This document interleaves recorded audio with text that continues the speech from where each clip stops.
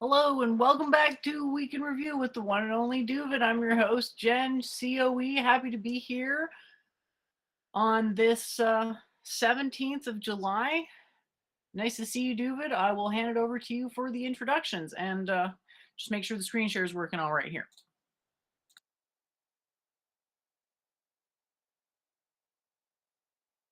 Doovid, you are muted. So there you go. Oh, yeah, thanks, Jennifer, for putting this together as usual. Today is a Hebrew fast day, so I've been doing a liquid fast. I haven't eaten all day, so I got a little bit of a headache. Hopefully, in about 2 hours, I'll uh, I'll eat. But like, it's really supposed to not even be a liquid fast, but I'm doing liquid fast, so I've had a little bit of fruit juice today, just so I have a little, didn't get too weak. And it was the Ratha Yatha Lord Juggernauth Festival in Metro Detroit. So I actually streamed that.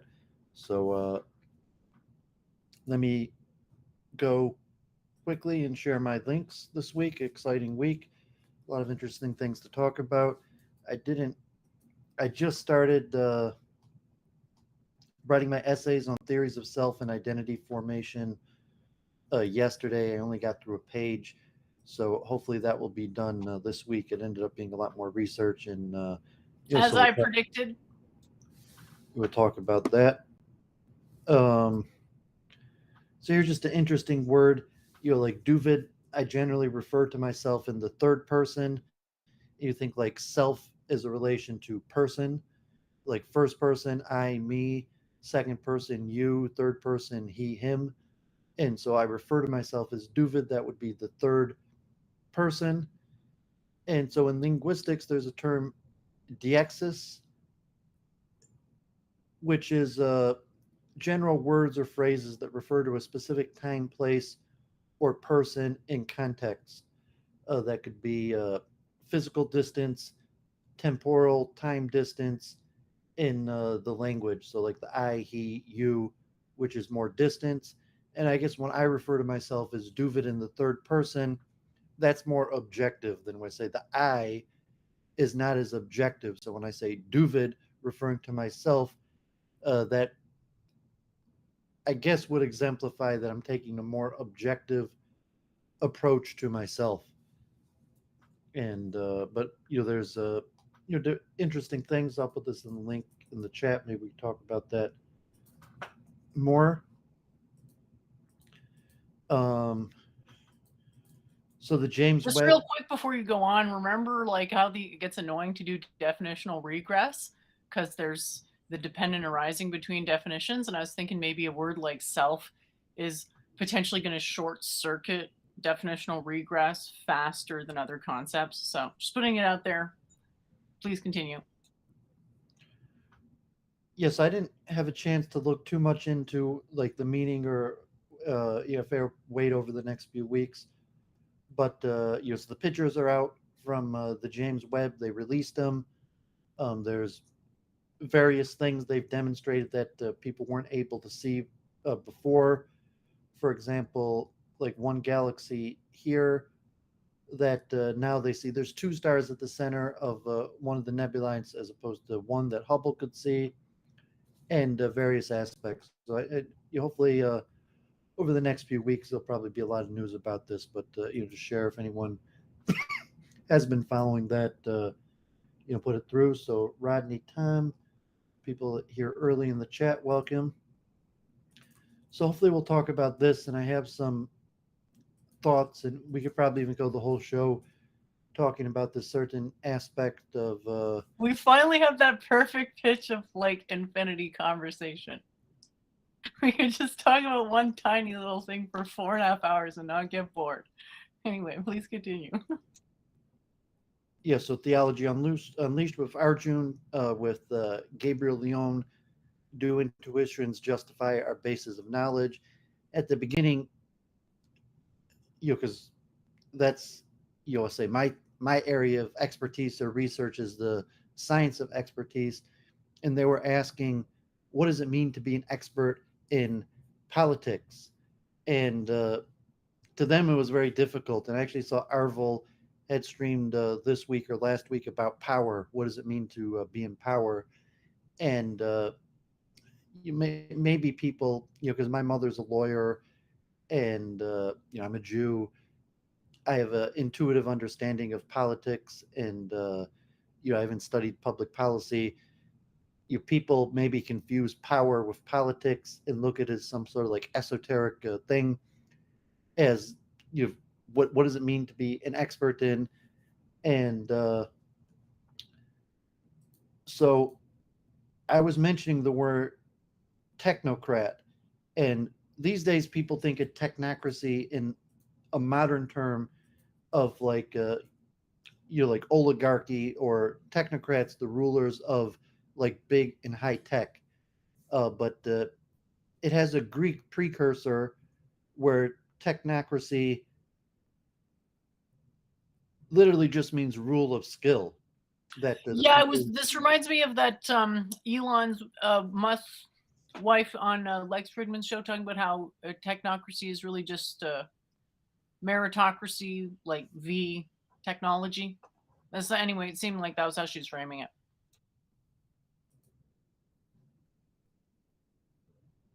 yeah. So Rodney, I do have a song prepared. In fact, Turn the Page, Bob Seger. So we'll get to that shortly. Um, Generally, there's what's called bureaucracy, which is just the structure and organization of power of the government. And so, like Doovid, It's the idea that power is behind a desk. Remember when you said signing the front versus back of checks? It's kind of that type of language well, level metaphor. it doesn't, technocracy and bureaucracy don't have anything to do with power because it sidesteps the issue of who and why. So, like, Doovid did building permits, and there's a bureaucracy, and you say Doovid was a technocrat. If you wanted to navigate the system, you could have paid me to get you a building permit. And because I understood how the system operated, you have to fill out this form, you have to submit this form, you have to pay this fee, you have to get the approval of this person. And the question of who's in power, how did that acquire that power, is not necessarily important from the aspect of how do I get done what I want to get done. Like, you start making money, you got to pay taxes. There's a system of law. These are the rules that you have to follow.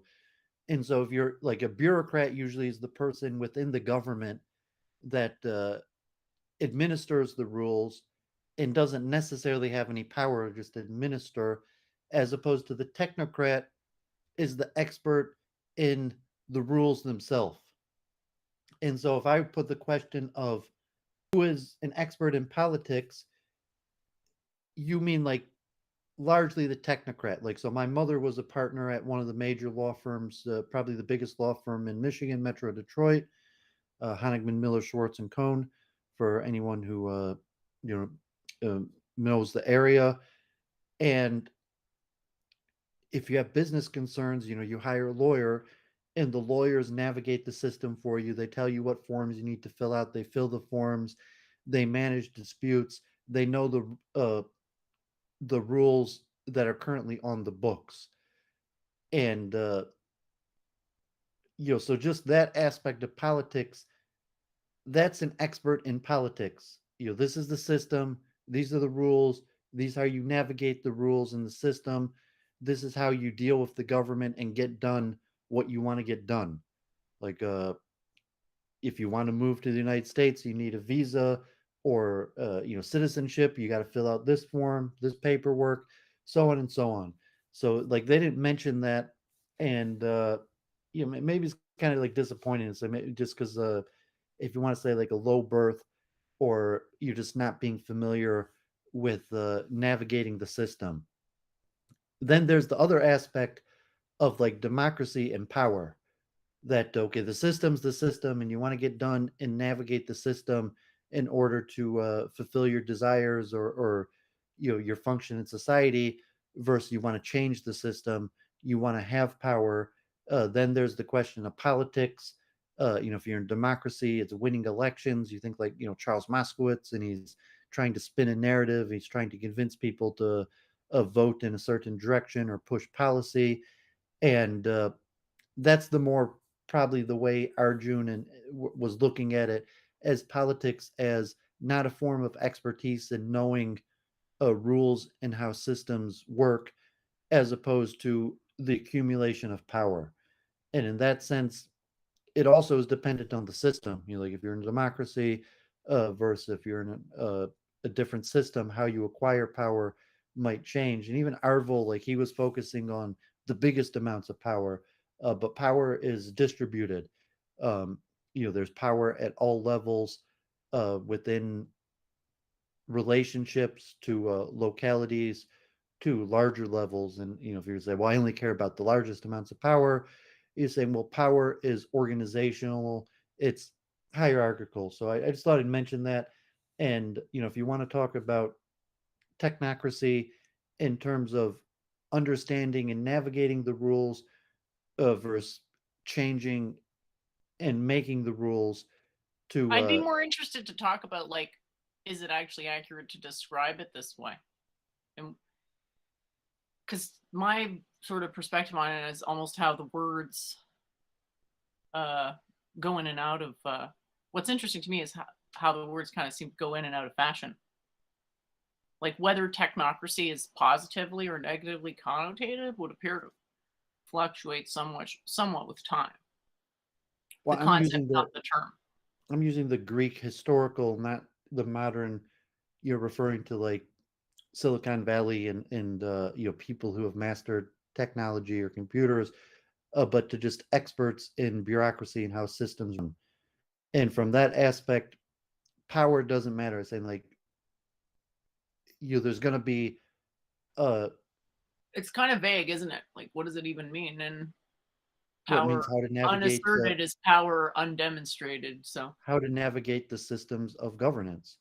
There's going to be a town hall, and like who built the town hall, who runs the town hall, um, you could look at as irrelevant to saying that if you want to get something done, you have to go fill out a piece of paper and get the approval of town hall.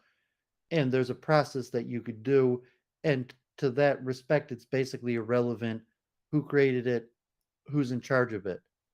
So like, if you want like, building permits, you just basically you got to fill out and submit this piece of paper and So pay you're the talking fee. about literal like power station power, electrical power, not the sort of might makes right. No, I'm talking Other about pundits use terms like power a lot might be alluding to. I'm talking about the administration of state. And so all important transactions, interactions have to be administered by state. Financial transactions, if you're buying something that is, financial transactions past a certain amount, the purchase of real estate, business agreements,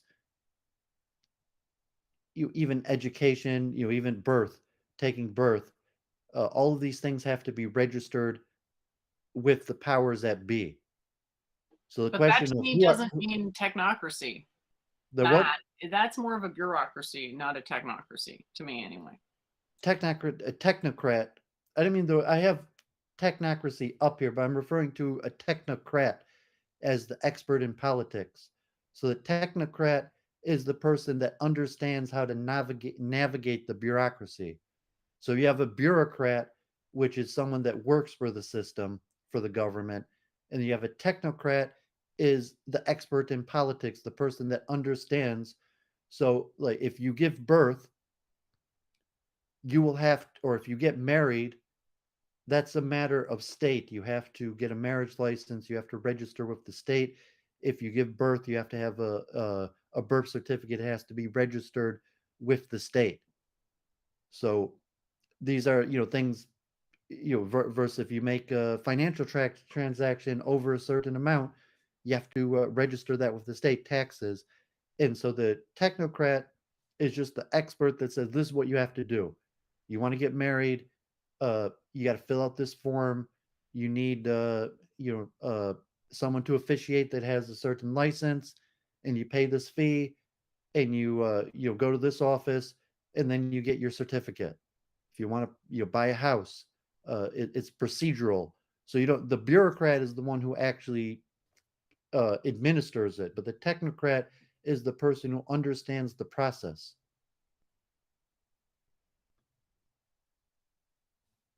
I don't know if it's making sense to you. So and so Yeah.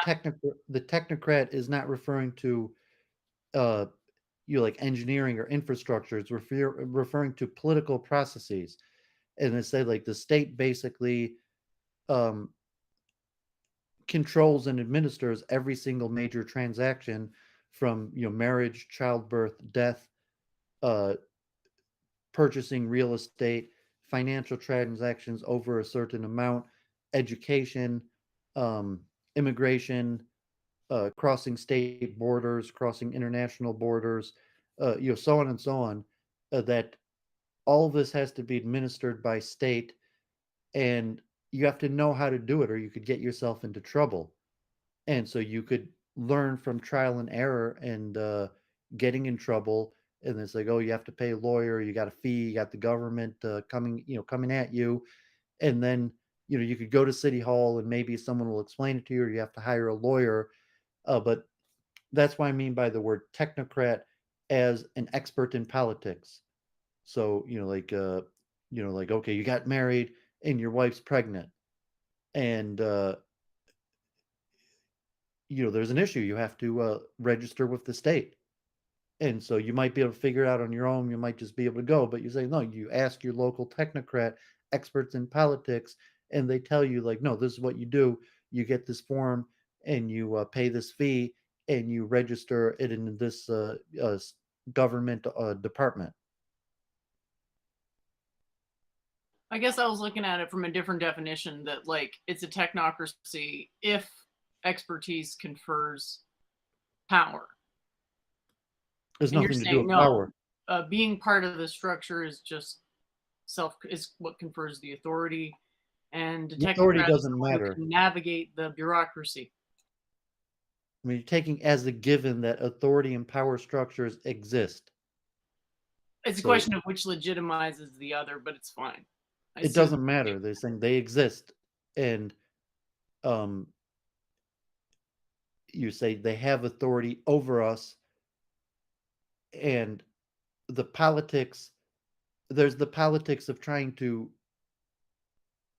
become part of the system, acquire power, change the system, and then there's the politics of just navigating your fulfilling your duties, and your duties to state, and your duties to state, that's already well defined,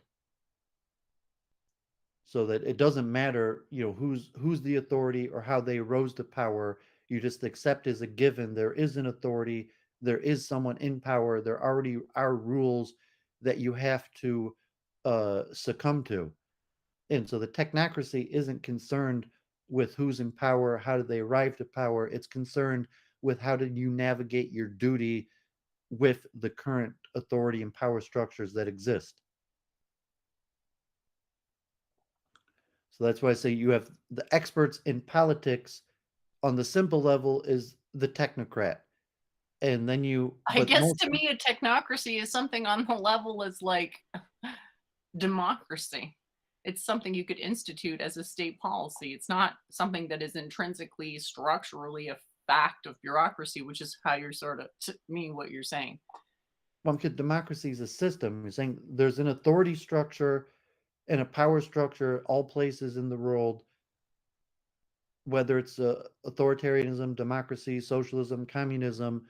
Um, when you get married, when you have a child, when you die, when you make a large transaction, it doesn't matter what type of authority structure, you have to register it with the authority structure. You have to do it according to the rules of the authority structure. So if you're in America, a capitalist democracy, or if you're in Saudi Arabia, an authoritarian structure, and you want to purchase property, or you want to get married, or even not, like, you want to, you die, just a factual thing that administratively has to be done. um there's a system to navigate, there's rules, and there's an authority structure that in existence. And so the political experts, the one who could tell you these are the rules, these are how you follow the rules. So it's not concerned with the power structures of how do the people who created the rules and administer the rules get to be the people who created the rules. How do the current rules get to be the rules? It's just a question. There are rules, and the expert who's going to be able to tell you these are the rules, these are how you follow them. So I mean, it's a key point that you got to separate, because like people, Basis of their expertise, and then what it's a justifies the dissonance. expertise, that's an open question.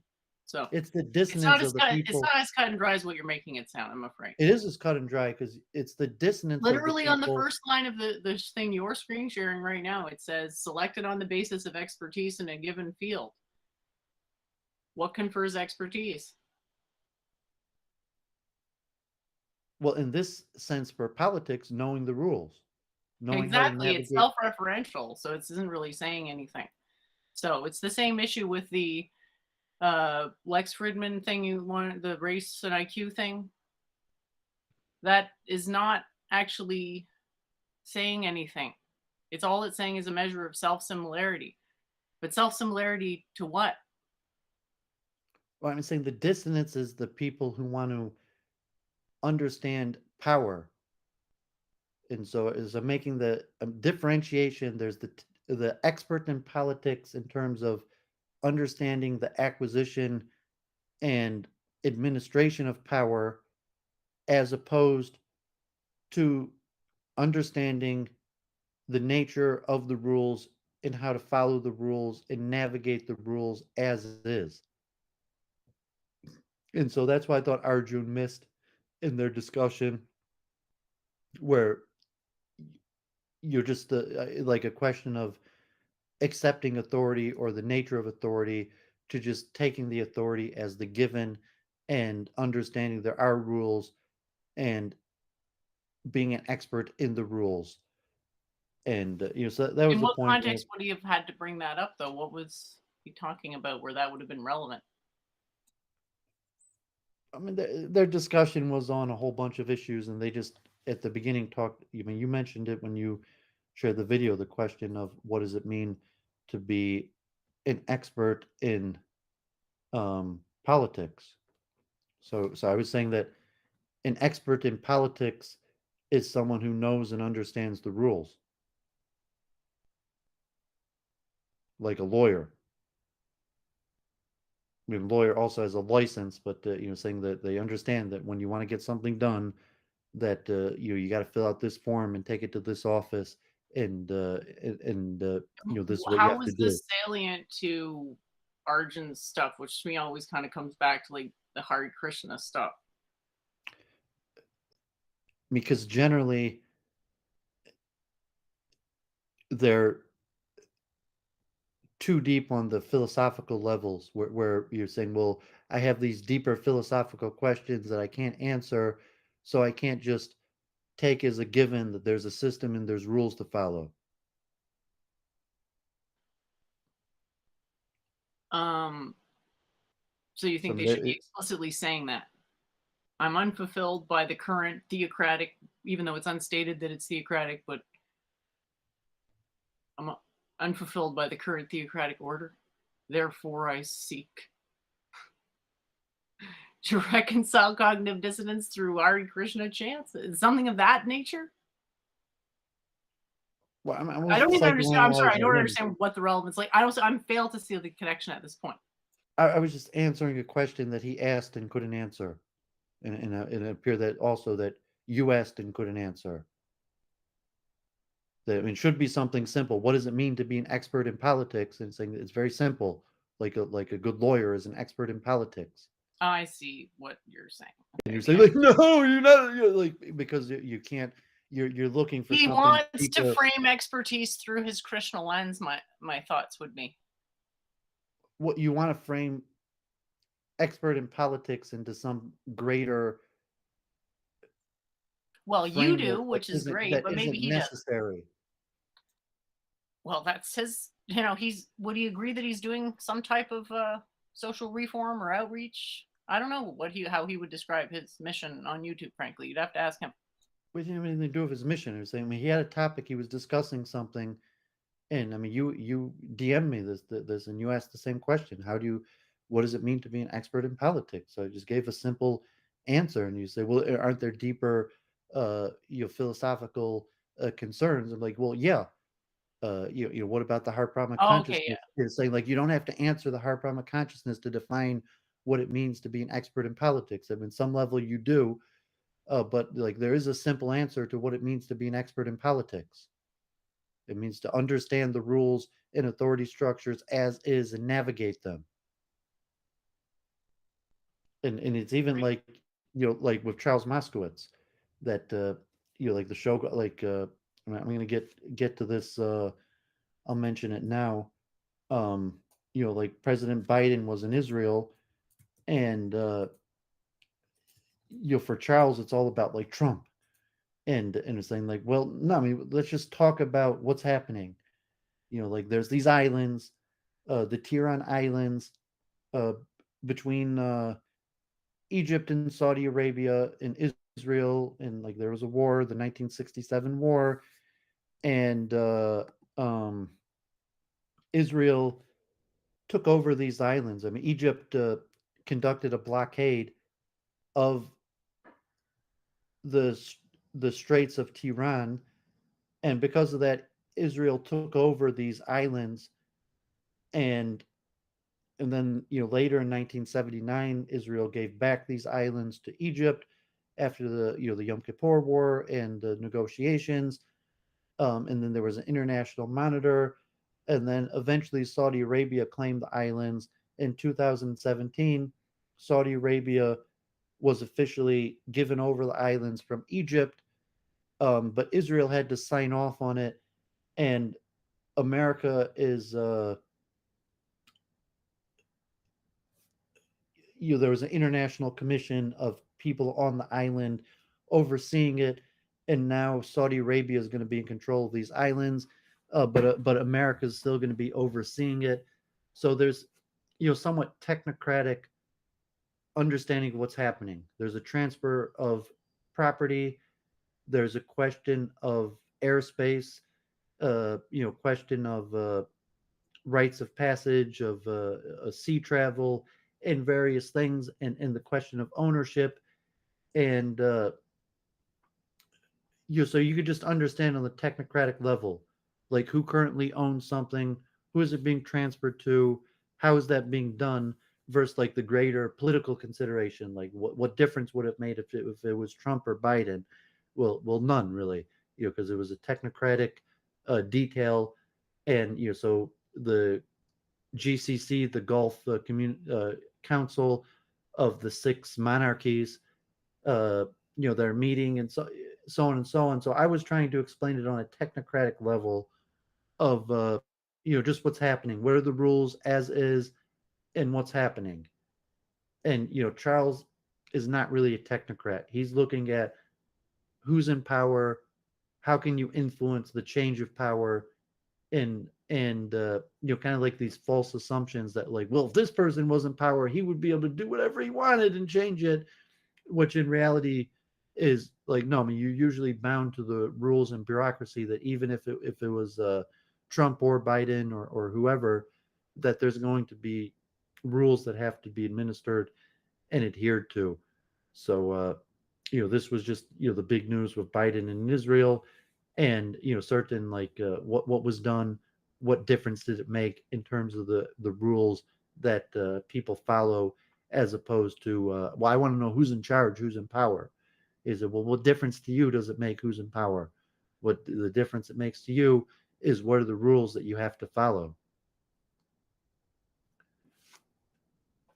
um Right. Conformity morality. yeah, it's like, oh, Susan Wojcicki. It's so, well, she might be the person in power, but that doesn't matter to us. What matters is the terms of service and the rules that we have to follow. And like She's maybe the face of a corporation, and arguably corporations have more power than like quote sovereign nations. So, I mean, it's an it, important piece of information, but what's important for us is the rules that we have to follow in terms of the terms of service as opposed to who's in charge of administering them or even what their yeah, sure, intentions fair are. enough. Sure. Sure. Yeah, So good that's insight and if you're moving on. like, I would like to accumulate power, I would like to be, what does it even mean to have power and the limitations of Having power? power is when you talk to people, listen and obey. That's not really the case because people follow rules. And there's questions as to what legitimizes that power, but yeah, that's what power is. There's a scene in Game of Thrones where the um blonde lady says Thank God I something. never watched Game of Thrones. Alrighty, never I put mind it at a then. level that like no, it's not a person doesn't command and people follow. A person makes rules and then there's administration that enforces the rules so that the having power and then there's a system. So if you're in terms of a government, there is no power in the sense that one person makes the rules. There's boards of directors, there's systems. Well, I think there's a difference between compelling and forbidding action. That's a different level of power. Yeah, and the power is checked and limited. So like even if you were king, even if you were president, even if you were CEO, that it wouldn't just be like, well, you make the rules and people follow. There's a system and there's limitations of the ability of power. You're saying, well, if I was Uh, God and all powerful, are you you're saying saying like, not a single person holds all power? well, of course, no person holds all power. And he's saying power is limited. So even Susan Wojcicki, like her power is limited. She whether she can't even make a set of rules. There's a board of directors that has to be administered. It has to be approved. Right. And The rules representing the corporation is not something undertaken by a single human. yeah, so it's like I would like to have more power. I would like to be involved in the decision making process. So as opposed to just the person who follows, who has the rules imposed upon me and is punished if I don't follow them, I would like to have some say in the rule making process. As opposed to like very distant from the throne and just the fantasy of what would be like to be in power. So if you take high birth, saying, well, no, I'm like, I'm a technocrat. I took high birth. I know how the bureaucracy is administered, and someone who took low birth uh, just has rules imposed against them largely against their will, doesn't understand how that process works. All right. And then even saying expert in politics that of saying like, well, this is how you'd go about changing if it's possible to change these rules. This is how you'd have to go about it. And so politics is always like that. Like the president saying, well, like the filibuster and saying, well, if we actually wanted to change this rule, it would have to go about through this procedure, and that's why you got to vote. That's why you got to do all these things, or like like abortion, Roe versus Wade, and so you have the technocrat like, well, what happens now? The Supreme Court just overturned Roe versus Wade, and that means it goes back to the state, and you're saying, well, what does it mean to the person who wants to have an abortion? And so like it goes back to the technocrat. You say, well, have the rules changed, and if the rules have changed, what are they now? And so if you're a pregnant woman now who's considering an abortion, um, what's the current status of the rules versus saying, well, I'm upset that they overturned Roe versus Wade, and therefore I'm going to get involved in the political process in order to have the rules change back to a way that I think is more in line with my desires or my morality or so on and so on. And so it's like Charles Moskowitz, I'm going to put myself out there to try to change people's minds in order to affect change, and then actually measure what does that mean to do. Absolutely. um you know Very so complicated questions, and not to sound cheesy, but like half the battle is just the right framing. So I know Yeah, I would people even say we spend too much time on technicalities, but it's like, nah, this is the well, I right would call amount. myself a an expert in politics in that sense, a technocrat. Like I've worked in those Sure. professions. My mother was a senior partner at the major law firm. Um, I spent countless times explaining to people how to navigate government processes, There you and go. even like streaming.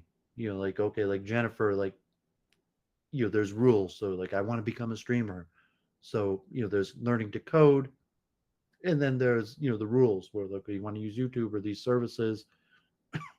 And it's like okay, like Charles Moskowitz just got kicked off of YouTube, God forbid. But it's like, oh, well, these rules, these are the rules, and if you don't follow them, this is likely what's going to happen to you. And if it's after the fact, or what you could do about it, what your options are. So that's the expert, the technocrat that's saying like these are your options, these are the rules. Here's what's going to happen to you if you break the rules. Alrighty. So Yeah, and we could go, we could spend many more times. So I just wanted to cover. I thought it's an important topic. So here's just a word. I was looking at actually this movie Johnny Dangerously. For a reason I was thinking of that movie. Michael Keaton, who played Batman in the '89 version. One of his early movies was Johnny Dangerously, and I saw in the beginning said that the movie Johnny Dangerously has a bunch of malapropisms, which is the mistaken use of an incorrect word in place of a word with a similar sound. so would a Freudian slip be a type of malapropism? Sometimes, but Freudian slip implies subconscious meaning to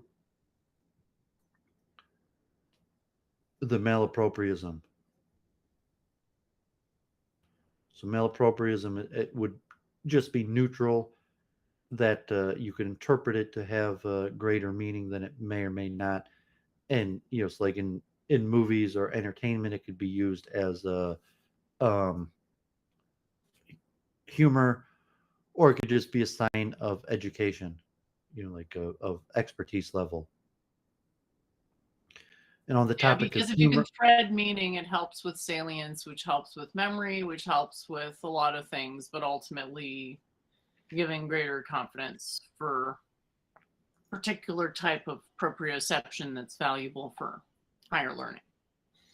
Oh dear, and what happened here? Back over to you, Doovid. yes, I'm not going to play these clips, but just on the topic of humor, Michael Bolton was, talking about coups, and Jake Tapper, like questioning about Donald Trump in January 6th, which is a possible coup. And, so John Bolton, the White House National Security Advisor, said, like, I've participated and done many coups, and they're difficult. It takes a level of expertise. And then Jake Tapper is like, well, any idiot could do a coup. Or that's not exactly what he said. And then he chuckled as he said that, was like, you don't have to be that smart to do a coup. Ha ha ha.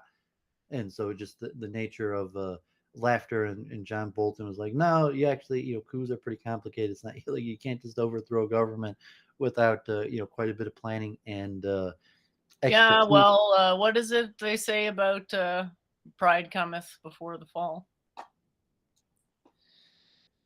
Yeah, so it's but Seems to be a bit of a narcissism on display here.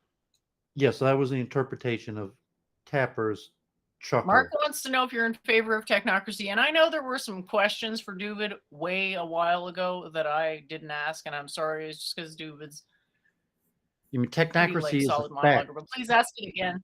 Please ask it That was again the if you point. could. That technocracy is not.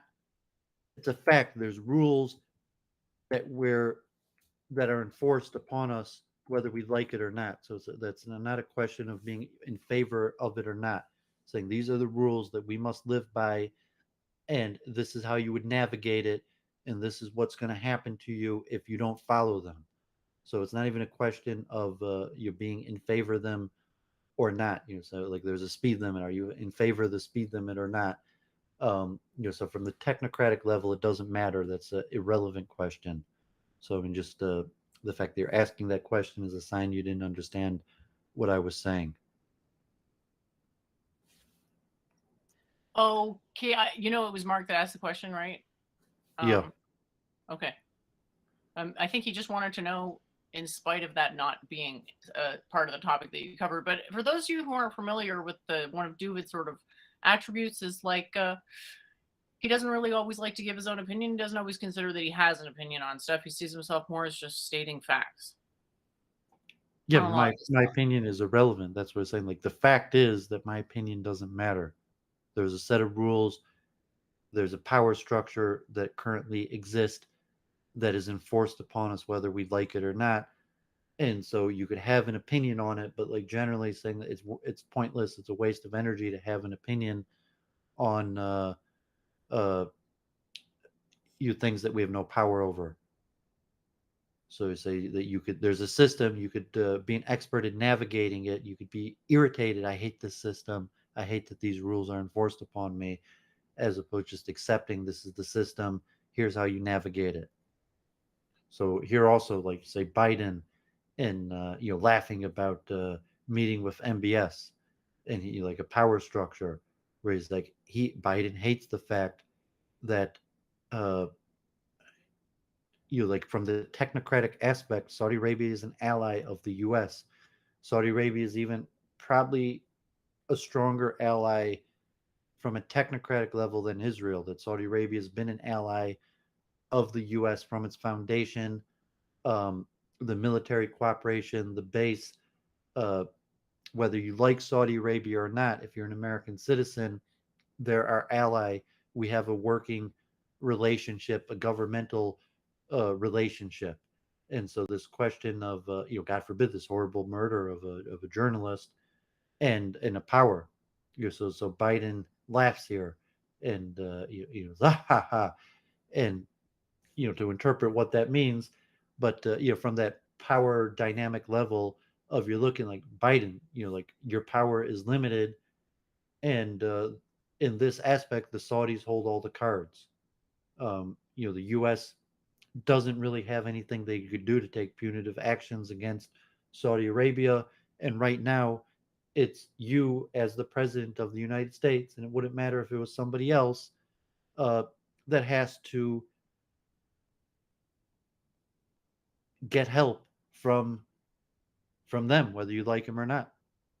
And so I think the laughter there was possibly telling if you want to take the incompetence and just like the narrative portrayal. So the power structure where he's trying to portray like I'm the big man, the big power person player. Um, when he's saying like he's really laughing at himself. So if he just was straight up and say, look, our power is limited. We need these guys' help. We're in no position to try to impose these rules upon them, as opposed to saying like ha ha ha, I won, I did everything, even though it's obvious he didn't. So that was my interpretation of his laugh there. That said like really he's just laughing at himself.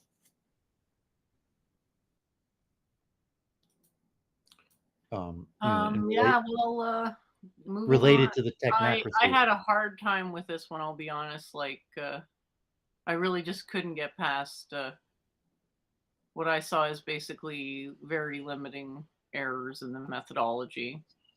Well, it's the current power structures and power players. So it's like Elon Musk in saying like, okay, well, Saudi Arabia is in many like Elon Musk could be considered the wealthiest person in the world, but in reality, it's probably more accurate to say the king of Saudi Arabia or the royal family of Saudi Arabia is the wealthiest, most powerful family in the world.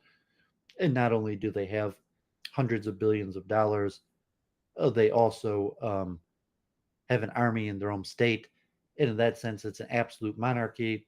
And the absolute monarchy has treaties with the United States, alliances with the United States. So they're absolute monarchy. They control the most wealth of any family in the world, and they have a treaty with the United States. So Biden, as the president, he'd be like, I hate these people. However, he's bound through the organization that he's representing by the treaty. So it doesn't matter his personal opinion, like, oh, I hate this guy, but he's saying, okay, you're administering a country that has a relationship and a treaty, and if he respects the power dynamic. So because I would like to change the power dynamic, and then even look at it, so to say politics. Well, what could you do? Like Russia, Iran, Israel, and so it's just kind of like Charles Moskowitz, like, well, Trump was in charge, it would be different. It's like, well, no. I mean, it might be different. It'd be a different personality, but the power, the rules that we live according to would still be in place. So, did you want to add something quickly? Not sure how that relates to the content of this. Like, do you buy into the IQ framework? Like, it sort of seems like they're going even farther than IQ with this G factor thing. Okay, yeah. So Lex Friedman had Richard Hayer. So Richard Hayer has a course on the teaching company. So here is actually the full course on intelligence testing. You get 9 hours of Richard Hayer there from the great courses. Doovid's um, so if you the actual studies, and here you see like Lex Friedman's dissonance. Like, I don't want this to be true. And you say, well, if it's true or not, it doesn't matter what you want. Um, but I was telling Jennifer and her theories, and what is um so this was a pretty informative talk, and Richard Hayer is an expert. If you want to say the psychometric data versus the implications of the psychometric data. Didn't you uh, notice at one point he said, well, we can't measure the G factor. It's just an idea. I mean, isn't that a red flag?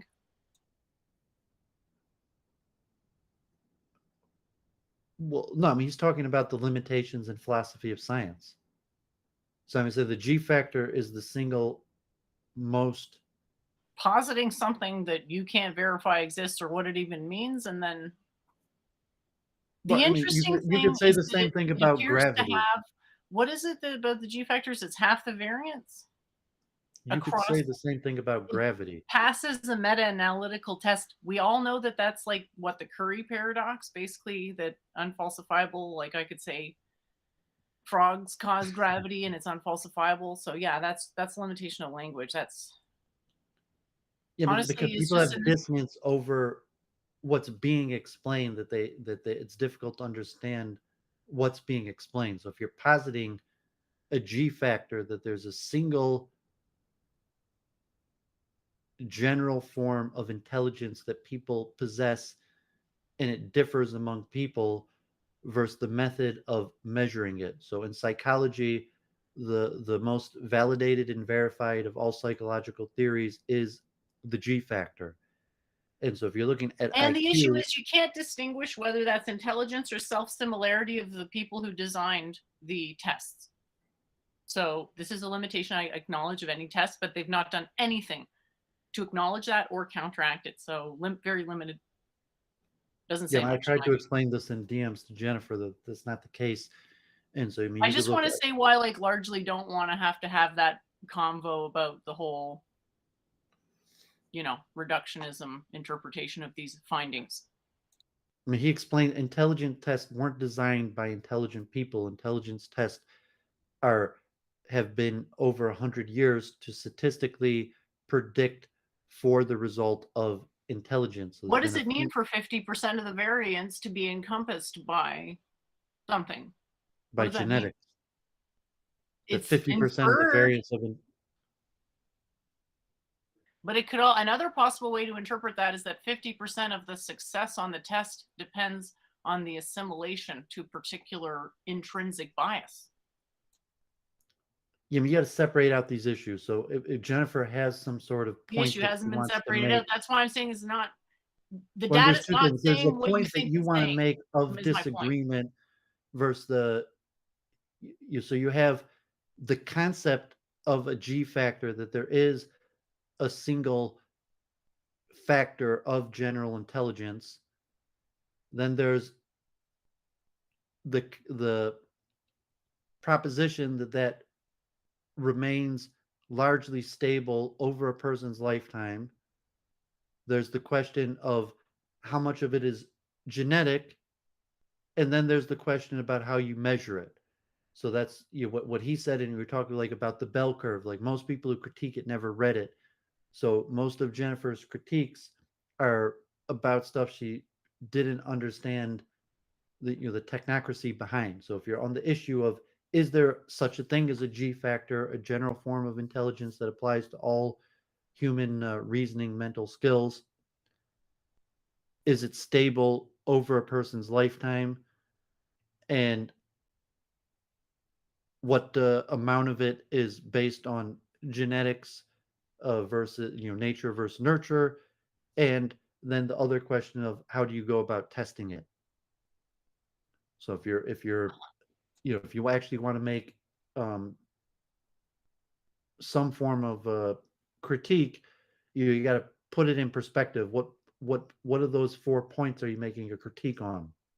You're critiquing that there is no such thing as a general I deny the intelligence premise that factor. what these You're things are critiquing the measuring is method of intelligence. testing it. I'm deny the premise that what these things are measuring is intelligence. They're measuring more. Okay, there's a component of intelligence being measured, but it can't be disentangled at this point from self-similarity, which isn't You're necessarily critiquing the intelligence. testing method. I deny the premise that it's uh, effective in conveying intelligence because that's pointing to something that transcends subjective bias of the people who wrote it. You're going too quickly with your reason. 'Cause I don't even understand what you're critiquing. You're critiquing not that there is such a thing as general intelligence, but There is for sure. that it could be tested, or just the current methods that they're testing it. But you accept that there's something as general Absolutely. intelligence, and you're critiquing the how it's tested, or, Precisely. At this or whether time, it they could be haven't been tested at able to all. correct for the vanity. It's, I guess you could call it a vanity bias. It's like someone else said, it's not really testing for anything other than the ability to do the tests. And there's truth to that. And I'm not saying the tests don't have a component of possibly referring to vaguely intelligence, but it's not defined specifically enough. And this isn't Dooov's fault. It's not my fault, not anyone's fault. It's just a fact of how it is. Not defined precisely enough to mean anything, aka can't really be taken apart from, well, it's just what I thought was obvious, or what I thought were the criteria for intelligence, didn't really bother to check, and then everybody else just happened to have the exact same bias, Euclidean bias. You know, Just if you're because speaking people from believe are that you the speaking from Euclidean ignorance? paradigm What do may you be mean correct on some fundamental level doesn't make it correct. The more people double I mean, down you're and try to speaking make it from correct, the ignorance. more obvious that is wrong becomes. You're speaking from ignorance, though, because you just didn't pay attention to what he said, or understand. You're You're asking saying what there my is. problem is with these interpretations, and I'm saying that it's on the level that the test is actually able to point to intelligence. I'm saying there's a battery of tests, and they all correlate to. So if you want to It's define, actually not that strong of a correlation if you think about it. 50% of the variance. What does that even mean? 50% of the variance. That tells me that somebody is trying to be the slick with variance you're numbers. talking about, Maybe the I'm just being genetic. cynical, but that sounds like slick with numbers or slick with ideas sort of reasoning. So I'd want to actually look at the actual data. We mean variance in terms of life outcome. So if you Variability is like a vague sort of like how much stuff is, different within itself. Like that's a metric of some kind. if you're looking at statistical the variance in terms of the battery of tests that test for general intelligence, and then life outcomes based on those test scores, that so there's two things of the variance. There's the variance of the genetic factor of intelligence, and then there's the variance I looked of that up life too. A lot of those life tests don't outcome. distinguish between race and ethnicity, and some of them do. So we can't even be sure they're talking about the same thing. Why, when you take into the race and ethnicity question, you're saying the race and ethnicity question comes from the different test Well, scores they're the ones that who chose to label different their tests races and that way. They're ethnicities the get. ones who chose not to be specific on the test. That's why I'm saying these are systemic issues in the test. Yeah, you got to. So they're not saying what we Because think that I they're mean, saying. you're like Lex Friedman. It's like you got to express this in a systematic way, or you don't get anywhere? What point are you making off? So if you're talking about life outcomes where there's a variance in terms of the predictability, where the single highest predictive factor are these test scores, that if you want to say what causes a person to be successful in terms of life expectancy, that so there's a 50% correlation between life expectancy. If you wanted the single largest correlating factor, even if it's only 50% to how long a person's going to live, is saying it's their IQ score or uh, success, Did wealth, anyone actually say that education. though? He said that. They talked about it He at said that length IQ score positively correlates with lifespan. with life. Yeah, life expectancy, lifespan. It's the single highest correlating factor. Even when you're Huh. 12 years old, your IQ score at the age of 12 is um, more predictive of lifespan than almost any other factor. That's where variance comes in. That's just the statistical variance that I mean you're not you that I mean some people with high IQs are going to die young, but of over the average of all the factors of how long a person's going to live, an IQ test of a person when they're young is the is has the highest um, predictive factor. Are the differences in age statistically significant? Well, yeah. I mean, it also applies to Really? So, what's a statistically significant increase in expected lifespan? well, I mean, 10, 20 years.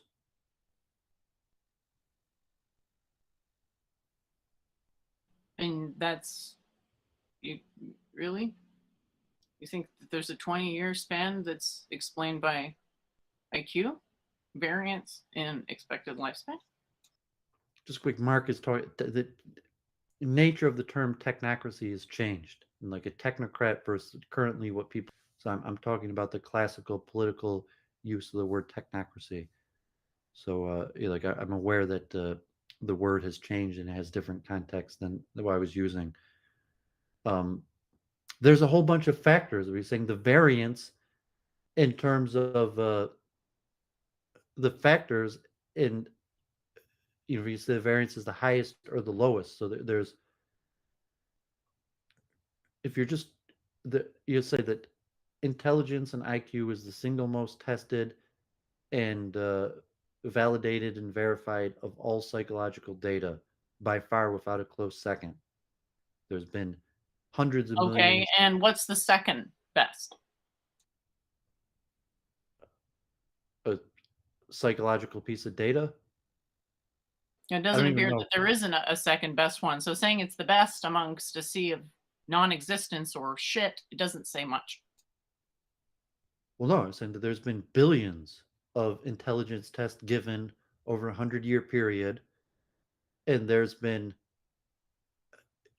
you know I'd have to look on the data to see what the next most studied thing in psychology is after intelligence. What I was saying, there's been billions of intelligence tests that have been given and conducted, and that you could correlate to all types of things. And so these studies, you know, are massive. That just saying that a large portion of humanity has been given intelligence tests and then there's all sorts of data points where you could correlate that to other data points. And I mentioned like psychology in my essay on the self. Psychology is largely formed in the 1890s. Alfred Binet, one of the very first things that with the creation of the psychology is the intelligence test. Alfred Binet and the first IQ test. So Well, I would need that to was see already in these the 18. alleged links between lifespan. First of all, you have to establish that a longer life is better. I deny that premise. Second of all, you No, need to you don't have to establish that. statistically You significant don't have to. larger. Why you don't have to establish that a long life is better. You just establish that there's a correlation between intelligence and long life, and to say that in fact that intelligence is the single largest factor in predicting life expectancy, whether it's good or bad. It's completely irrelevant to the topic whether Okay, one well, life can we is see good or these bad. studies? Because I just did a quick search. I don't see any studies here about what you're talking about. And the way it's worded is incredibly cagey. I don't know if that's just normal that they word things cagely, or I'm just spoiled by all the wonderful people that I know who can word things super concisely. But I'm having a bit of a challenge actually even figuring out what this is even saying, if I I'm mean, you're like honest. Lex Friedman, like you're just like um, oblivious to science because you have bias. But Oblivious to science. What are you talking about? I'm going through the science and saying why there's issues, which is why I don't want to spend a bunch of time thinking about these theoretical particulars when I know there's a systematic issue in the design of the inquiry.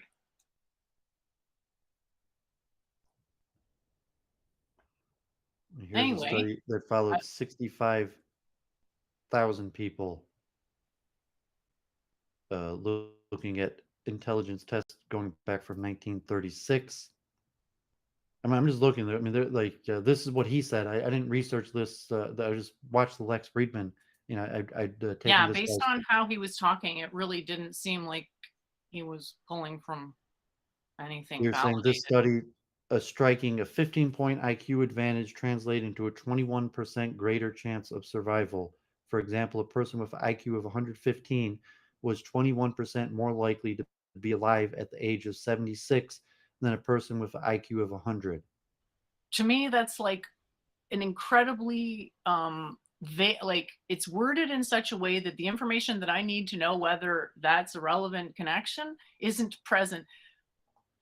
That's on me to figure that out, but yeah, Yeah, I mean, it it's your dissonance. They're just saying these are just psychometric studies. We have the data I just feel like about these things are intelligence designed testing.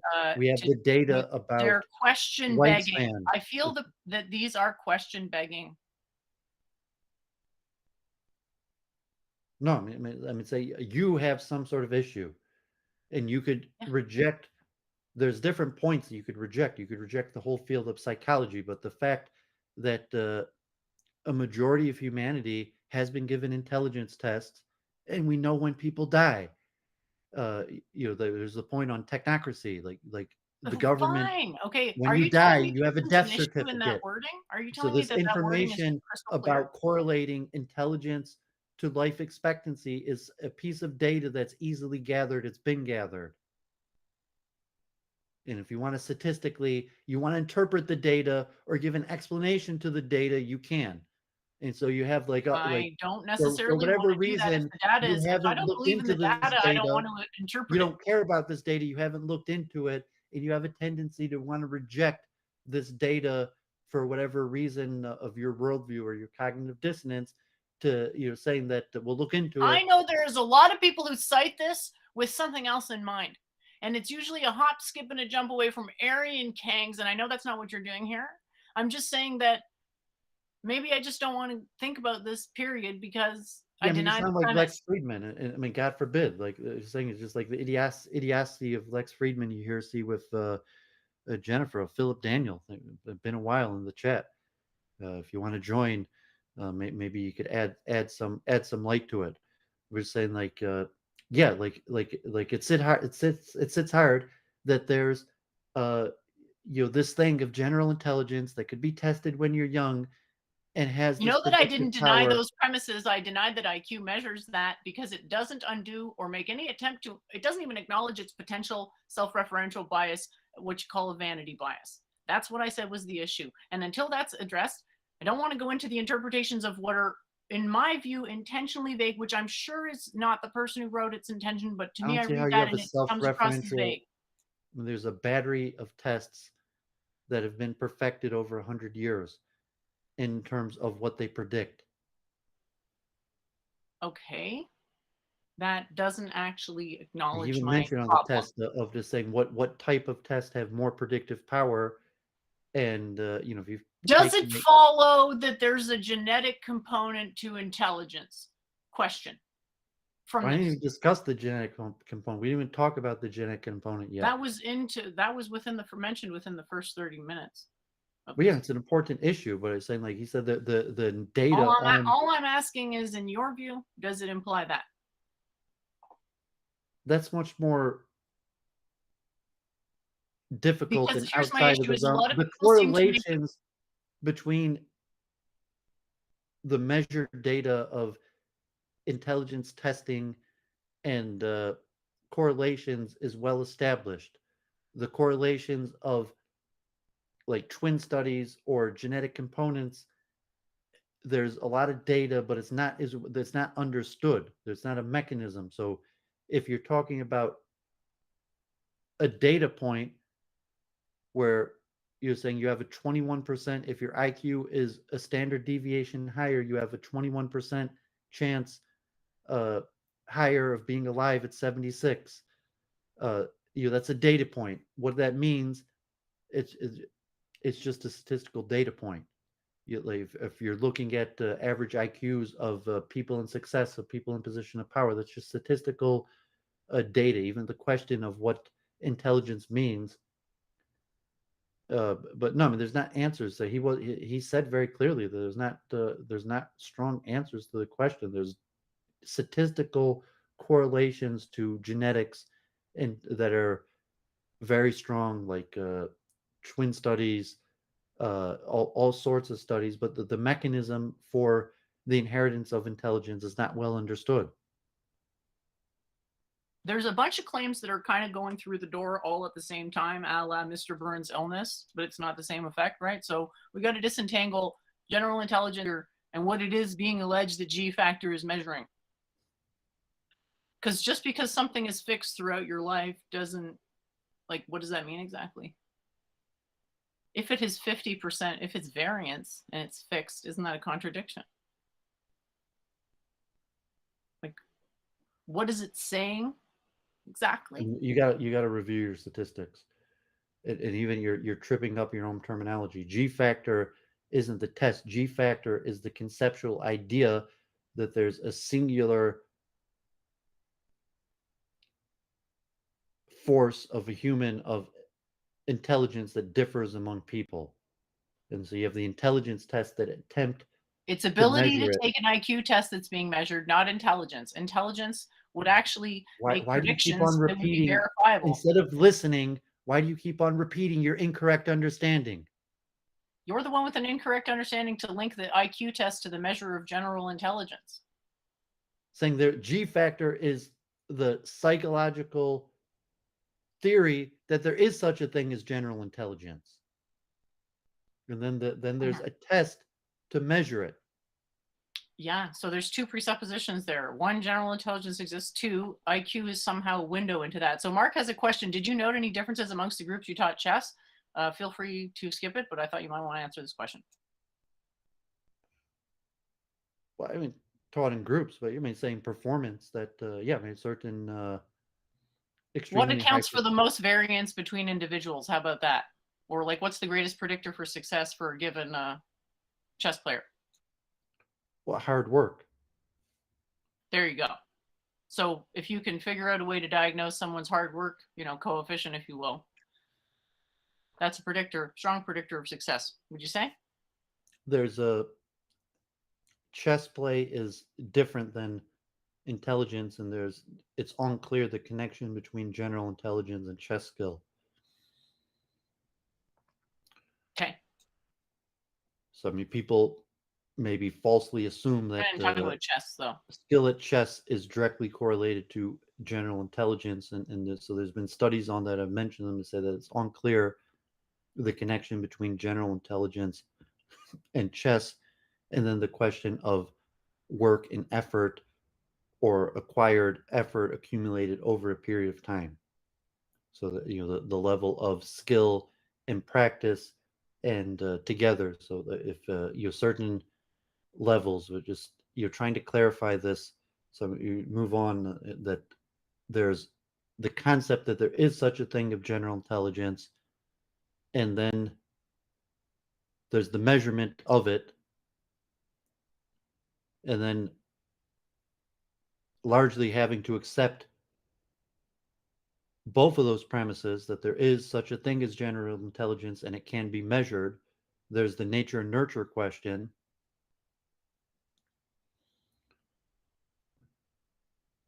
And then there's also questions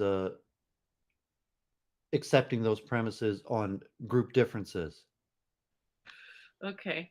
So you have the So data points to say that these tests do exist and they have been being given to the majority of humanity. I would assume for over 100 years, I would assume every single person watching Week in Review has taken some form, like, SAT, most college educated, but I would assume that every single person watching this has taken some form of intelligence test. And I have not. well, you probably have, but I'm gonna get into your bio that you probably have. Oh, probably I just forgot. Um, well, you were probably administered as a child or in the educational process a test that is comparable to an intelligence test. I think I'd remember being administered something like that. Um, Yeah, it is a specific thing, Sully. General intelligence is super specific, and the problem is that I want to be careful not to conflate findings with what we wish they were telling us. well, there's a battery of tests and saying there's not one A bunch of standardized tests IQ making the test, same error doesn't mean and it's you can not say an like error. the SAT test or even the ACT test or even your general state Didn't take the licensing test. SAT. No, I went straight into working after finishing my degree. So in order to get in college, you didn't take like in the U.S. they have the I had SAT to or submit my grades to the schools, but it's very much socialized in Canada. So there's no like Ivy League distinction tier thing like what you have in the United States. So it's, irrelevant. I'm talking about you didn't have to well, take a you're talking about standardized have I test. taken one of these standard intelligence tests? I'm saying that's more of an American fixture than a Canadian one. So you're saying no, that you didn't. Why you're talking about? No, Did you take a standardized test at any point in your not to my academic knowledge. career from And you allege elementary that I school? probably did in childhood, and I'm saying, well, I can't verify that, but I don't have any recollection of it. You don't remember at any point in your childhood there being a standardized test that everyone in your school took, including you? No, I feel like I'd remember something like that. I mean, in the U.S. there's multiple tests like that. From the MEP. I mean, Michigan, like I think it's the MEP because it's Michigan, but My parents had some pretty staunch like idealism, so they may have had some sort of principled stance against it. Frankly, I've never discussed the topic with them. so even if you, I would guess in all likelihood that you did, and even if you didn't take like a standardized test, that you probably took an equivalent test that had the same function. I don't think so. Not to my knowledge. Well, it's even like a math test or a reading comprehension test that would have served the same function as an intelligence test for your grading in school. Like I said, it just did not work like that. So I can So you keep didn't have telling you it didn't work like that, but I don't know. I'm gonna I want to say, but you took tests. You took hundreds of tests. You went take to school tons of for tests you in went to school school. for over 20 years. You took a bunch of tests. Not general intelligence tests or tests purporting to be purporting as such. But No, you've taken but hundreds yeah, of I've taken tests, tons of tests. Yeah, of course. and you're saying that it's very likely that from a psychological perspective, even though it's not standardized, that many of those tests could be considered equivalent to an intelligence test. Well, I don't know where are we on some adventure here? Some semiotic adventure? What are we talking about it here?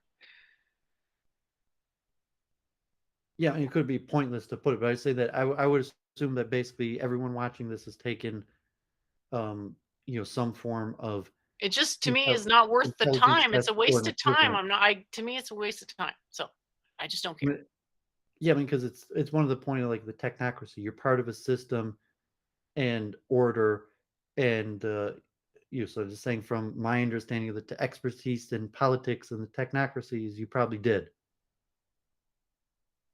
And you might Well, not I realize like that you that you did, can or have what. such confidence. It's important.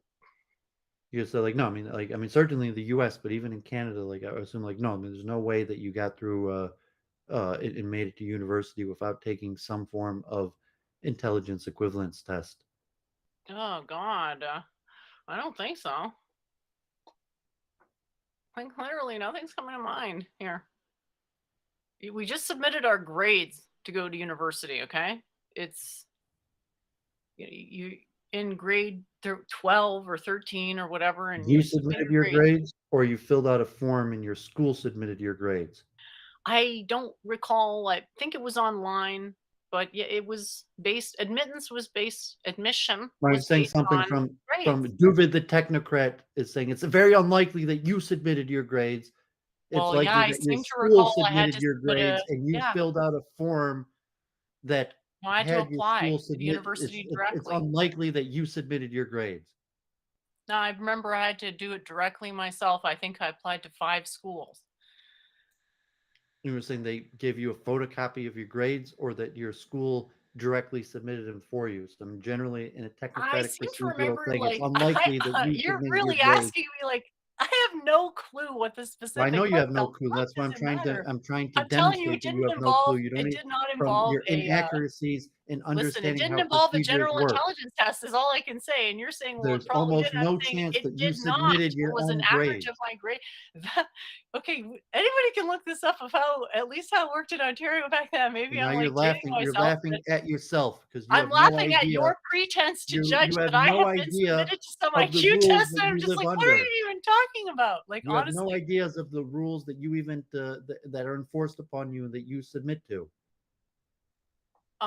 There's a You don't difference submit your own between grades. You fill out denying a that I've form taken a and your test that school I submits haven't your grades taken. to the university. Look, you're You don't saying that submit it's really hard not to laugh at this point because because what are you're you laughing even at saying? yourself in your own ignorance.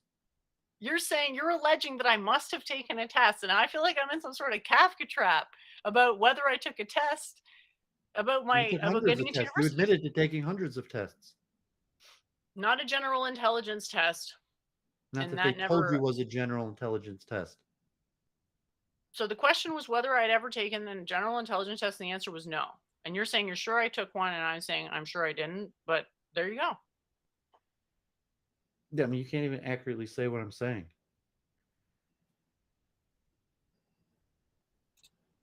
I All mean, I guess right, the well, correct me dissonance where is too what did I much. It say? comes from the What was incorrect technocracy and the about that? question of politics and power, saying that these Okay. structures exist. You live under them. If you don't understand what you live under, or you say, okay, you went to school, you took hundreds of tests, maybe you didn't, even if there was some sort of, if you don't remember, or the laws in Canada or the specific school that you went to, if there was some form of state standardized test or intelligence equivalency test, the possibility of those hundreds of tests that you took, that many of those were, even if they didn't tell you, or even if they were had generic purposes, were intelligence equivalence tests.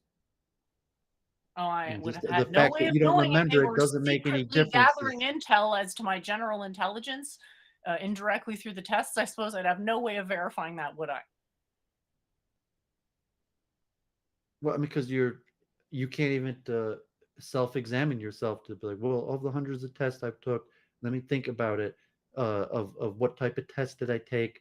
How It's called general were tests some of and the tests? classes, like Could How thermodynamics class similar or were calculus some of the class. tests that if your knowledge of intelligence tests, and even just what he said, the Oh my vocabulary. gosh. Did you ever take a vocabulary test? In grade school, in French So school, in Quebec. When I you've lived in taken Quebec, yes, I took uh, you took that type of test. vocabulary tests, so you've taken Yeah. a general intelligence test, because vocabulary is the single highest Okay. correlation to general intelligence. Uh, So now, if you've now taken a we're vocabulary test, fine. Okay, fine. If we want to change the a comparable definition to to an the point where the intelligence test. definition is different, fine. Yeah, fine. If the definition is no longer, you know, I would say effluent saying I standardized. So blocked I out the say the memory. word It's like, okay, just think standardized. about it for a second. It's really, really inconceivable that I haven't taken a general intelligence test. Yes, I've taken tests in class.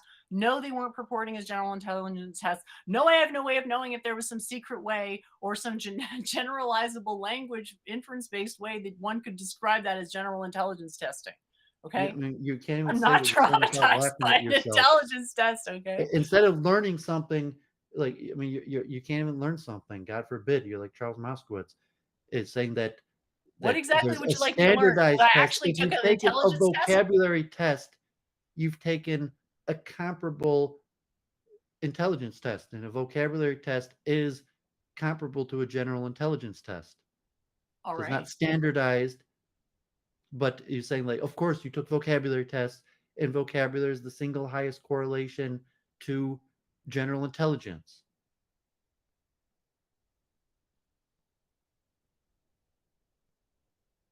One could say that, sure. Not really an irrefutable premise, That's but what he said.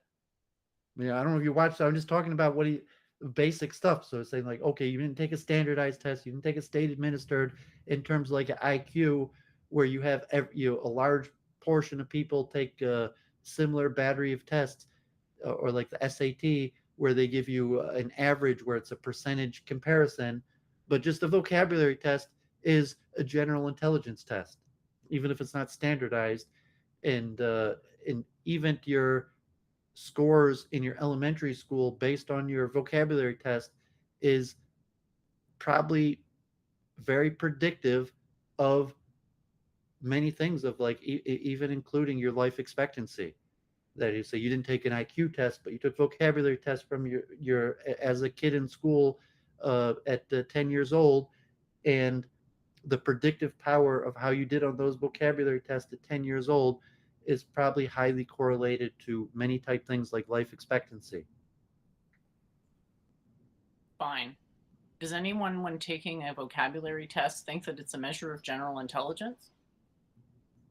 It is. I'm saying if you What can't percent just, of people think you that, haven't though? been paying attention if you don't realize that taking a vocabulary test is a comparable to taking a general intelligence test. All right. Sure. What don't you understand about that? Because that couldn't possibly be true. He said that in the episode.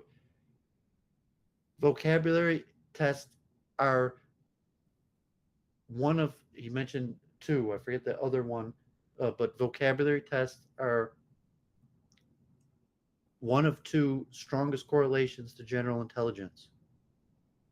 Of all the testing batteries that exist, vocabulary is from the top two indicators of general intelligence. Mm-hmm. So you're Says talking about like a standardized vocabulary test where you say you just so like, of course you took where vocabulary success is tests. defined how exactly?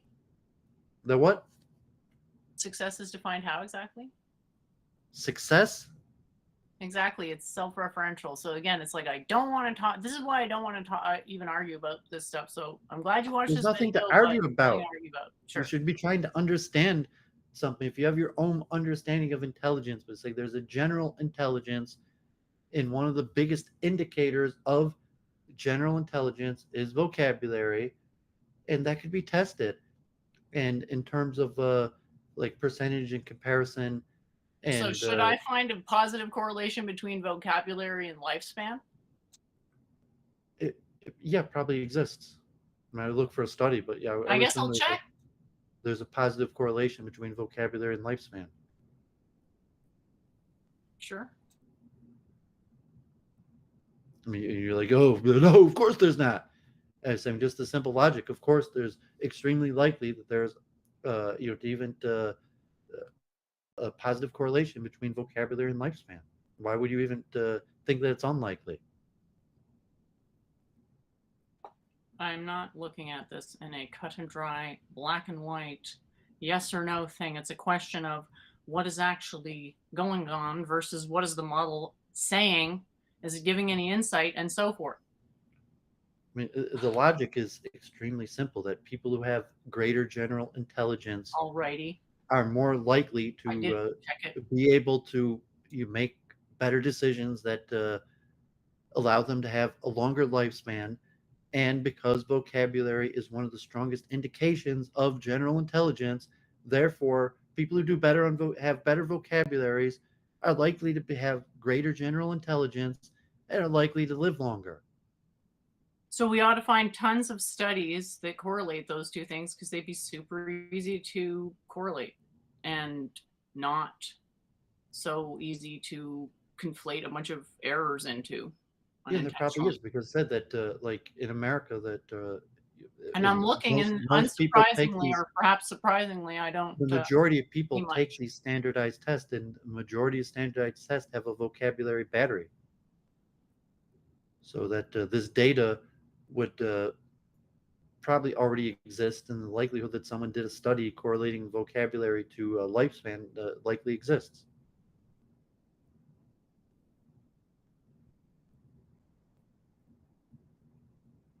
Well, I haven't looked into it, and I'm not going to start doing a big research project now. So Yeah, I mean, so I mean, you're kind of like Lex Friedman. People who watch the episode, he's just like, I can't accept this, I for don't whatever care to reason. listen to errors, compounding upon errors, compounding upon errors, compounding upon errors of interpretations and suppositions. Not really, no. I'm not even talking about group differences or racial things. Just talking that, and even the question of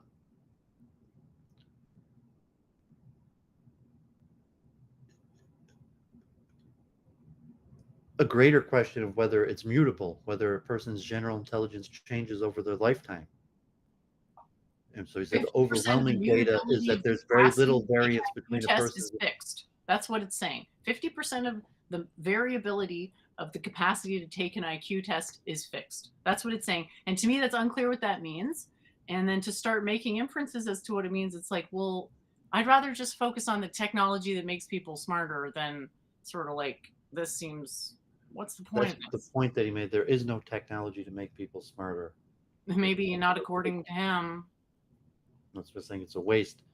That was one of the main points he was making. That say that there's large evidence that Yeah. general intelligence doesn't change over a person's lifetime, Wishful thinking. and Mark there's Smith very says little greater that you could do to vocabulary equals change. live longer. Nonsense. I said that is nonsense, but that appears to be a prediction of this particular interpretation. Hence why premise denied is Well, what you I could was say saying. that for whatever reason,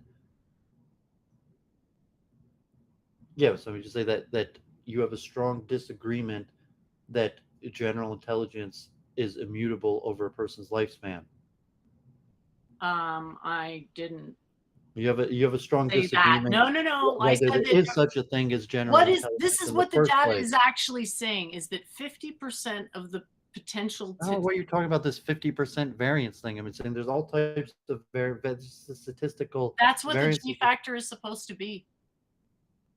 The whole thing is the definition of G factor. 50% variance in G factor.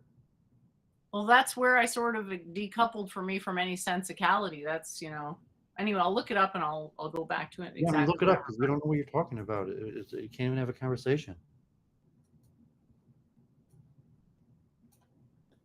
All right. Okay, so here goes Lex Friedman. Um, Here's another important issue that was Hubert Dreyfus, and I have his book. I think he passed away recently, 2017. Um, was a big critic of artificial intelligence, and just this question. Here's a long dissertation someone wrote. There was debates between McDowell and Dreyfus on the nature of intelligence and artificial intelligence and perception. And Jennifer made this thing on perception, and Hubert Dreyfus had like a theory on subconscious perception, and that was somewhat dualistic in nature. But I was looking at his criticism of artificial intelligence, and kind of what I'm getting at here. What does human intelligence mean, and what is computer intelligence? And even what does intelligence at all mean? If you're talking about a problem solving ability, how do humans go about problem solving? How do computers go about it in terms of memory in these various issues? And so understanding how do computers work, how do humans work, and so it's complications to people, and there's a lot of dissonance, like with Jennifer or like Lex Friedman, that they, for whatever reason, there's a strong emotional block to examine the I evidence, have the a logic duty of to it. see how research is being applied. That's what Lex Friedman was saying, that it does that. Uh, I mean, really, like Jennifer's like critical theory in the Frankfurt School in that essay, as opposed to positivism, and saying that science is morally neutral, that science is about the discovering of the truth wherever it leads, regardless of the implications. And so if science or research is an implication that could be negative, and like, okay, like God forbid Hitler, the Holocaust, or racial discrimination, it doesn't matter. Science is about the truth, and wherever the truth leads. And Uh-huh. so And if science, Jennifer is saying that you what like the critical science? theory, that you can't Uh-huh. separate science from the society that creates science, you're looking at a metaphysical question, and so we discussed that in relation to critical theory.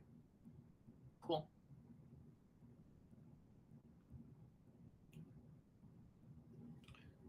And Moving on. like trying to get into this, what do computers do, what do humans do, what is intelligence, and we could discuss the implications, the connection to society, but just say what is the truth.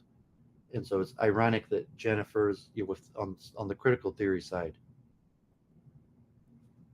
That Lex Friedman's on the critical theory side is not surprising, but Jennifer's Um, on the critical theory side, Frankfurt Schools, haven't surprising. I said numerous times there's connections between Nettie Nettie and critical theory? Yeah, I mean, you said that. I mean, So Doovid's a it would product of stand the to, it would stand to reason there would be overlap at times. Doovid's Why a is that product of ironic? critical theory, but generally more Kantian or positivist, and saying that the truth is separate from morality. Well, we believe there's a range of things that are revealed, and others are you can come through to a process of successive negation, which then you can say, well, critical theory in some sense is an instantiation of the latter.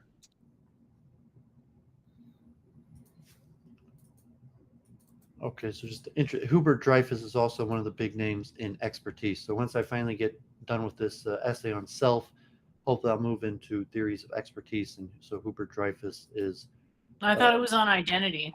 I thought you weren't even going to bother with the self because it was too broad. but they're similar, same Are same. you doing? Are you actually doing one on self now?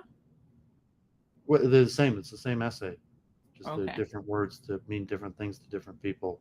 If it's too complicated for people because they understand that word to mean something, uh, that's probably why I'm having a hard time writing it, because of these word choices. Because a lot of people use the word self, and a lot of people use the word identity, and a lot of people, uh, you know, Yeah. take issue with that, and so a lot of people can't get past these definitional aspects. Well, who is an expert on self, right? Like then you're saying, well, how ought a term be defined? I don't think that that's generally how people phrase philosophy. But anyway, we can Well, talk about that. philosophy is usually philosophy of self. So psychology is Yeah. usually identity theory and philosophy of self, but the words are interchangeable. To like James largely just used the word self, and Sure. but I mean, we talk about that more. I'm But looking forward to hearing what you have to say about this one because I got a bunch of screenshots. And for those of you who don't know, I'm doing a tiny folder of memes that are just screenshots. It's extremely hard to get them. It's like getting the best cheese at the cheese importers. Like you got to know stuff. But anyway, now my next thing is I'm thinking just screenshots from this video and doing a debate, but it's only replies, which are carefully constructed screenshots from this very video. So anyway, just putting it out there. That's what I'm working on. One of the things I'm working on. Back over to you, Doovid. yeah, so Jennifer shared this, and I had shared this 6 months ago when they came out with part one, and they finally came out with clips of part two, the column cosmological argument, physicists and philosophers clips. So I watched through it. I mean, so a little bit interesting. Um, Kathy loves physics and history. That's it. You don't have any other comment on it? You didn't think No, the not really. I mean, it's arguments just were a slightly collection of. better than usual? I didn't. I just watched it. I didn't. It didn't trigger me to that much, and I wasn't sure that there was that much insight in it from So the people Kalam, that. you basically feel not interesting. No, it's interesting. It's just whatever reason I didn't have anything to say on it. Okay. Um, maybe like mental overload, or just trying to focus on certain things to maybe return to Kalam at some point. And I didn't think that that video was that greatly insightful. That maybe physicists don't really have that much to add to it. Well, I can say what physics can say in a way, is that it can't say certain things about consciousness, I guess. Yeah, so I was saying if it's out of their field, so for people trying to That shouldn't come extrapolate. like how does that come as a surprise? They literally defined it as materialist, which by their own definition doesn't include consciousness. So it's like how can you be surprised that that's happening? Like literally shouldn't expect physics to say anything about consciousness if it's defined that way. Am I the only one who can see it that way? That's inconsistent. So Kathy Josephs came out with her book, The Lightning Tamers, on the history of electricity. It's too expensive, but props to her. I like her videos. Been I watched all of her videos. In fact, every single one on her YouTube channel, and been watching them. So good work, Kathy. Congratulations on your book. I'm gonna message this. We'll hopefully return to this again. The epistemology and metaphysics in Indian and Western. Um, Here is an article, Yehuda Kurzor of the Shalom Hartman Institute, and one of the prominent liberal rabbis in America, question of identity, and he was talking about Chabad and the Rebbe's vision that saw in the difference to how liberal Jews saw the American identity, that basically saw Jews as other, that America as the continuation of exile, that the Jews aren't other, in America might be what they call a Medina Shel Chesed, a country built on kindness, or righteous nation, but it's essentially non-different, in the status of exiles the same, and that Jews are another, and as opposed to the concept of American exceptionalism, uh, or the assimilation approach. And so this Yehuda Kerzner is kind of saying that the the Rebbe's winning in the battle for America, and the dangers of assimilation have or the approach of American exceptionalism, and what America stood for is falling apart. But it was in the times of Israel. So interesting article related to identity, how you see yourself, and today's Roth Yatha uh, festival. So we had share that also. Okay, so try to prepare a song. So Bob Seger, 1972, Turn the Page, that was redone by Metallica. Pretty popular song. When I used to do music in the park, this was one of the songs that I would sing. Metallica recorded in the 90s um, a version of Turn the Page also, that kind of changes the meaning of the song. They even use like an adult film star, and so it's questionable. Like Metallica, I mentioned the Metallica. I mentioned last week. Somebody's watching me, that had guest chorus from Michael Jackson, but that was 1984, one of the very first music videos. So Metallica was also one of the very first bands to make music videos, and probably their most famous is one that is interesting. Maybe I'll analyze that next week. And they actually purchased a movie of Johnny Got His Gun, of this guy who, God forbid, has all his limbs blown off and his face blown off, and he wants to die. And so this song won. So I was thinking of that because Metallica recorded uh, this song, "Turn the Page." So, does it sound familiar? "Turn the Page." You know, How I've heard a recent? lot of Metallica, but this one does not sound familiar. So, Bob Seger is actually from Michigan in the Seger. So, you're more likely to have heard the Metallica version. On long and lonesome highway east of Omaha, you can listen to the engine moaning. So it goes on.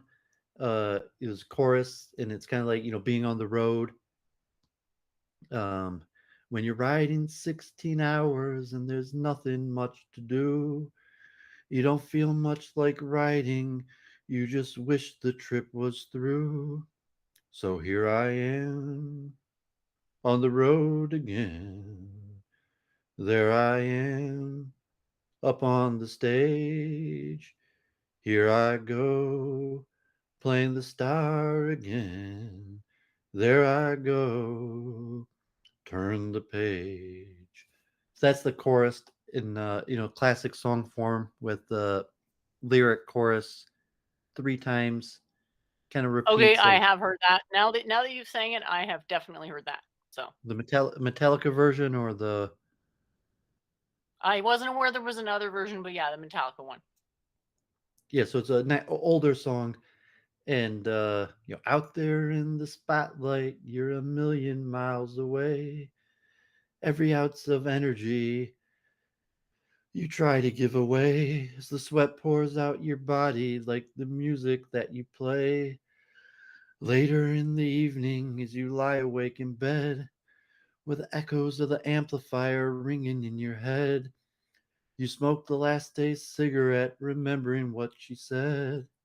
Here I am on the road again. There I am up on the stage.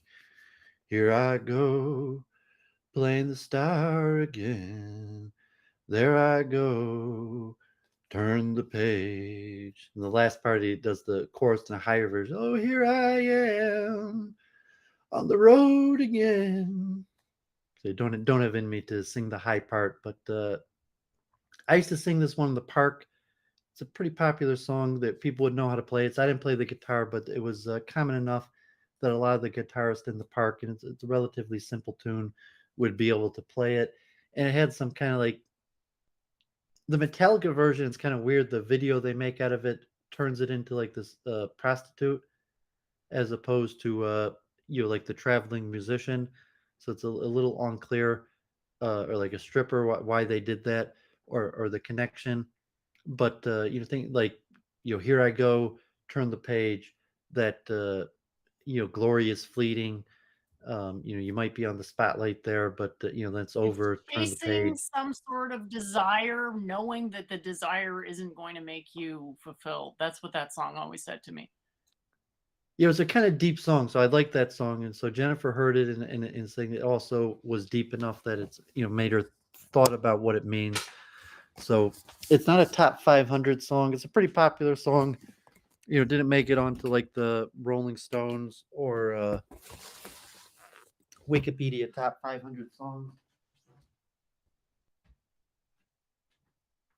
but still a pretty popular song, pretty well known, Think of it good song. like Socratic in the sense of like the only thing I learned is that I didn't learn anything. Well, it's an existential angst type song, and so it's a 72 What did you version. think of my description though?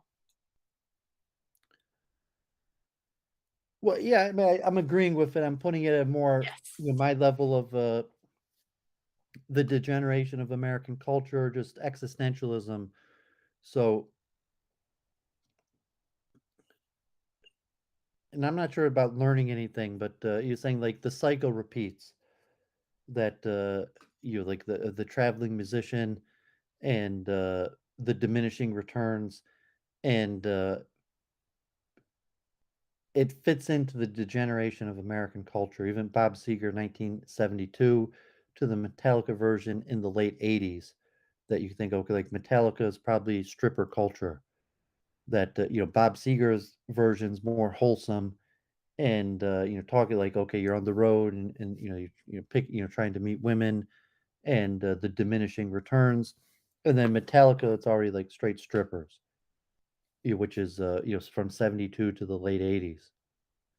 uh so I'm not, you could put it in learning type things, but I would put it, the existential, the diminishing returns of American culture in general, and especially fame, and the music business, and from like the it's partially a love song. It's not really a love song. It could be interpreted. So I always interpret it as like a deeper spiritual meaning. That's why I like the Okay, song. it's just all about the way that it puts it together, like the wandering. But your thoughts will soon be wandering when he says that. There's like something quasi mystical about his voice. Like his voice is fucking fire in a lot of ways that most people could never even fathom. Okay, I'm just gonna switch. Just realized I hadn't screen shared it yet. It's just sort of really about how completely meaningless the whole thing is, and that it's really just one man and his guitar, all that ever was and ever will be. And the fact that it's so all consuming that even all he can do about it is write a shitty song, which isn't even that shitty because he's just so fucking talented. But anyway, Yeah, I don't know if Bob Seger even has a top 500 song. Um, Night Moves, working on my night moves. That's his most famous song. Um, Hollywood Nights, Against the Wind, Shakedown. So that song, Shakedown, Breakdown. That was from Beverly Hills Cop 2. So he's had quite a few number one songs, but I'm not sure he quite makes it. In the old timer rock and roll, also one of his considered country. So the old timer rock and roll maybe is his most famous song, but that was the only song that turned the page. That after I became religious, had that still like spiritual mystical meaning that I thought that maybe his other songs didn't necessarily, like, give me the old time rock and roll, or night moves that what about Hot Stuff Baby? That's got some of that mystical, you know. was I that Bob nothing me to Seger? try to do it. Which one? Hot stuff. I want some hot stuff. I don't know what it's called, but it's got, Were you saying that's definitely Bob Seger? borderline hypnotic. No, I was talking about borderline hypnotic music, mystical music, or whatever. You said it was the only one. I'm saying I don't know. Ozzy Well, maybe Osbourne. next week I'll talk about the Metallica song One, which he was a precursor to like Alice in Chains in the glorification of death. uh so the existentialism, that okay, so Metallica redid turn the page, but from like Bob Seger in the 70s and 80s, kind of like straight American rock and roll, classic rock, to Metallica, where you're already seeing the glorification of death.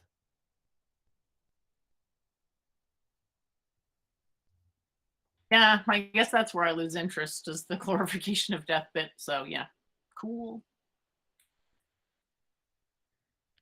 I remember the Black Sabbath, um the cry out, "Oh God, please help me." So that one song that repeat like, "Oh God, please help me."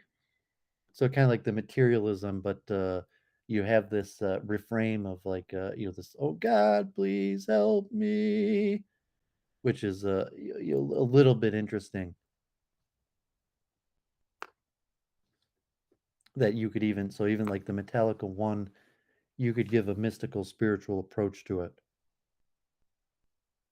I meant literally meant quality of vocals, but sure, and musicals, I suppose. But anyway, Yeah, I mean, yeah. it's a great song in terms of the music of it. So like Turn the Page is a simple musical. It's almost like a country song, or like border country rock, and it's relatively simple.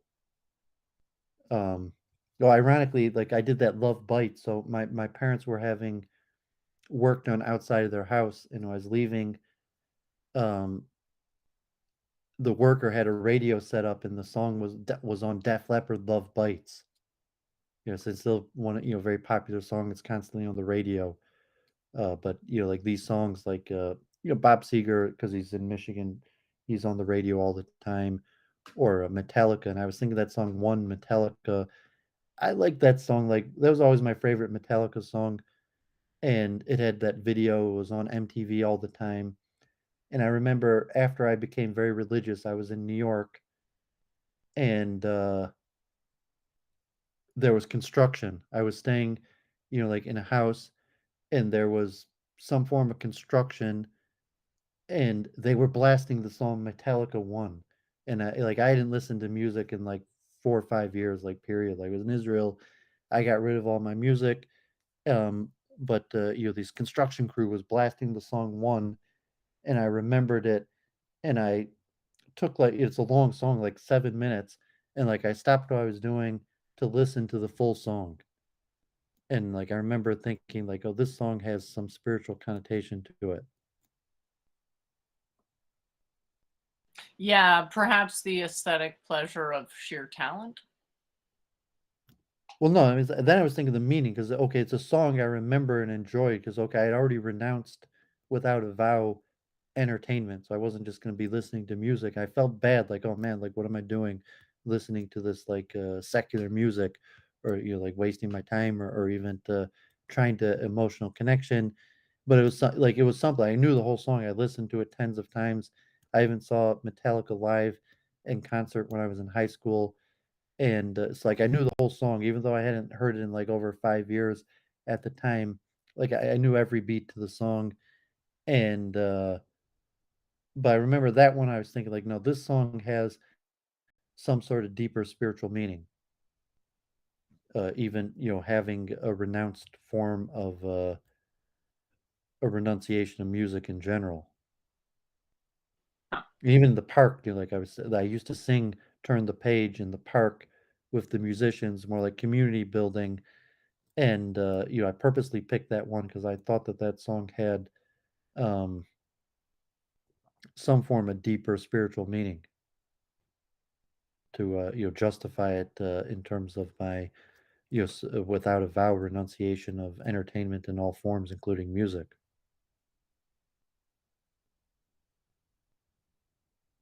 Interesting story. Very interesting.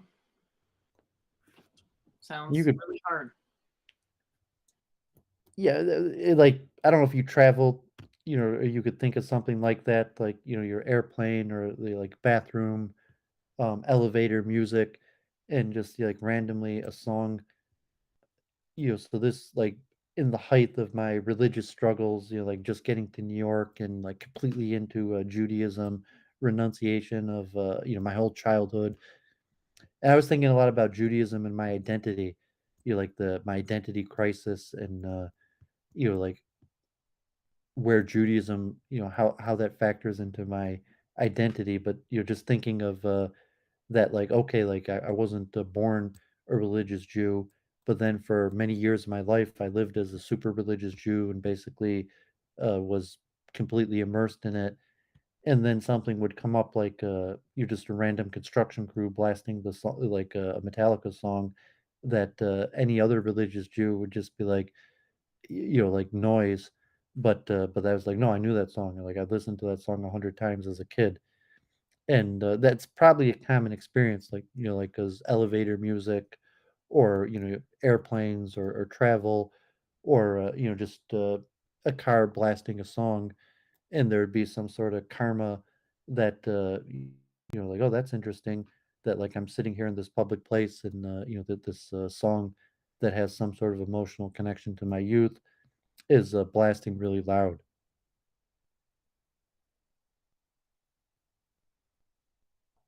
So, like maybe a sign or something.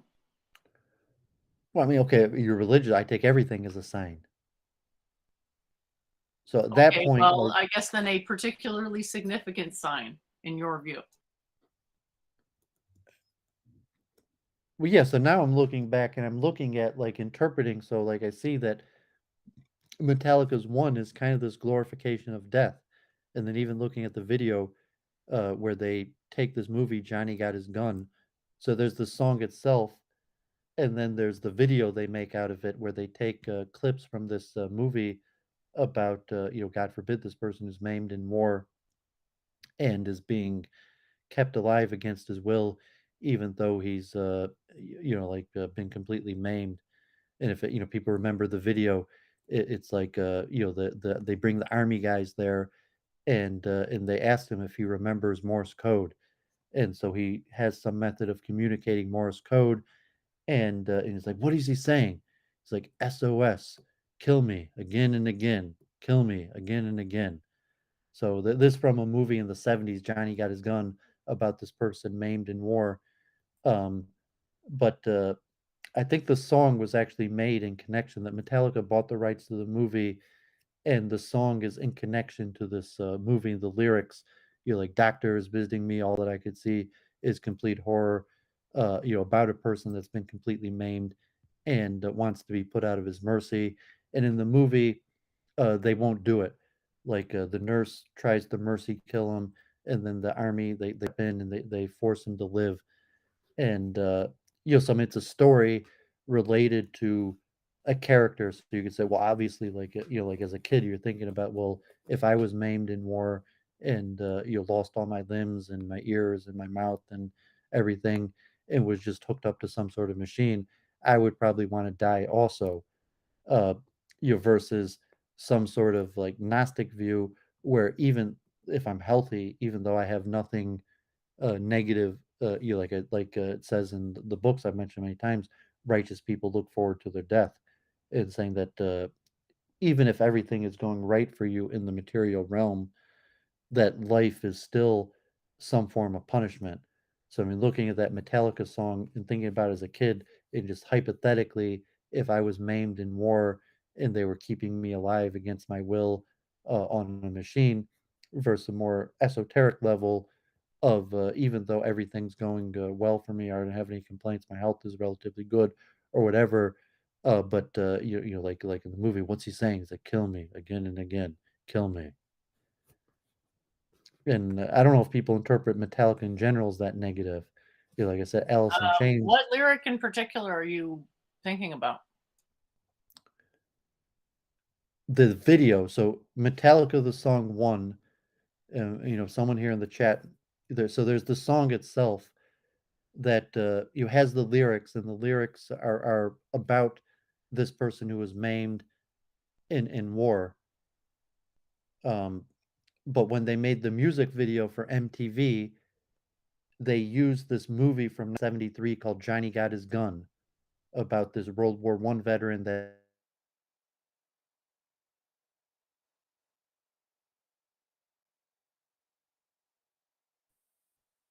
and then he has like these flashbacks or memories. So it wasn't that popular of a movie, but they used that movie for the video.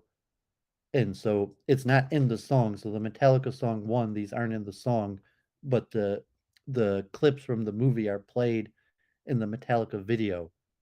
And there's some interesting lines, like the doctor says to the general or the commander, like, he's a product of your profession, not mine.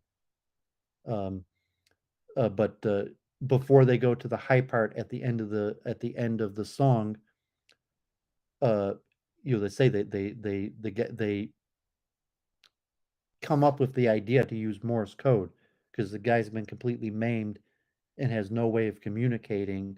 So they ask him if he remembers Morse code, and so he does remember Morse code. And I forget exactly because his ears and eyes and everything's been maimed, but he has some method of communicating through Morse code.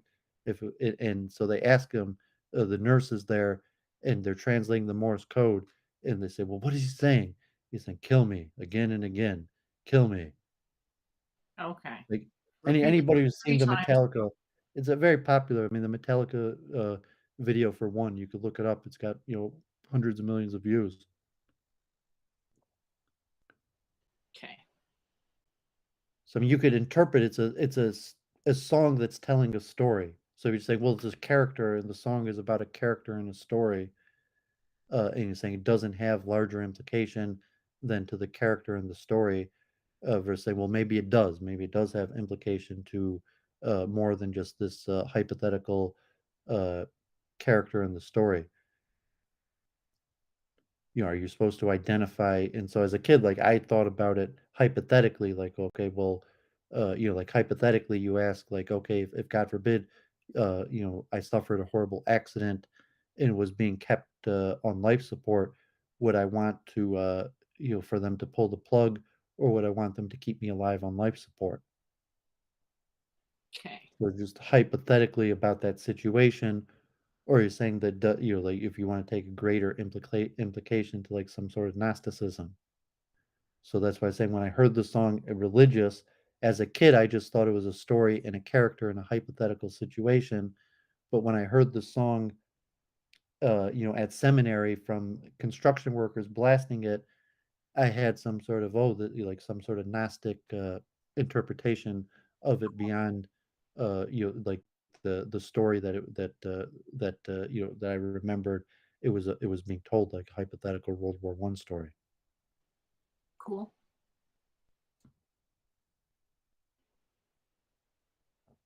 Yeah, these things are as one evolves spiritually, turning points or what have you. Yeah, most songs Some don't have that much memories in meaning. particular grow as your knowledge grows. Certain memories in particular that already have a salient basis sort of become even more salient in the context of the newly acquired knowledge. So is that kind of why you're bringing this up now? Because it means even more. Well, I brought it up because I wanted to do a song, and I was thinking I was going to do Metallica one, and then I decided to Turn the Page. And Turn the Page also like Metallica's Metallica covered Turn the Page, and I think you're familiar with the song from Metallica, so that I just mentioned, and maybe next week I'll actually discuss the song one from the musical, because that's you probably top 10 from heavy metal. I don't know if one is included as um top 500 song, but I mean certainly from like heavy metal, I would say one is probably from the top 10 most famous heavy metal songs. Uh, you're saying just looking at Wikipedia, the song is one of the band's most popular pieces and remained a staple of the live show performances. Like Metallica still's around touring, they probably play one, every single show.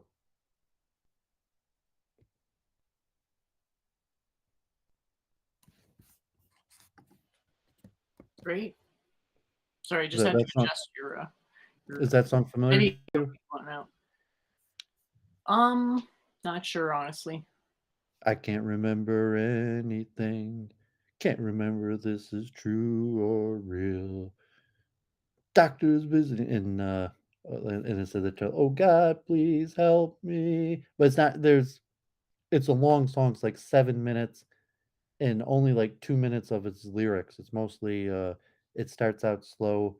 Um doon doon doon doon doon doon doon doon doon doon doon doon doon doon. So it's some of the people in the chat know the song. Um like the Black Album, after Guns N' Roses comes out with Appetite Destruction. Metallica is one of the most famous heavy metal bands, and Metallica comes out with the Black Album, where they have more commercialized music, like Unforgiven, that has a more classical, strong structure with like ballads.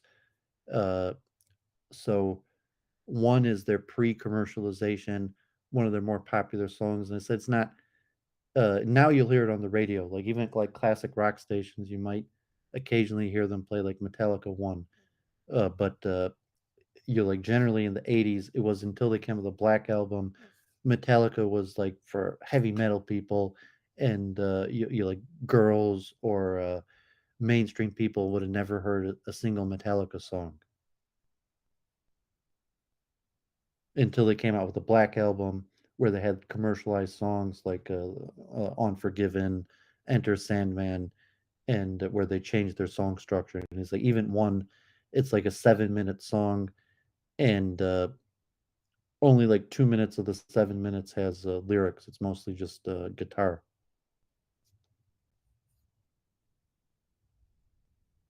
Very nice synopsis. I mean, Never Rick know Beato when on his it's going to things. go into a big description. Rick Beato, I've been mentioning, like his streams, like it's unlikely that these songs would be popular anymore. So about the time that like these long guitar solos would unlikely be popular if they came out today. Well, that's indubitable. I mean, what makes a song popular anymore? You can argue there isn't even such a thing as popular music anymore. Well, the medium of information, just in the old days where you had to, like Metallica, that came out in cassette before CDs, and the radio. Now with internet, you have everything on demand, Yeah, so and music is just on demand. So the idea of like, oh, this is popular, it's like, nah. Can say that you would some listen. bands have a cult following at most, I think.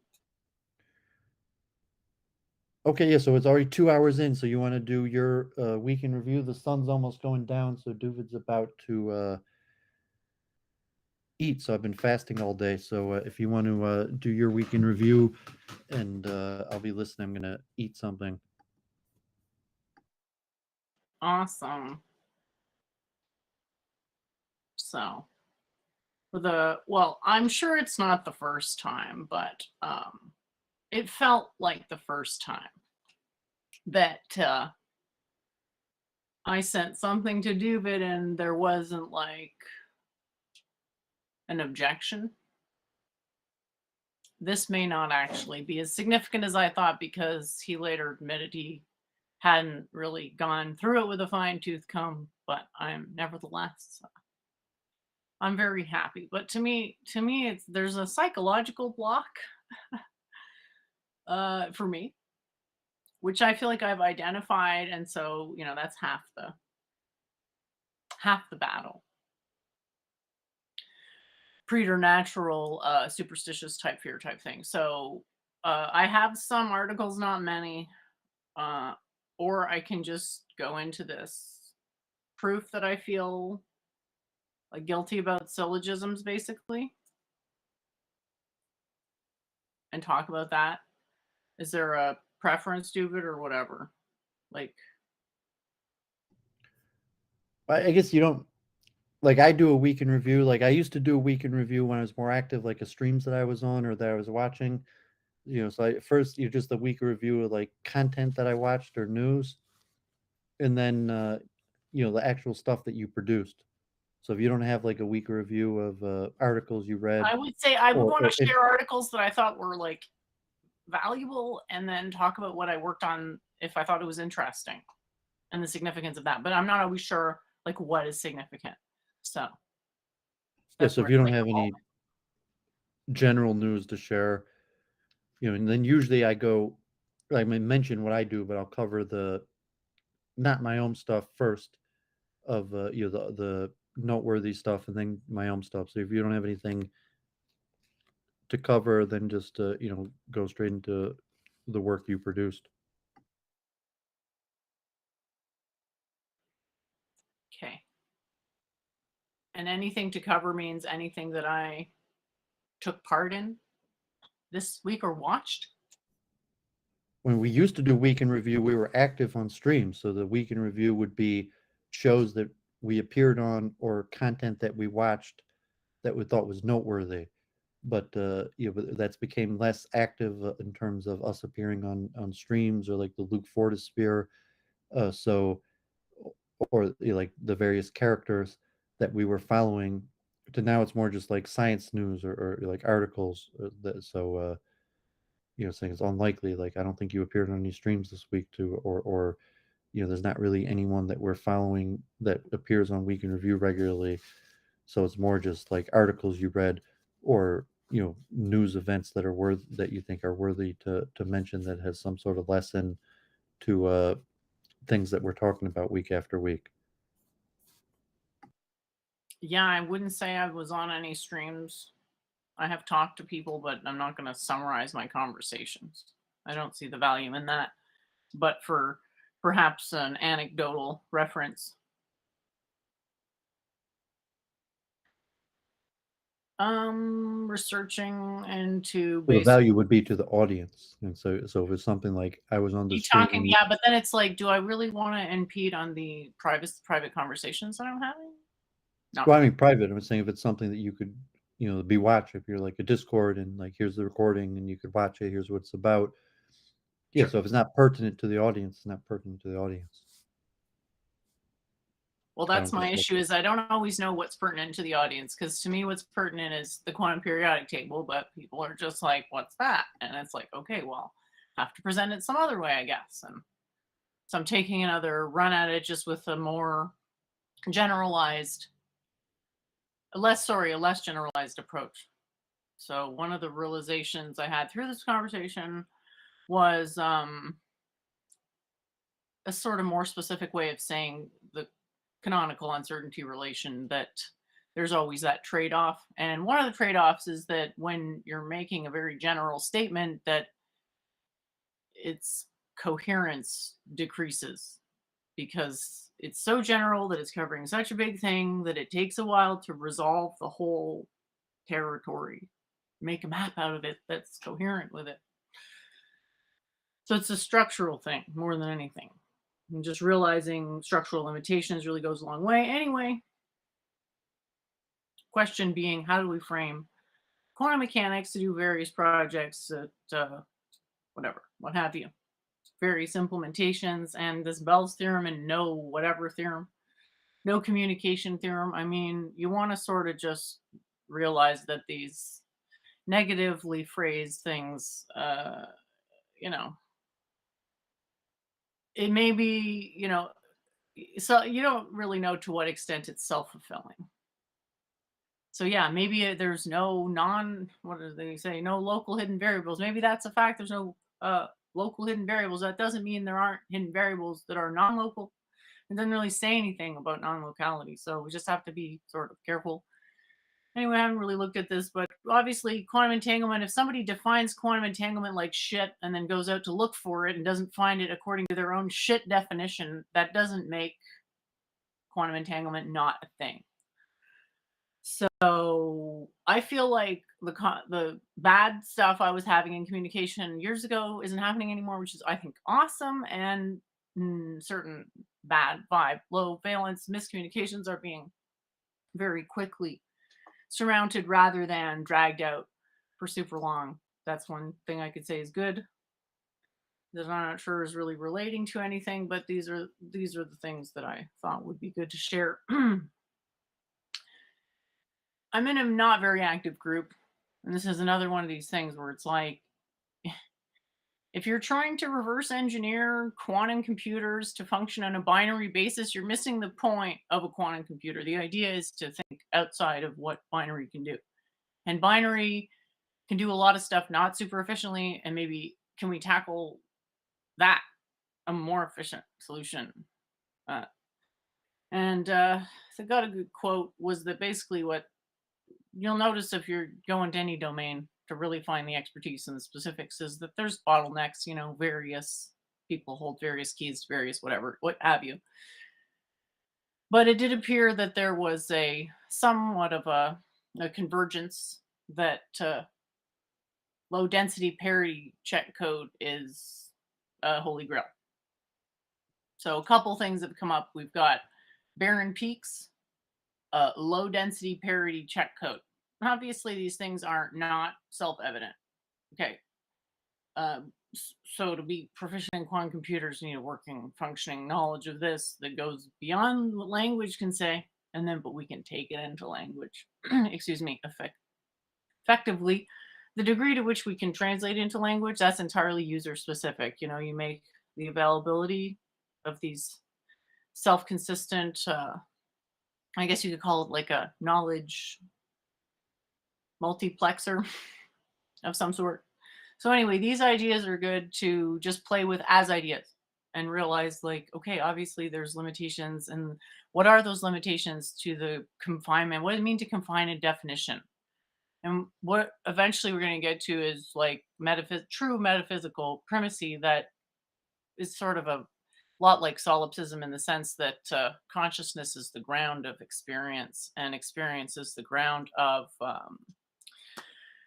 what we're calling like truth and false judgment between right and wrong and true and false and things of that nature. So anyway, that's what my thing that I was mentioning before, that I was super probably happier than I should have been at the fact that Doovid didn't disagree off the cuff with the premise, was my what I felt was like a forceful proof. Like I feel like with a syllogism, I'm basically forcing people to agree with me. Um, I'm probably being too. Uh, am I being too? Am I worrying about something stupid because no one else is worried about this? I'm wondering. So, hi Joanna, thanks for joining. It's nice to see you. So, I don't know if you can sympathize with my plight here or what. That I sort of feel like people should be coming to their own conclusions, so there should be a slight bit of mystery about the certainty of certain things. I think she's saying she tuned in because the pitcher had chess, and now she's disappointed we're not talking about chess. Oh, we can. We can talk about chess. Doovid always loves to go into that. So anything you want to talk about, throw it in the chat. Right now, I'm just talking about what I was thinking about this week, and how when I write these, quote unquote, what I'm calling proofs in syllogistic form, I feel like I'm basically forcing people to agree with me by making them, and then I feel kind of bad about that. And it's like, should I be feeling bad about that? And then I was asking David if he thought I should feel bad about it. Basically, trying to figure that, or the audience also basically just didn't sort of land anywhere on that. And was open to interpretation, or maybe even just thinking about that topic itself being a waste of time. That's also a possibility. Well, if And you want to go through your thing I on was equally on interested in the proof materialism, as whether my being, anxious about the fact that I felt like I was, forcing people to agree with me, being a concern in any way, shape, or form. I'm into going to either of those in either order. But most importantly, Doovid didn't disagree. And I was just like, what? It's a good thing I do all these mental preparation techniques, because, like, if I didn't, I'd have massive cognitive dissonance from that. I don't know if it's unprecedented, but I was just really happy. But I won't ask you to comment on it right now because I know you're eating and I still have more stuff I can go through. So anyway, Curry's paradox is basically language paradox. It's like it's one way to look at what I call I don't really know how you want to put it into words, but the reason, like, there's no real reason we can assume that language conveys the meaning that it seems to convey.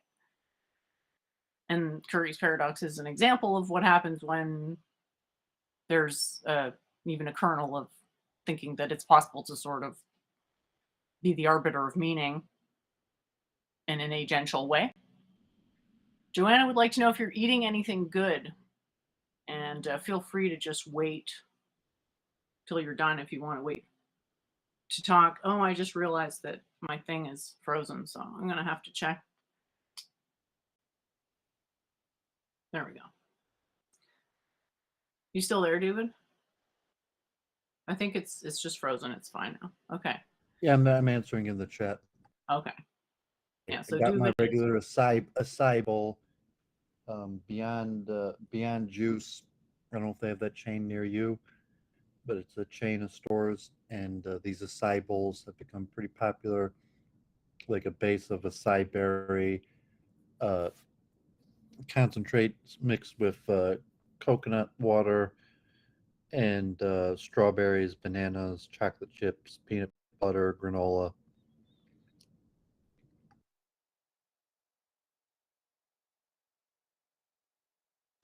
Great. Okay, so I'm just getting my screen share here. I was interested in this one simply because the first line was so eye-catching.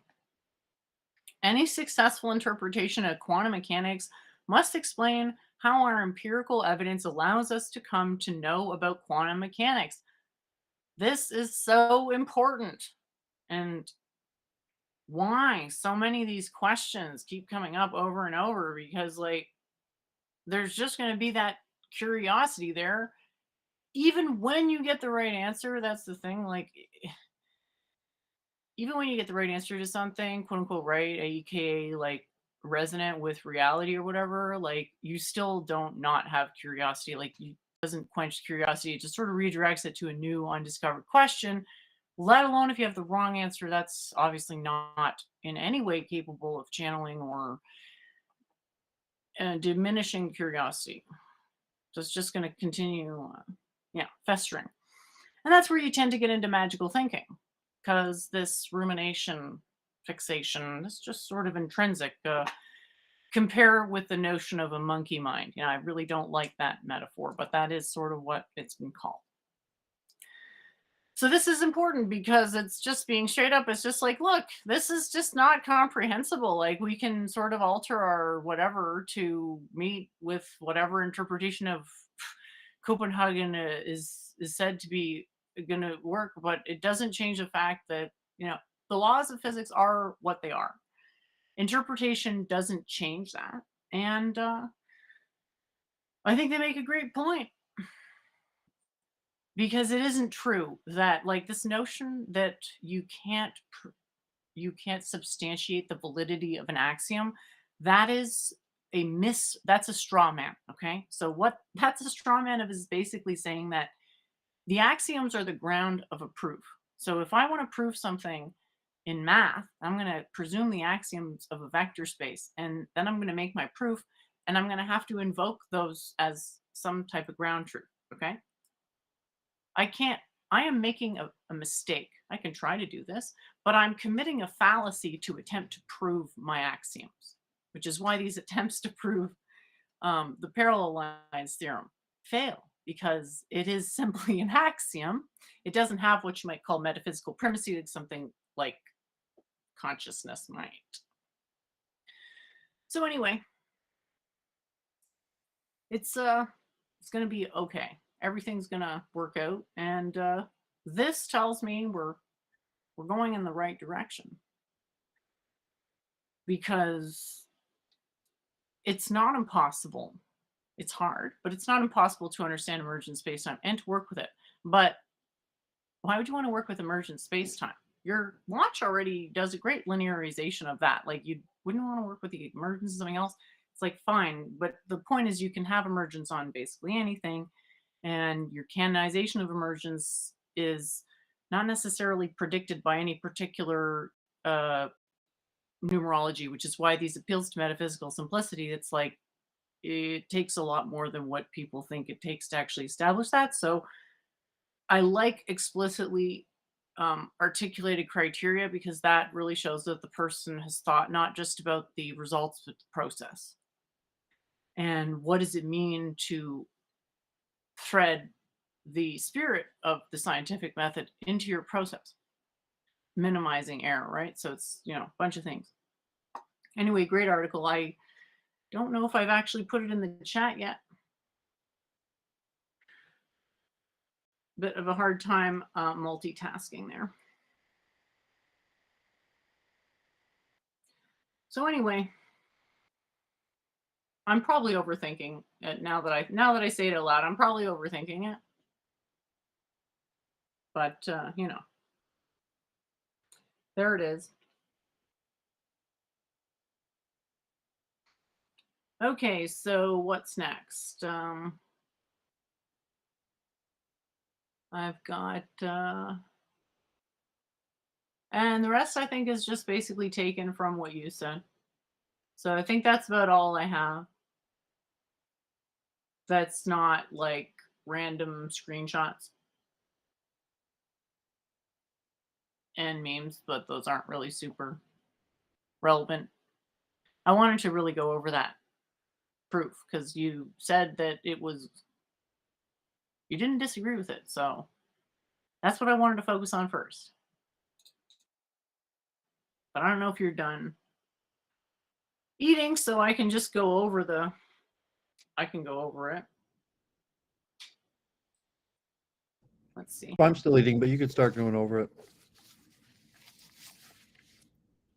So I am and going just to to have frame it. to go ahead. I mean, you could compare your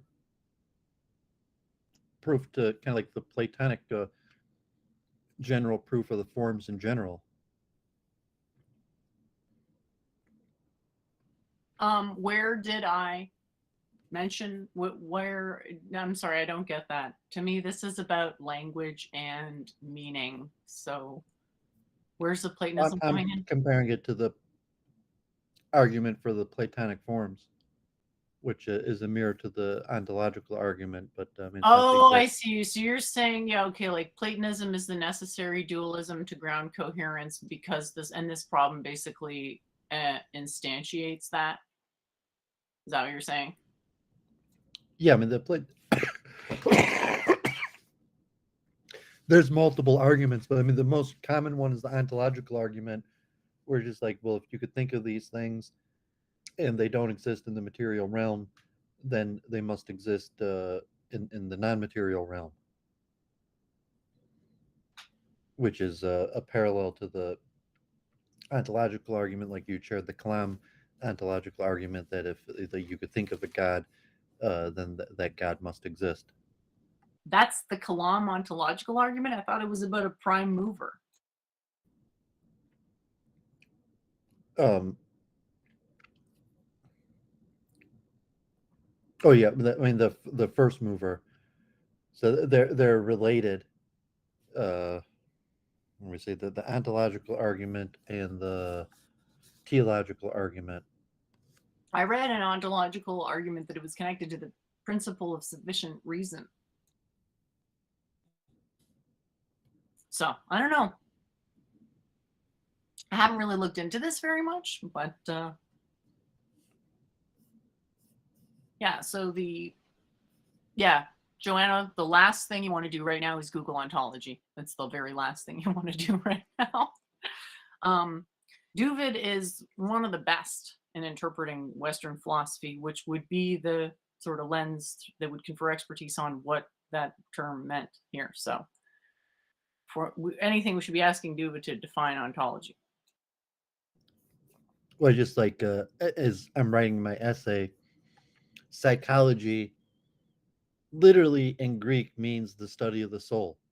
The psyche is basically translated as soul.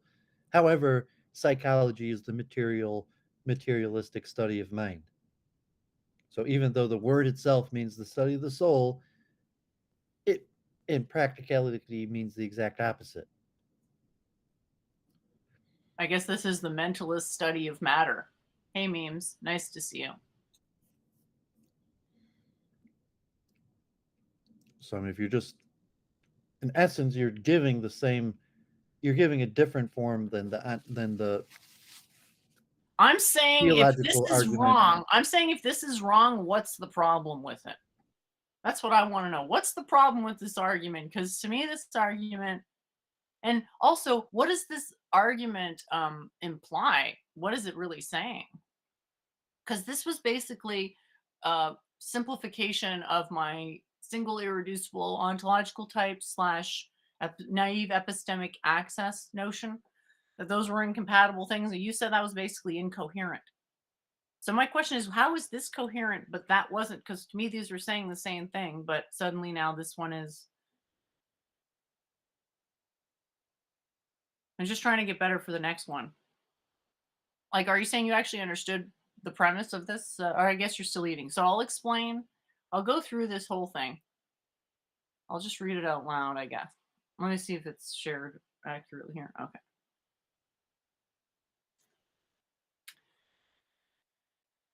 If matter Right, can not to ground, diminish what you were saying. I was just saying that really you're just rephrasing I don't think you're the diminishing it at all. I you're don't. I'm not. rephrasing the I don't feel Platonic diminished at all. Just so you know, you're I don't feel rephrasing the diminished. Platonic argument of forms. I didn't make that argument, but okay. Well, that's how I'm seeing it. That I mean, that not to diminish your accomplishment, say like all you did was basically repeat or rephrase the Platonic argument for forms. But I didn't. Did I say that? Is that the conclusion? I said that. That's what I saw when I read your paper. But I didn't conclude that. So I guess it's weird that you inferred that. Okay, so if matter can ground meaning, it will be possible to give a valid inference model depicting the cycle over which this grounding takes place. If it is to be valid, such a model may not derive any true contradictions. If such a model necessarily derives true contradictions, it's reasonable to conclude that matter can't ground meaning. Okay, so right there, very big standard here. Which is fine because I'm not even saying I like agree with any of these. What I'm saying is spot the problem. What's wrong with this? Is there anything actually wrong with this? How is Well, it you're in the looking like the perfect circle argument. They're saying, I could think of a perfect circle. Perfect circles don't exist in the material realm, but perfect circles exist in my mind. Therefore, perfect circles must exist, and they must exist in the non material realm.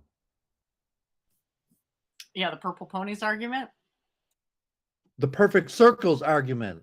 Okay, I was saying that was a generalization of it. If you can think of it, then it exists and not in the material realm. That's the phrasing of it. Yeah, I would say the That it Platonic has an argument existence performed. as a thought form, presumably that there's certain things that can't be thought of. And Memes is saying in a dualistic form, okay, you want to think of dualism as more of a gerundive than as an identifier. Okay, so dualism there can be stacked dualism. So if I'm making a syllogism, that means I've already got dualism because I've got language dualism. I've got any type of particular meaning dualism. Like if someone defines consciousness as brain emergent versus matter emergent, that sort of makes in certain sense incompatible quote predictions for what is going to be the object and nature of perception. Yeah, so I guess I can just read it. And Doovid is, your feedback so far is very much appreciated. The fact that you inferred that I'm making an ontological argument from this one, in fact, that was not actually the intention. I guess I should be happy about that. Okay, so if matter can ground meaning, did I say this? Okay, I already got past that. So system, if such a model, necessarily derives true contradictions, that's reasonable to conclude matter can't ground meaning. Parts 1 to 5 derive a true contradiction in the simplest materialist account of perception. So part 1, if P1, if immutability and flux are a true dichotomy, then they're not compatible properties. And then I'm saying that this is a fact, and so they're not. That would be the criterion for the true contradiction. So in my system, there is such a thing as a true contradiction, but it has to be an absolute. I don't want to say an absolute primitive because there's a lot more leeway with something like logic that's constructed than consciousness that's just there. So I don't want to give the wrong impression, but we have absolute negation, but it's qualified. Yeah, and this is obviously debatable. I mean, in your structure, you put it that something can be in flux and immutable at the same time. That you're just saying it's I said that like were incompatible simultaneous properties. yeah. I mean, so if you're just saying it's like a tautology, so like why can't you be in flux and immutable at the same time?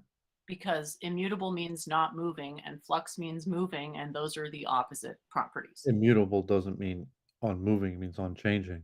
That's right. And change is movement.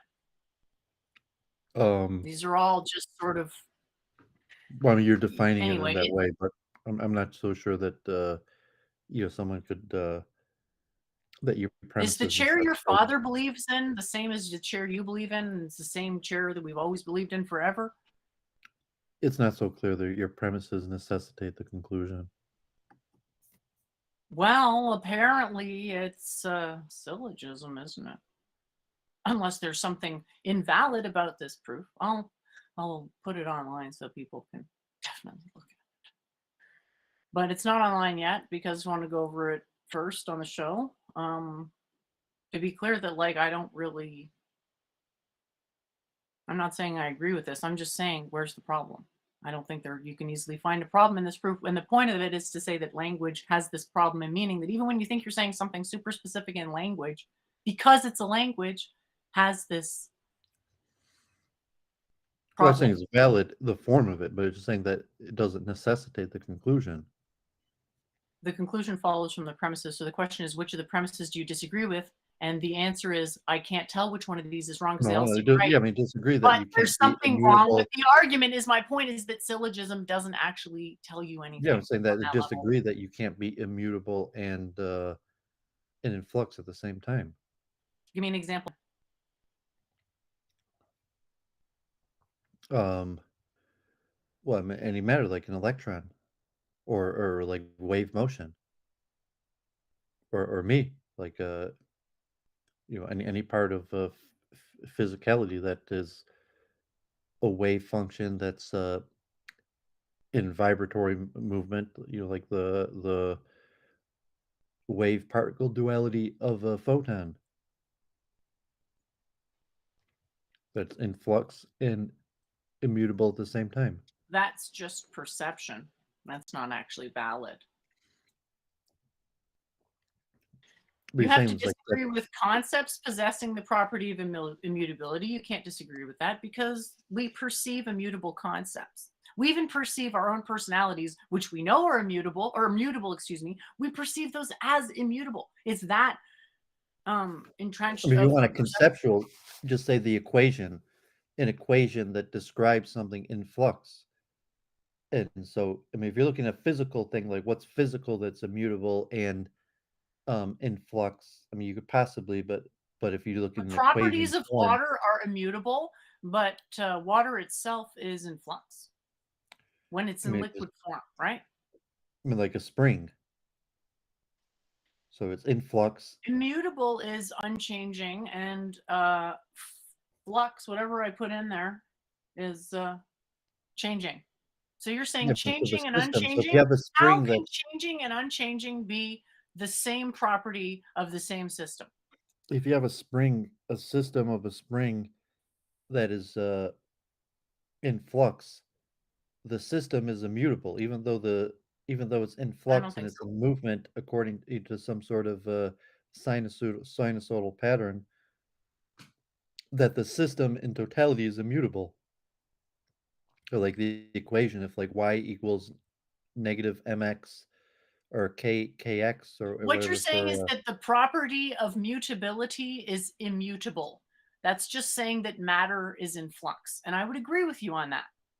what is y equals sine x. It's an equation in flux, but you say, well, it's immutable. Like y equal, where's the mutability of y equals The sine x? property of mutability is itself immutable. That's another Yes, way of I'm saying saying that that's change is there. You constant. said that. So I'm just saying that your premises don't necessitate the conclusion. You need a counterexample. You cannot provide one. I just gave you y equals sine of x What how is that a contradiction of what I said? because it's immutable and in flux at the same time. What is immutable about it? That y equals sine x describes immutably the whole system. There's nothing outside the So equation the squiggly y at a line sine x extended that, out to infinity, basically. yeah, that it's descriptive of the whole system, even though it's in flux, it's descriptive of the immutable of the whole system. But you understand that it being in flux represents the system becoming rather than the system being as a pre-existing template is spanning the entirety of the real number line, presumably. Joanna Neither says, is I like feel a like the spring. opposite of easy communication is happening here. Instead of using the easiest to understand terminology, it's the furthest from the norm jargon. That's because we're actually trying to understand each other. And so we do have to use what appear to be huge amounts of jargon incursions because actually we have to make sure we're saying the same thing. And it's really hard to know if we're saying the same thing, but we actually potentially could say the same thing, which is going a lot farther than most communication, where it's just manufacturing the perception of communication to fluff your own ego, which neither of us wants to do that here. We want to actually get to the answers. So bear with us. And honestly, if anything is unclear, just throw in a question in the chat. There's like, honestly, if you're curious, good chances at least one other person is also curious. But a lot of the times, uh, either they're too shy, don't want to look silly, or they don't know how to phrase the question. So you just throwing that question in there helps not just you, but other people. So it's always recommended to do if it's in good faith with questions. Is a spring immutable and in flux? There is a way using math that we can stack layers of meaning to be able to simultaneously produce the property of flux and immutability. And you actually illustrated that beautifully with your example of the y equals sine x, but that is not an example that disproves this premise here. Is my point, is that the becoming and the being are never to be taken as identical. And what you did is equate them. Yeah, sure, you can look at y equals sine x as starting at 0, you have a squiggly that's drawing. Kind of like that little machine. I don't even know, whatever. Anyway, or you can think of the thing as existing a priori, going on forever as a squiggly line. And that's important, that distinction, because we have a tendency to perceive time wrong. So if we want to get the right models, no, you're always going to perceive time wrong. In some sense, it's intrinsic to being alive, but knowing that it's the wrong perception does go quite a long way to avoiding the associated suffering. So Joanna says unchanging has less syllables even, but you're using both words repeatedly anyways. That's true, because here's the problem: is flux, change, movement, motion, derivative, all those concepts are kind of connected, but they're not fully uniformly assembled, and we have to kind of get to that point. But that's not the point of this proof here. So the fact that it's taken 2 derailments so far, in my view, makes me ultra happy, but that's not I the mean, point of this Daniel's in proof. the chat referring to a symphony, but if you just the y equals sine x, the sound wave, they were saying the sound wave is immutable and in flux. What about the sound But wave is we can move immutable? on from What that. I about the think sound, Philip Doovid, what about Daniels the in the sound chat wave and is immutable exactly? the system in totality is immutable. I mean, because it's the formulaic that you puts its sinusoidal movement. All right, I'm going to So go to even Mark's like question here the because spring is I think constantly in this is flux, important here. but the system is immutable. Are you saying the musical composition is an immutable thing? Well, That's I was Philip tautological Daniel in the trivial. chat said the mutable the symphony is in constant flux, but his immutable property is variation. So I was just, I mean, he didn't mention the It does sound not wave. have an immutable property of variation. That is not a fact, because we'd have to define variation. It has, perhaps arouses phenomenal variation, but we don't want to go into that right now. We don't want to go into the more. We need to grip on what we're actually saying before we start getting vague, abstract. Ooh, that's pretty. The property of immutability, says Mark Smith. Please explain that for me. Okay, so matter is constantly changing. You can't point to immutable matter. You can point to super long-lived matter, but it always changes because it has an intrinsic what we call intrinsic vibrational nature. So we consider the intrinsic vibrational nature to be a property that is absolutely unchanging. So in our view, yeah, it is possible to have. That isn't a contradiction, but it's not a carte blanche to then say that it's possible to pair these incompatible properties together. It's like, no, it just so happens that, and in fact, this is exactly the same information as panpsychism, as a certain type of panpsychism, which I made a diagram for that. We'll go into a bit later. 3 different forms of panpsychism I can differentiate here. If consciousness is the supreme process of matter, and that's observation, and that's an active process that involves resolving an object, quote unquote, of some sort. Well, that's basically saying the same thing, isn't it? There's no time at which matter isn't in flux in some sense, and that's the same as saying matter is conscious. That's the same as saying that vibration is the sort of nature of matter, and that's another way of saying that the property of mutability is immutable.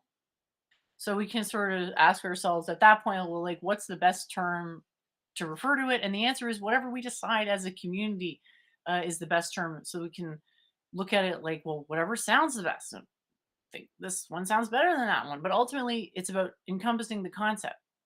And this is something I've come up with in the past, the idea of the uh, set of four concepts, which is mind, self, thought, and consciousness.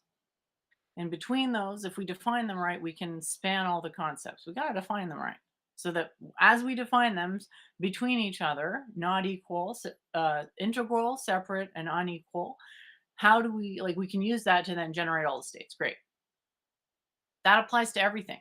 So immutability, blah, de, blah, blah, a million synonyms. No, we can just pick one of them. But we need to go through this process of realizing that, oh, maybe there's a whole bunch of them. What's the best way to say this? And sort of internalizing the knowledge, the peripheral sort of meta information that, like, we picked this one because we actually did go through all the possible ones, and we understand that there's a level of vagary in language that would could just switch it. Like, I could switch consciousness with mind and just drive that definition and just say, yeah, it's got to be that now.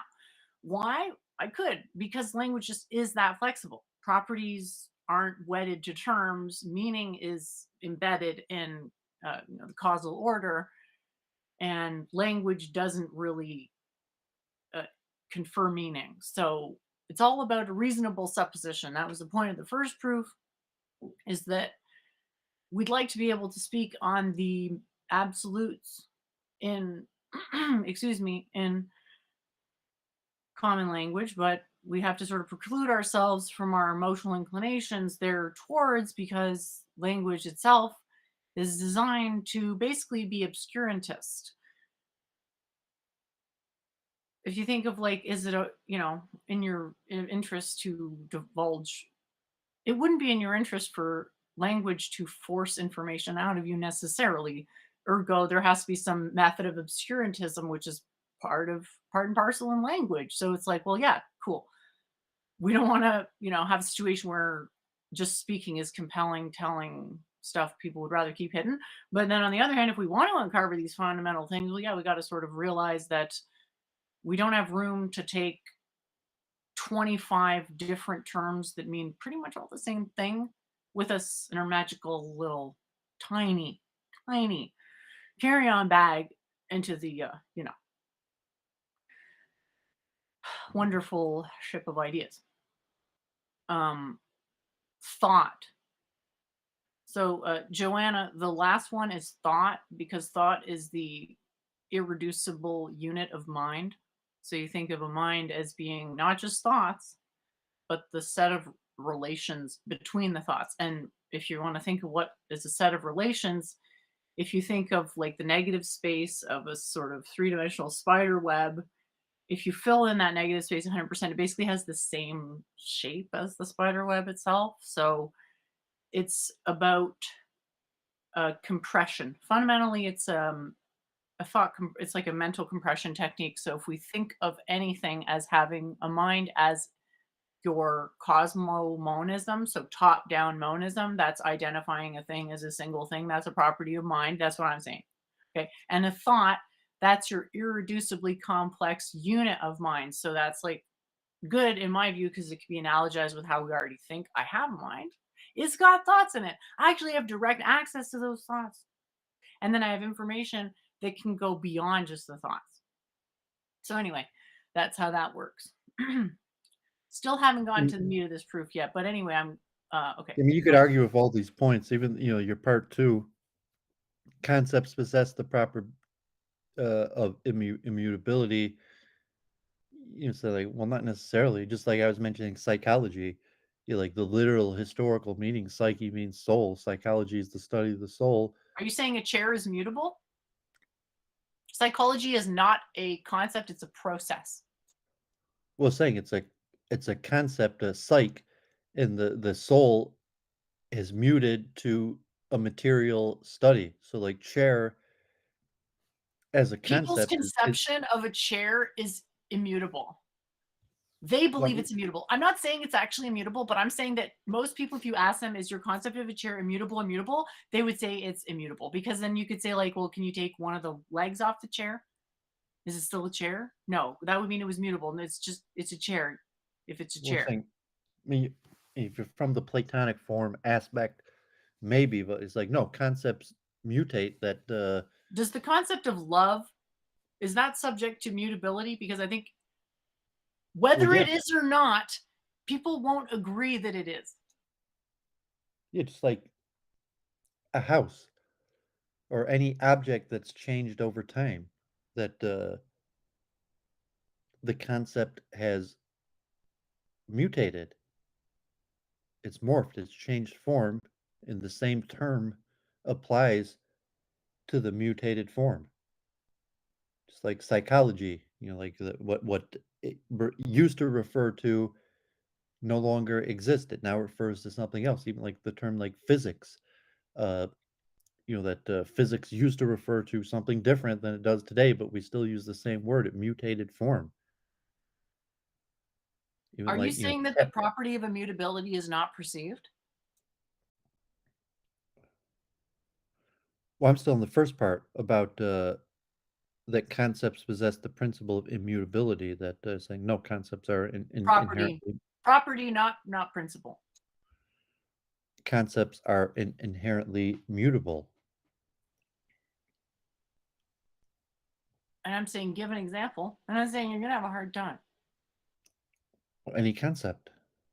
I can say it's not the concepts that's changing, it's your understanding of it.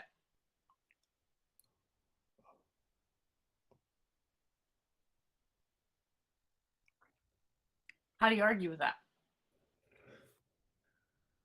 Well, that's why I say you're arguing for like a Platonic form.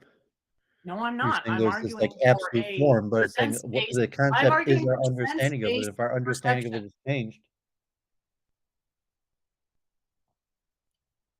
Can anyone tell me where it argues for Platonic forms here? Because I just don't see how this is. I haven't even asserted a form here. I'm actually saying there's an issue with looking at things as forms because that sort of presupposes spatiality, which isn't always the case. you don't define your terms in this one, but That's true because I didn't think that I had to, because I was just interested to go into it in and of itself if there were any actual disagreements. So you're saying that it's valid, but you don't agree with maybe some of the premises. And what I'm saying is I actually kind of agree that it's valid, it's not sound, but it's unclear why it's not sound.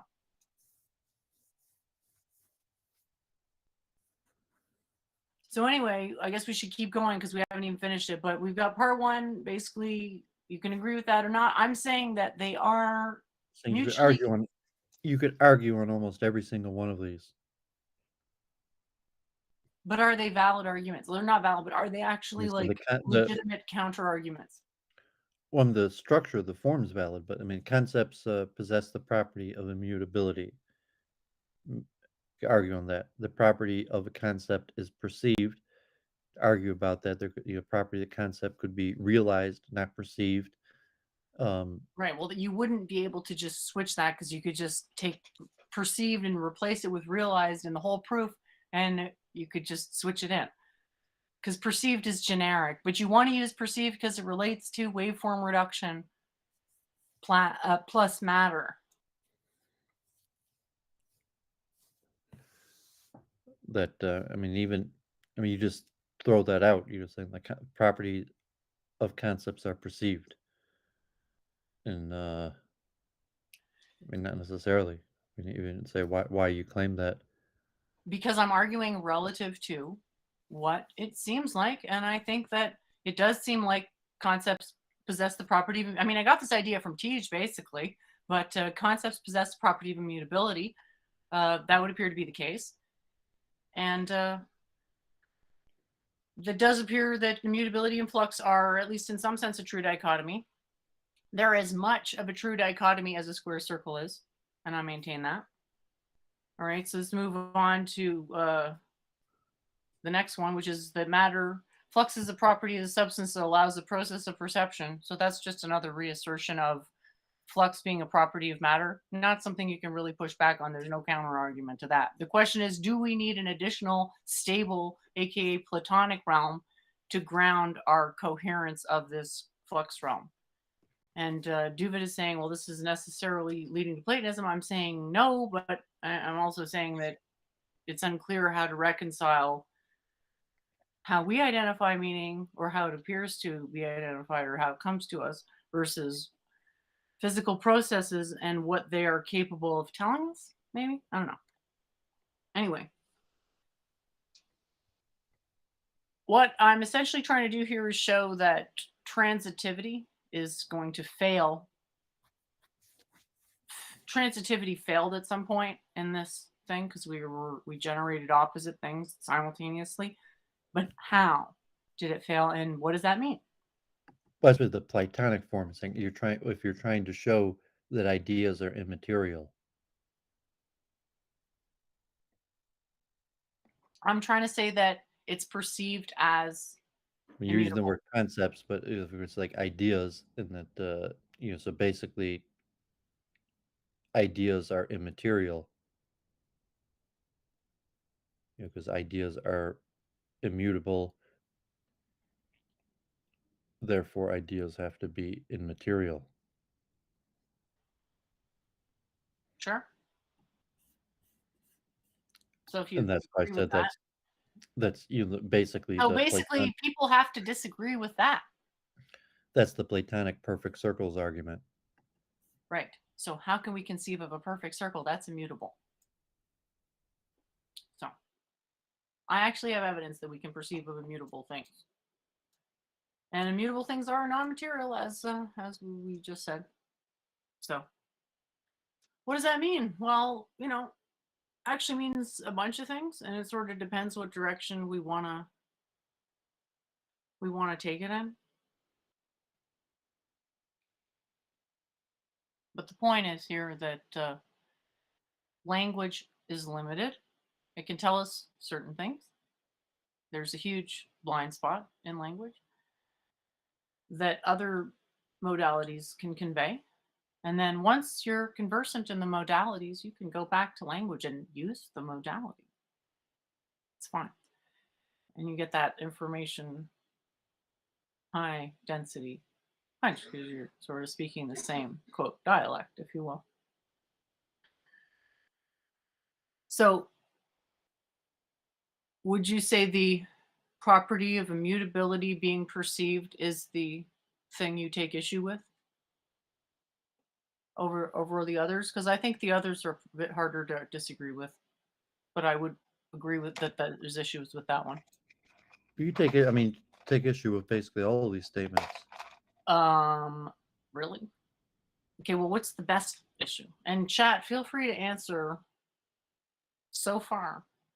Best objection. What do we think? I think it's definitely possible to say that the property of immutability being perceived is actually a fallacy. But then what does that actually mean? That implies quite a bit, doesn't it? If we can't perceive immutability, what are we perceiving when we're thinking of a circle?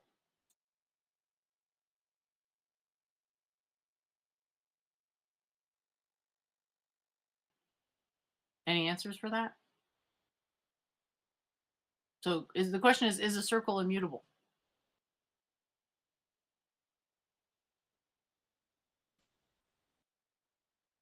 Do you have an answer? You're muted, but anyway, What everyone is should the think about circle, or is the concept of a circle? that's exactly the point is we're trying to disentangle the meaning of those two things and how we're going to frame it for what it is that we're doing here. What's the answer though? Is the circle mutable? Is the concept of a circle mutable? Start with that.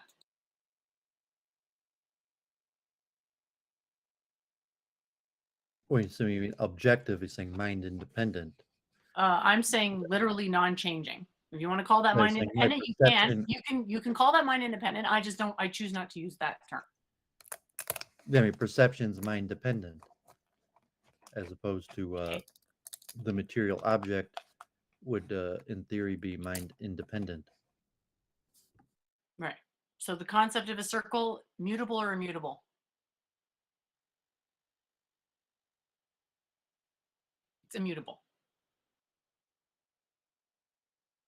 Same with the concept of a point.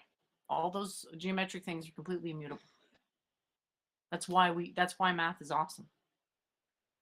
Well, no, I'm saying that if it's mind dependent, if the concept is just a construct of the mind. Circles aren't mind dependent. The concept of a circle isn't mind dependent either.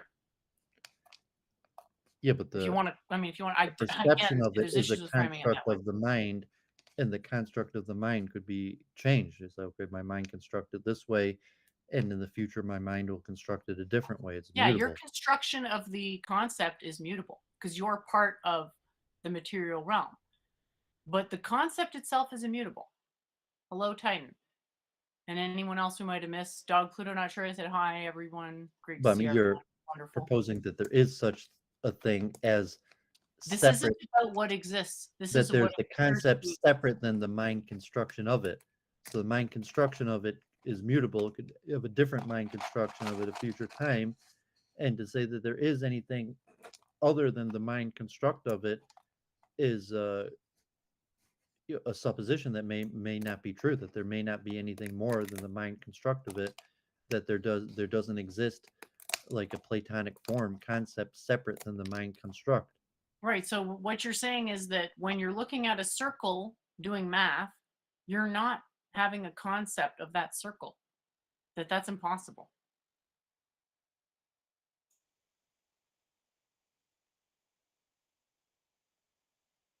And I'm saying there's an issue with that It'd be because like this JF and concept, his you moral need some nihilism. way It's for just a the thing is you preference. need language to be able to access the concept of immutability, even if you don't believe in it, because our senses believe in it. I mean, the circle, you could say, is just the mind preference. You could say that, but it isn't a fact because it's mind independent. Circles are mind independent. I mean, you can't establish that They're definitionally mind independent. It's a one-dimensional surface of infinite curvature. maybe you can't establish that anything mind independent. Definitional. I can establish a definition. Does anyone in the chat want to say that a circle is mind dependent? Go on ahead and try to establish that, please. It just seems like you're arguing on a technicality, honestly. No, Does it not kind of it's seem just a a bit question of technicality logic to that you say can't necessarily derive. And to say that every that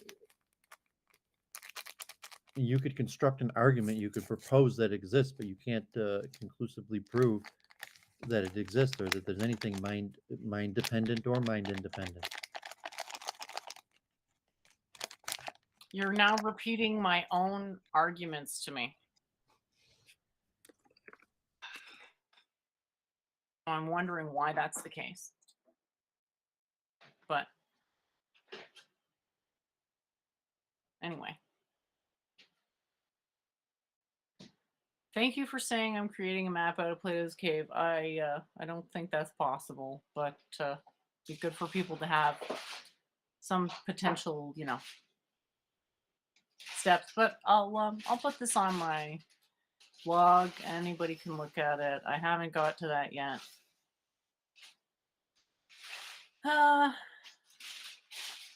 So we've got a pretty long list of various things here. Yeah, we didn't go into that here. So I was just saying, like, I don't really see how you can get out of this in language. But I'm not making a Platonic argument. I'm saying go ahead and make an argument. Argue against this, but actually do it effectively and establish what the problem is. Like, because I feel like out of all the things we can conceive, out of all the things we can sort of like think about, that we can think about mathematical objects easier than anything else. Like, I don't, as much as we can really think about objects, like I don't really think it works like that. I think a lot of it is tied to more of an impression, a feeling, a vibe that's sort of like almost comes up like a burp where it's like, woo, okay, tasting it twice kind of thing. Like that sort of perhaps gross example. But anyway, I hope that my insistence didn't upset Doovid to the point that he had to storm off. That is actually some sort of other reason for it that has nothing to do with me. But anyway, so we've basically got this composite proof here that establishes that it's sort of just a way of phrasing the question, why is it different? But it is actually, in some sense, the same. Because it is true that our concept, our own personal notion of things evolves. My conception of a perfect circle evolves with how much time I spend contemplating that perfect circle. So, yes, the perfect circle, in a very real sense, has causal powers in the sense that you're getting better. You can try this yourself, get better to visualize just a circle, a simple shape. It involves harmonizing with a shape that is perfect, and your rendition of it may not be, actually, probably won't be perfect right away. It'll probably be quite dim at first. But the point is that that would literally be the one of the only things you could do. One of the only things you could establish is that, and even that you could poke holes in. Like, I could then attack that argument and say, actually, there's not real circles. There's only the hyperbolic figure eight, not complement, and everything is just a resonance harm that, and the body has causal powers in that neighborhood, and that's it. Memes ask, what if there's no true circle? It's like, well, then you're saying that the thing that we're thinking about when we're talking about a circle isn't the same thing. And then you're sort of calling into question the purpose of math. I mean, to me, math is about shortcutting understanding quickly. So, jamming a bunch of information quickly through a doorway of a small amount of diagram. So the question is, yeah, do we need the perfect? That's how it tends to work. We do practice to whatever to realize that there's certain, I don't want to call, I don't know, but beliefs is the right term, but there's certain things that are easier to think.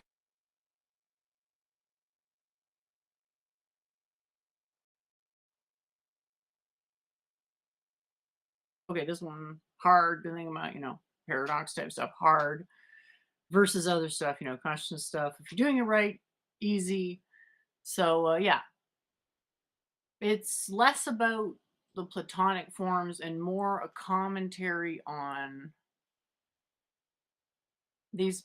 There's a structural problem with empiricism because what seems true and what is true oughtn't match up. And what I'm trying to get people to do with a proof like this is to presuppose basically that they oughtn't match up, that they're co-rising, but that they're conjugate in the sense that don't directly correlate, they inversely correlate.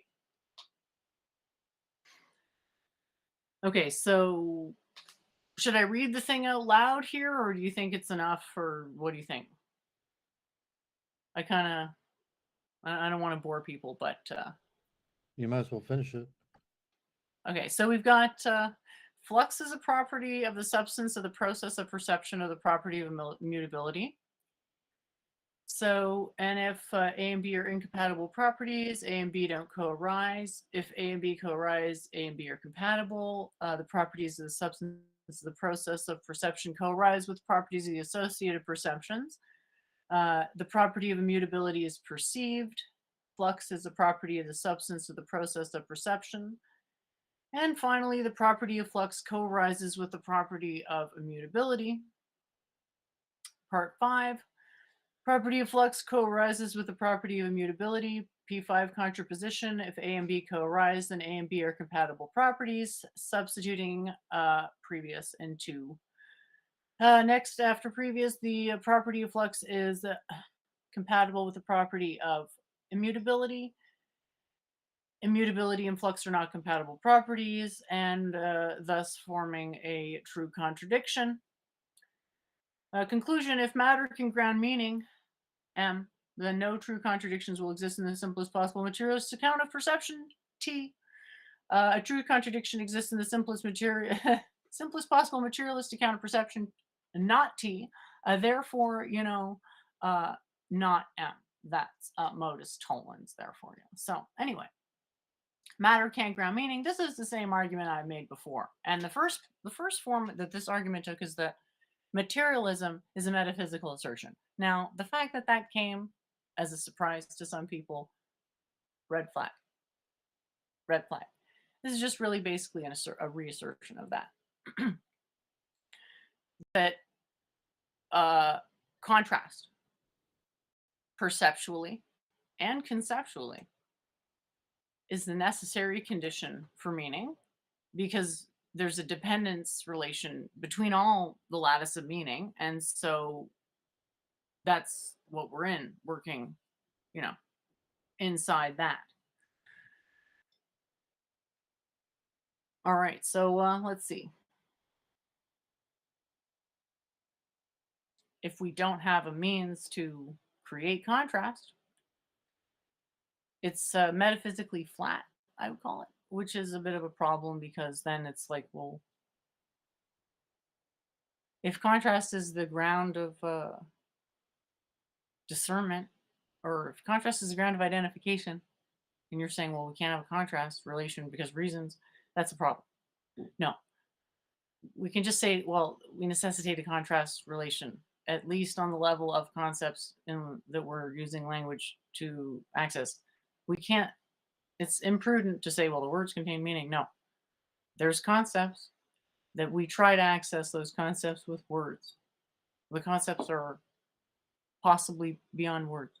We don't want to assume necessarily the concepts being encompassed, by words.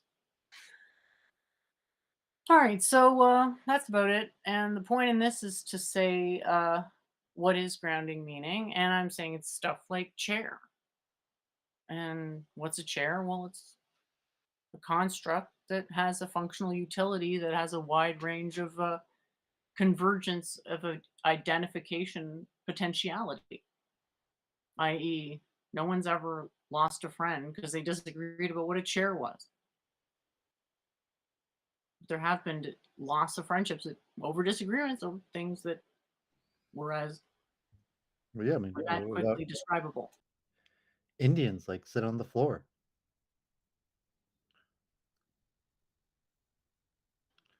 I mean, chair is a Western construct.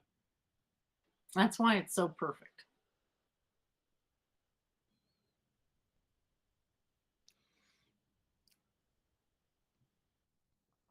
And you made another one also. This one I'm I just looked saying at we because perceive it as you an sent me in internal the art. middle of the week, and it was, but you made um, another paper you sent me. Yeah, I did 2, 3 even, but I didn't send you the third one because I wasn't 100%. Or maybe I did. I don't know. I'm not sure about the third one being good yet. So, yeah, 2 for 1. You only sent me 2. I mean, you sent me that one just before the show on that had dualism, if that's what you meant as the third. Oh no, just that. No, that's not what I was thinking of.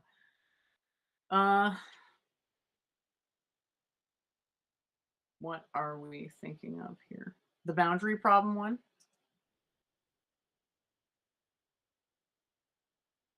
I don't even remember. Yeah, the heat wave. I got my ice pack. Like, I'm not sure. I get a little bit of headache, and so I got my ice pack here.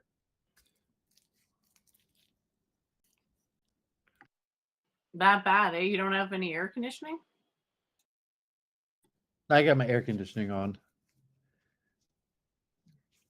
I just I'm using the ice pack as a headache. But Dog Pluto in the chat was mentioning the heat wave in America. There's Michigan's actually not that bad relatively, but across the country there's warnings. Heat wave. Be careful. Yep, stay hydrated and don't feel bad about getting good water. Water's important. Okay, so overall, you think it's valid, but that every single one of the premises is probably wrong. Well, I didn't say it's wrong, just it doesn't necessitate the conclusion. The conclusion being,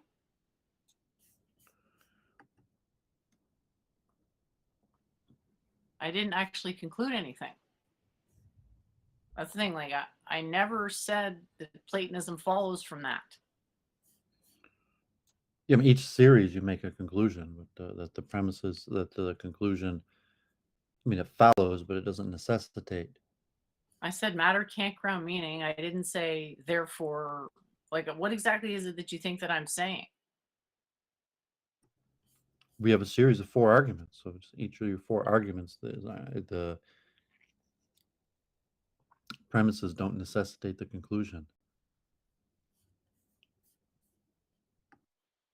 But you said it was a valid argument, so that means one of the premises is wrong.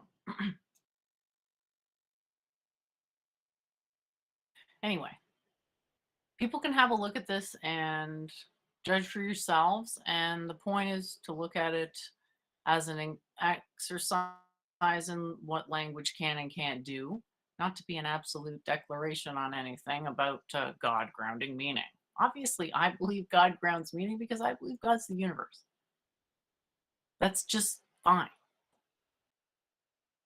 What this particular proof is trying to establish is that there's a difference between the information that's intrinsic in matter and the manner we derive meaning from experience. So that's why we can't necessarily trust sense impressions about things like metaphysical primacy and the laws of consciousness and so on and so forth. You have the same issue here with, say, humans are finite entities, but yet we contain infinity. That's not the issue I have, Skyworks. Sorry, go ahead. I'm So, sorry, like, what a were you going to sine say? function is infinite. Your humans are finite depending on how you define finite. We're not infinitely big, but we contain infinity in multiple infinities. The matter that comprises us has no beginning. Well, I'm saying there's called regressions within us that are infinite. So what does it mean that humans are What? finite? Okay. What? Anyway, yeah, so that's my premises for this one. So we've moved on from the first one, which is how does matter ground meaning? Well, pro tip, it can't. And you don't need to invoke Platonism, but you do need to invoke a minimum of just saying there needs to be some sort of contrast to uh, establish difference. Like, how do I tell the difference between a chair and a shoe if matter is all just energy, man? You know what I'm saying? That's more what we're looking at here. And I'm not saying there's an answer, which is like the BDFO that then it's just, okay, I'm off the hook now. No, the starting point. So, anyway, briefly, the this is the type of proof most people reject this type of proof. I don't know why. To me, it's like, why would you go further than this? But fine. Finitely, if blah, blah, blah, excuse me. A finite entity cannot fully conceptualize an infinite entity. Humans are finite entities. The universe is an infinite entity. Combine that, and human beings cannot fully conceptualize the universe. There's just no way to. I don't think that would sort of be like neither provable nor disprovable, in my opinion. It's more a matter of an aesthetic preferences. Like, this is sort of how I see it. You see it that way, then you can come to these various conclusions. And it does become nebulous at a certain point. It's just always this notion that within axioms, can't prove the axioms. If the Yeah, this axioms one's can be poorly right, though. structured. Okay. That. You say that, I would completely. It would say the human body is finite. Maybe the human mind is infinite. And then you have, how does a And finite the entity, human how does a body is finite entity power an infinite entity? the human body isn't what conceives anyways. Okay, but Or the even say mind is that powered by the like body. from How does a panpsychism, finite body power an infinite mind? It can't. it doesn't. I just debunked you. I'm sorry. No, you didn't. So the human body doesn't You're power saying the the mind is infinite mind. magically infinite. I'm saying it's not because there's finite energy powering it. It's the same problem. The mind and Well, no, body I'm a dependently arise. dualist. That The doesn't mind, change anything. of course, I mean, one, if you say panpsychist, there's no differentiation between the mind and the universe. That is the cosmic megamind, not your own individual mind. You're saying you say that there's a differentiation between, even to say I have my own mind. I mean, you're proposing things here that aren't clear. Okay, well, what's unclear? The nature. I mean, you're proposing a solution to the hard problem of consciousness. Well, again, I didn't say that. I thought I was just outlining some limitations for certain things. I certainly didn't have that But, lofty a goal. but I'm saying it necessitates the solution. If you are saying that this is somehow giving you insight to that, great. That wasn't actually what my No, I'm premise not was, saying but insight, that's but I'm fine. saying your propositions or your logic necessitates that the hard problem of consciousness already be solved, which it isn't. What? Okay, what I'm sorry. This is presupposing a solution to the hard problem. Oh, are you talking about my definitions of non-dualistic monistic and dualistic panpsychism? No, this thing, I mean, you moved it down so you didn't have the top one on, like, on whatever mind is finite. By saying that mind You is want me to go back unknown. to the beginning? You want me to go back to the beginning of this proof here? Where do you want me to scroll it to? Sorry. Well, I was making a comment on the one at the beginning, but yeah, I mean, you're presupposing a solution to the hard problem of consciousness. I don't understand what you're saying here. I don't see how that follows. When you say that mind is finite, Our subjective minds are finite. Yeah, that follows from our bodies being finite by conservation of energy.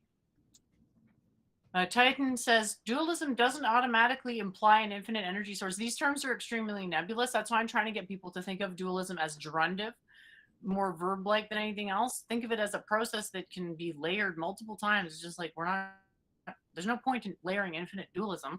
That's not what the point is, but some certain frameworks necessitate dualism. And what I'm saying is that basically you need enough dualism in language to justify, well, why can I tell the difference between a chair and a shoe? There's obviously an answer to that. yeah, I mean, part two and part three are not necessarily true. I mean, one thing, the universe is not, we don't know that the universe is infinite. It could be bounded and finite, and we don't know that Then humans. where's the boundary? The thing is that you can't establish a boundary. You can't reasonably establish a boundary. So we can sort of play hot potato on that, but the burden is on the claimant. So where's the boundary if there is one? So it's sort of definitional. So I don't really see how that's It's possible not. to get at. I mean, you're saying the default position regarding these, and I'm not even sure you're right. I mean, you could set it. I mean, that you're making the argument. You're saying these are the default position, but I would disagree on that. I mean, especially about the human being finite, the human mind. If You have a that's what they finite mass. It's all about a reasonable. I'm not saying we can't perceive properties in common with I'm not my infinity type body. things. I'm not my body. So to I'm say my talking body about is a finite. reasonable supposition as a starting point. I'm not talking about what might be achieved down the line once expertise and mastery are developed. I'm talking about what is reasonable to expect when you're just starting. That's all I'm saying. So that's sort of where I'm coming from on this. Now, the reasonable expectation is that a finite, as in none of us weighs infinity pounds. Okay.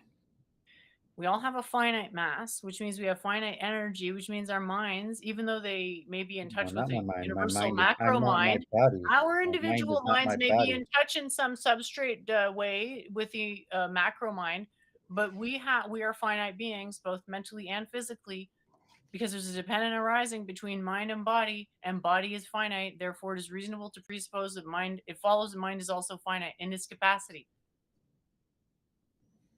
That's where you have to start with a supposition. Maybe there's some way to perceive something, but that's something in addition to what is reasonable to presume as a starting point. So I don't see how you can really disagree with any of these concepts. And I think just reading the propositions, the way that I've written them, like honestly think they sort of, it's pretty obvious what this proof is going to look like. Like I think a lot of, if it was, I don't know, does anyone feel like they already know what this proof is going to consist of? Yeah, I mean, it even Anyway, contradicts your last. I mean, so you're even contradicting I'm your last, not okay. What is the Where's the contradiction? that about the immateriality of concepts in your last proof. I didn't say immaterial. I said So now immutable. the How do we account for the the grounding. perception of So you just in your immutability last thing you said in that a you can't variable materially ground universe? concepts, and then here you're saying that the mind is finite because you could ground concepts, but you just proved in your Wait, last I paper didn't that you say can't. that. The mind is kind of okay. You just proved in your last P2 paper that you is can't wrong. ground concepts, and now here you're claiming the grounding of concepts for the mind being finite. Right. Well, that's why it's reductio. That's what it says in the thing. It's a But you don't care. reductio You don't proof. care that you contradicted your Because premise it's of meant your to last. be wrong. The proof derives something absurd. Therefore, one of its suppositions is wrong, aka P2 is wrong. That's the whole point of that proof. It says cosmological binding problem intended to buttress the aforementioned default hypothesis that we can't do that.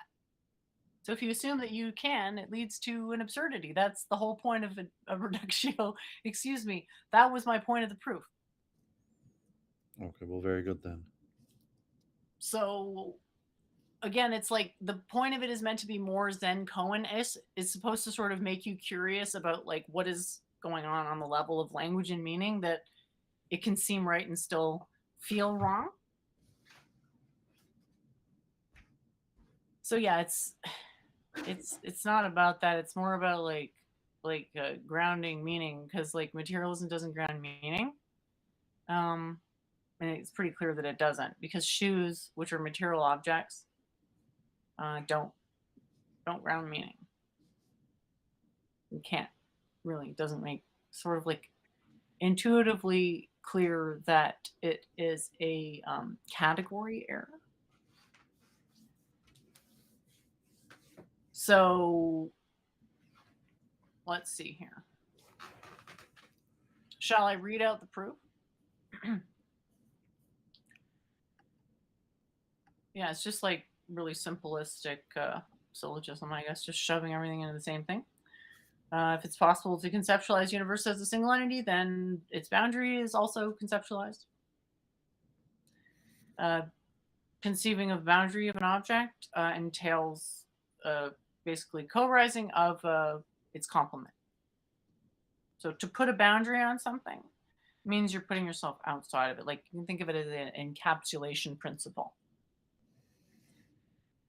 If it's possible to conceptualize the universe as a single entity, then its complement is simultaneously conceptualized. It's possible to conceptualize the universe as a single entity, therefore its complement is simultaneously conceptualized. And finally, concluding that that's actually bigger than the universe. So we've worked it out in such a way that we can conceptualize something greater than the maximally great entity, which is undermining the purpose of language. Like we don't want language to contradict itself on that level. Like it's intuitive that the maximally great entity is the universe. It follows we can't conceive anything greater than that. So it follows that if we can construct an argument where it follows that we can, or it presupposes that we can, that we're going to get problems like this one.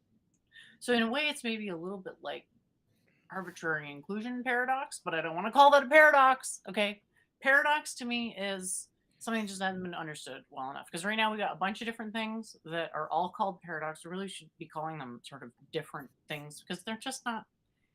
The approach is just completely different between them. So anyway, conclusion is basically P2 is false. So commentary is even though it's not possible to, yeah, it's not possible to do it, but we kind of do it anyway. By calling it the universe, we're doing it anyway. We're saying I can conceive of what exists as a single thing, but the proof shows that you can't. So the term universe is actually fallacious as an idea because it presupposes this monism. Because anytime you can put a label on something, that sort of implies a boundary. So the main thing with this proof is to think about where boundaries arise in the formation of concepts and how they kind of relate to each other. So yeah, the turtle's all the way down. Like I don't know why that keeps coming up. Frankly, I that's like a cliche from a random publication. I don't know what the point of that is really. I don't see where the turtles comes in either. So that's kind of on you to figure that out what that means. If what we're saying is that there's always another level of justification, sure, but who's conversant in that? Slash information that can be gleaned by recursing backwards into more hypotheticals is going to reach diminishing returns because, like, most of this stuff devolves into esoteric real quick. I got to keep it on exoteric. I got to keep it making sense. So it's like, no, the questions can't just be, anything that comes to mind, aka infinity whys, because each of those whys might be 10, 20, 50 times harder to answer. And it's worth answering, but it's like, let's actually know what we're saying at step one before we go to like step -1 or whatever, step 0. We want to go in the direction of maximum certainty. And so the idea with the turtle shells is that for any justification, you can always give the justification for the justification. And what I'm saying is that that sounds like it could work, but in practical terms, we only have access to a finite number of concepts within conventional language, and we have no real access to like grounding meaning in the sense of like making sure that we're referring to the same concepts when we're talking about them. Daryl says the universe does not imply a boundary. It's unclear. Okay. So I think the best argument for a boundary is actually the universal, the cosmic background radiation. Would you agree, Doooovid, that that's the best argument for a universal boundary?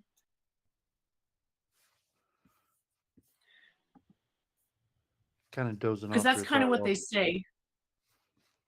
That's kind of what they say is that that's like the beginning of time, is residual from the beginning of time. So if you bind that paradigm, you could say that like in some sense the CMB is residual from the boundary. If you want to say that the Big Bang is some type of boundary, but I don't actually think a lot of people have taken that position. So, but I mean, technically that's the boundary because it's the low limit of the signal that can be identified. Like there's nothing sort of weaker, but still across the range that as that. Anyway, so that's about it. Finally, we've got, yeah. So yeah, that's basically it. And then we can sort of go into like more things like infinity, which is super important. And yeah, my other thing was, so are you just too hot to comment on that, or what do you think? You basically agree with my position that we can't conceive of the universe as a single entity? Not necessarily.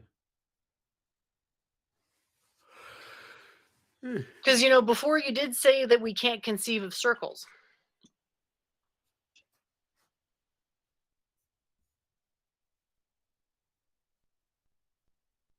So, like, if what's more likely that we can conceive of a circle or the universe as a single entity?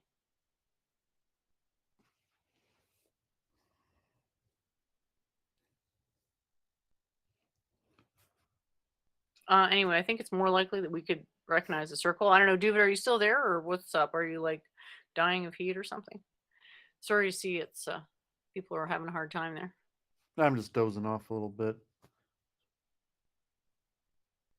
Okay, so I guess I can wrap up with my definition of panpsychism, which was basically like trying to say like that these concepts of non-dualism, monism, and dualism, they're not incompatible concepts. A lot of times you have to invoke, I'm not saying all three at the same time, like it is pretty confusing to invoke multiples at the same time, but what's the point? And I know, oh, I don't want to think about metaphysical simplicity or metaphysical necessity or whatever. Metaphysics still cares about you because it just sort of goes to the concept, complexity of concepts. And if all concepts emanate from a singular concept, what's the most efficient way to sort that? Pro tip, there's not one way, but there's a bunch of methods that optimize within particular domains. So panpsychism optimizes within the domain of signal processing, a way to look at the material substance of the universe. Because to say panpsychism isn't saying anything is just sort of pretty dismissive. Saying quite a bit is saying like, yeah, there's a constant state of flux in materiality, but there's an immateriality as well, and it's not subject to flux, but is possible to model it as being subject to flux. But basically, start with your basic binary and say, well, we don't really have use for 100% binary, so we can just have minor mixing. And that's where you would be going with your various flavors of models for that, which I don't really want to get into too much, but just basically saying panpsychism without qualifying it is pretty general. I'd say it's almost the same assertion as solipsism. And noting that we want to disregard all the definitions of solipsism that are in any way not energetically expedient, like some mouse utopia type alien thing. Like, where's the energy for the aliens coming from? If you can explain it without aliens, probably don't need the aliens to explain it. Daryl says there's no not universe no matter where you go. That's true. It's the same with consciousness. Like, there's certain things that can't be negated. And then what it means to negate things is within the context of the stuff that can't be negated. And then there's various methodologies that will negate things, but just to basically look at things as like concepts and how hard they are. I think the non dualism is always the hardest because it's the most general. But in another way, it tends to also lend itself to quite intuitive examples as well. Yeah, like Um, Hinkle says, Doovid could stream in his sleep. did you want to hop off, or like I feel like I'm putting you to bed with my assertions here, so I don't like Meme said he's joining in a few minutes. he's joining. Oh my gosh, that is awesome. Okay, so yeah. Is there something that might be less boring for you that we can talk about in the meantime? In the meme time or the meantime? I just said meantime. I didn't mean to say meme time. So yeah. Uh well, metaphysics is really hard to talk about at Skyworks because it's like, what is it? And there's no real word for what it is I'm trying to say. Yeah, I mean, you're still your dualism. That's why I said that No, it's contradicting the emergence. you're It's contradicting emergence. the classical definition of It's dualism. emergence. That there's not It's it's not a emergence. boundary between two necessary aspects of consciousness. It's a boundary between the material and consciousness. that the mind body problem, that Sure. the mind is not material and consciousness is not material. So that's why it's dualism. Consciousness actually is material. Mind is immaterial. So I don't know what you're talking about here. Well, I mean, if you're playing around with the words, but that's classical No, dualism is you know, say that mind consciousness is an aspect of the non-material realm. you're saying that. I'm not saying that. We'd have to go into what we meant by consciousness, right? I'm just saying it's a very basic process. It's just a process. And the thing that matters doing on the most fundamental level is phase transitions. And I'm saying that's the process of consciousness. So to me, that's panpsychism, but it's not saying anything about the universe in terms of whether it has a boundary. It's not saying anything other than matter exists and that the property of matter is vibration fundamentally. Monism would then be invoking some type of like a structure. And if we're talking about panpsychism, we're talking about a universal panpsychism, and then there's like a structure on the panpsychism. So then if you want to talk about panpsychism at that point, you're kind of into like, does the universe as an entity have an identity? And that's different. But I'm just looking at it at the level of, well, language is already kind of already doing that with just the term universe itself. So we get by using universe as something that is infinite, but we're finite and we can somehow conceive of it somehow. So blah blah blah. Monism is in some sense a necessary condition for the perception of certain types of conceptual coherence. It's about not about exactly what's there, but it's about how we perceive things and how we judge things to be real, which is definitely created from what's there, but then there's this like internal state that also informs things in a much richer way.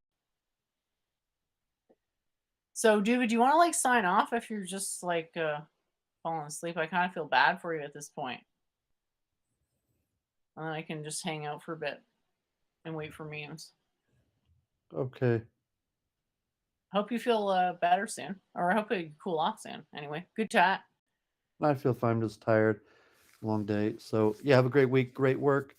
And look forward to next week. And hopefully I'll pump out my essay on identity some point this week. So You think you're like halfway through? no, I mean the work's never finished, but you know, I have enough material that I'll try to put out an essay. You know, How okay. long are So we talking? Oh, well, I guess we'll have- see it when it's done. It sounds like it was going to be really long, so big one coming up. yeah, and, you know, I could try to divide it or see that, but I have enough material for a full essay, so I don't need to endlessly research the topic. So I'll try to get that out. Okay, so have a great week and great work, and take care. See you next week. Take care. See you next week. Bye. Tinkle says the mind seems immaterial because it taps into the non locality of the universe. We got to be careful here. The right words depend on the topic. So we were just going into a couple topics here. So the right words is sort of relative to what we're talking about. Mind is like literally my definition of it that I've selected specifically to work transcendentally. So the key thing is the personal impersonal divide. You really need to be sure you're crossing that correctly. Otherwise, it's just the same error every time you do it. Not good. So, based on quantum mechanics mostly, and findings, it does make sense to equate the process of consciousness to state transition because it's just a general description of changing flux, whatever you want to call it, in materiality. And a mind is something that materiality is happening inside of. So there's an ordering principle imposed on materiality, which is you could call that mentality, and then that would be the ordering principle for materiality. So that's a bit where one of the stumbling blocks is, I think, conceptually, is the idea that something can be constantly under flux, but still possess a tremendous amount of order, and that's because there's highly ordered, you know, geometric figures, whatever you want to call them, that dictate the flux. So it's not just random flux, it's flux within a narrow band. And it's possible to make the band a little bigger by doping the signal with energy. Possible to artificially restrict the band through things like slit experiments, but ultimately you're in that type of modality. Thank God everyone knows how bad I am at monologuing. Thank Well, that's goodness why I for said, the like, people finish in your the lecture. chat. You had a thing planned. So I figured it would buy me a few minutes to finish my sandwich and stuff. Thank you for But coming on I so like what. much. Thank What's you for up? doing my homework for me again. No, I'm listening and I'm listening and again I only got in part of the way through. And I'm it's like that's interesting. I was looking at my phone. I'm like, all right, I can't really see. I see flux there. I think that's very important. I heard there were 4 points. I'm like, all right. Why do I think it's phrased in a particular way that I'm hearing some form of infinite descent. Maybe I'm completely wrong. Uh, not sure. Which one of the proofs are you thinking of? Because there was I don't really. It sounded like the way you were phrasing it. It was in a way that was just going to continually flow. well, there's one where I'm basically saying that materialism is not sufficient to ground meaning because the properties are incompatible. That's the first one. And Is then that the like a second mind? one Yeah. was go ahead.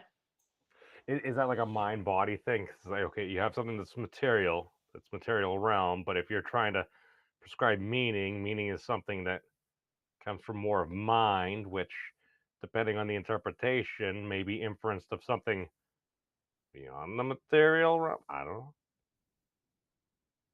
I'm basing off what I've heard from several of your previous talks. Um, I mean, I'm yeah, inclined to believe, but I also have to be skeptical. sure. Um, it was basically just like trying to phrase it in a way that makes the form of the solution more obvious, but make it also that a class of solutions would be acceptable. So you're Like trying to I get people to think. pretty much like I there's no like I'm not like sitting there rubbing my hands hoping everyone's going to fall into some like rhetorical trap or whatever. There's just I I thought mean, it was that can be a interesting happy for the consequence sake of it. sometimes, but Just for the sake of trying it out to like no, no. basically to show the problem with language because like language does convey something. It's just not what we think it is and we have to spend time getting on the page of how we're going to convey meaning with certainty rather than just saying I'm sure language can do it because it can't. In the way that it can is extremely limited unless you're already conversant in a concept, but you're not really ever going to be because what does it mean to be conversant in a concept? It's like you're into like the dueling experts problem, which doesn't have a solution, right? So anyway, all that to say that the first one is that matter lacks information to ground the meaning that we find in language. And the second one is that we shouldn't presuppose that we can conceive of the universe as an infinite, as a single entity, because that creates problems logically. I'm not sure I agree with any of those. Yeah, another reason I made them was because I wanted them to feel counterintuitive. It, what was the The first thing was, oh, the expert thing. See, the experts. Okay, no, actually, that's actually pretty good because you would need some outside facts, factors, force, flux, something in addition to be able to determine what was going on if they're technically equal experts, is whatever the heck that means. What I forget what the second thing was. I think you listed a thing and then two other things. What was the first, second thing? Well, if we're just talking about the proofs that I came up with this week, the first one was about saying that if you assume that matter can ground meaning, you have trouble accounting Oh, for the the information, the conception of information. Now, immutability. I'm not that far yet. I'm not that far yet. Let's go with the thing about encoding information. A lot of people within computer science, they seem to be getting of the idea. It's like, all right, if we had perfect information, if we was Laplace's demon, if there is information, if we convert to information, would it be easier to figure out what's going on? I tend to think information would at least give us an additional perspective on what's going on. I don't think that's a bad. As far as universe, Jen, you drove this into me. Words matter. I've been using Cosmos or our arena of operation and stuff more recently because language is important. And again, I'm not sure. I'm not saying it was us, but all I know is at least we have editorial citation within at least, and in that second version of was it 44? I remember, and again, maybe he already did this and stuff, but when we had the discussion, and it's like, oh, you know, like the whole like Men in Black thing and stuff. It's like, oh, what if the universe is far more fantastic than that? And then I noticed the difference from volume one, or excuse me, version one to volume two. It the word universe basically in most instances, I'm pretty sure it was replaced with minimal arena. I'm just saying if we're gonna use the word that means one, the one, we should be careful. Well, we're sort of presuming here that the concept's more important and that we're deriving a concept based on what we think is the average belief about certainty about particular concepts. Is this why they always told us like the electron like zoomed around the proton in school? We're trying to simplify. My thing, don't lie to people. Don't. I understand, and in a lot of ways, like that's where I was. But like I feel like you brought me to a higher level, and don't bring me down, Jim. Don't bring me down. I understand what you're trying to do. No, that's why I said use the words cosmos. That's what I've been trying to do. I feel like as a mimetic thing, it's like the cosmos because we already use that word. It's and if somebody uses universe, you don't need to attack them for it. Just be like, no, I just happen to use. Like, now if somebody says no, when you talk about the universe, you're like, well, I'm talking about the cosmos. And if they happen to get into that, you can totally explain why because it's what's beyond bound. I don't know, turtles, dragons. I'm just saying. Because I feel like that's how you bring people into the con. I'm sorry, cutting you off, Jen. Continue. Did you say bring people into the con? I wait. What? The conversation? Yeah. I forget which point. I probably cut my. Oh, I told you to continue. Continue. That's where I cut my mic. I forgot there's a slight lag time. Okay, so it's like, do we call it universe or cosmos? Just go with universe. You can say observable universe. That's also fair. But I'm gonna say if you're gonna go with like the HFA and Dad's model and stuff, I'm like you get about 10 to the 32 meters for like your potential area. And what you were saying before, because I've been thinking about this for the past week or two. One of the reasons why I'm like I think Jen's doing my homework again because I always noticed Thad would use the term minus its boundary. I never asked him what he meant by that. Well, I mean, I'm sure he's very thankful that you didn't. It's a horrible question. Nobody wants to be asked that. Just kidding. But yeah, I mean, Well, no, ultimately, it's a you're running up powerful against the limits question. of language. Usually, at this point, you'd say, "Look, this is running on the limits of language. Let me demonstrate how my system decomposes this, and you'll get a better idea of what I'm saying and how we already accept that language doesn't convey meaning. So, like, to just go through meaning of definitions forever doesn't actually explain the concept. But this sort of does, and it's a metaphor, and this is why. That's an example. But at this point, I just don't see the point of using the term cosmos. Just sounds mystical for no reason, but that's whatever. Other people feel I, free. I, I don't I care. thought the study of space was cosmology. Right. And that's where I'll use the term if we're talking about cosmology. We're talking about stellar formation. We're talking about, in this case, a conceptualization of the universe as an entity that would fall under cosmology. So, but I'm not going to call it, see, the difference is I'm not going to call it the cosmos. I'm going to call it the universe because talking about the universe is not only done within the domain of cosmology, if that makes sense. Oh no! I'm not this. No, I mean, hey, you're a big girl. You can do whatever. I'm sorry, you're a I'm grown woman. talking You about can the do people whatever in you the chat, actually. Sorry, I didn't mean to sound like I was saying it. I was addressing that to you. I was just talking about the people in the chat. But yeah, the stuff so far has been that. See, Scott. Here's the thing, and again, no, this is why this conversation is important about definitions. See, for Sky, and you know what? There's probably a pretty good reason, and I could actually see that. I'm just taking it kind of by like the universe when you're talking about it, it's ultimately the way I like to present it. It's the one. It's, Well, you can say it, cosmology is more than just the universe because it's models of the universe too. but It's not isn't even the that universe; it's just within? models of the universe, and that's the same thing. But then we say 'Cause we actually have a perfect model. We say all models are metaphors. Some metaphors are perfect. The HF8 complement is perfect metaphor. For what? This notion of a animate form. why do I feel like at some point, and again, I'm sure this will probably never happen, but if all of a sudden it's like, what, what is the answer? How many is there, or something like that?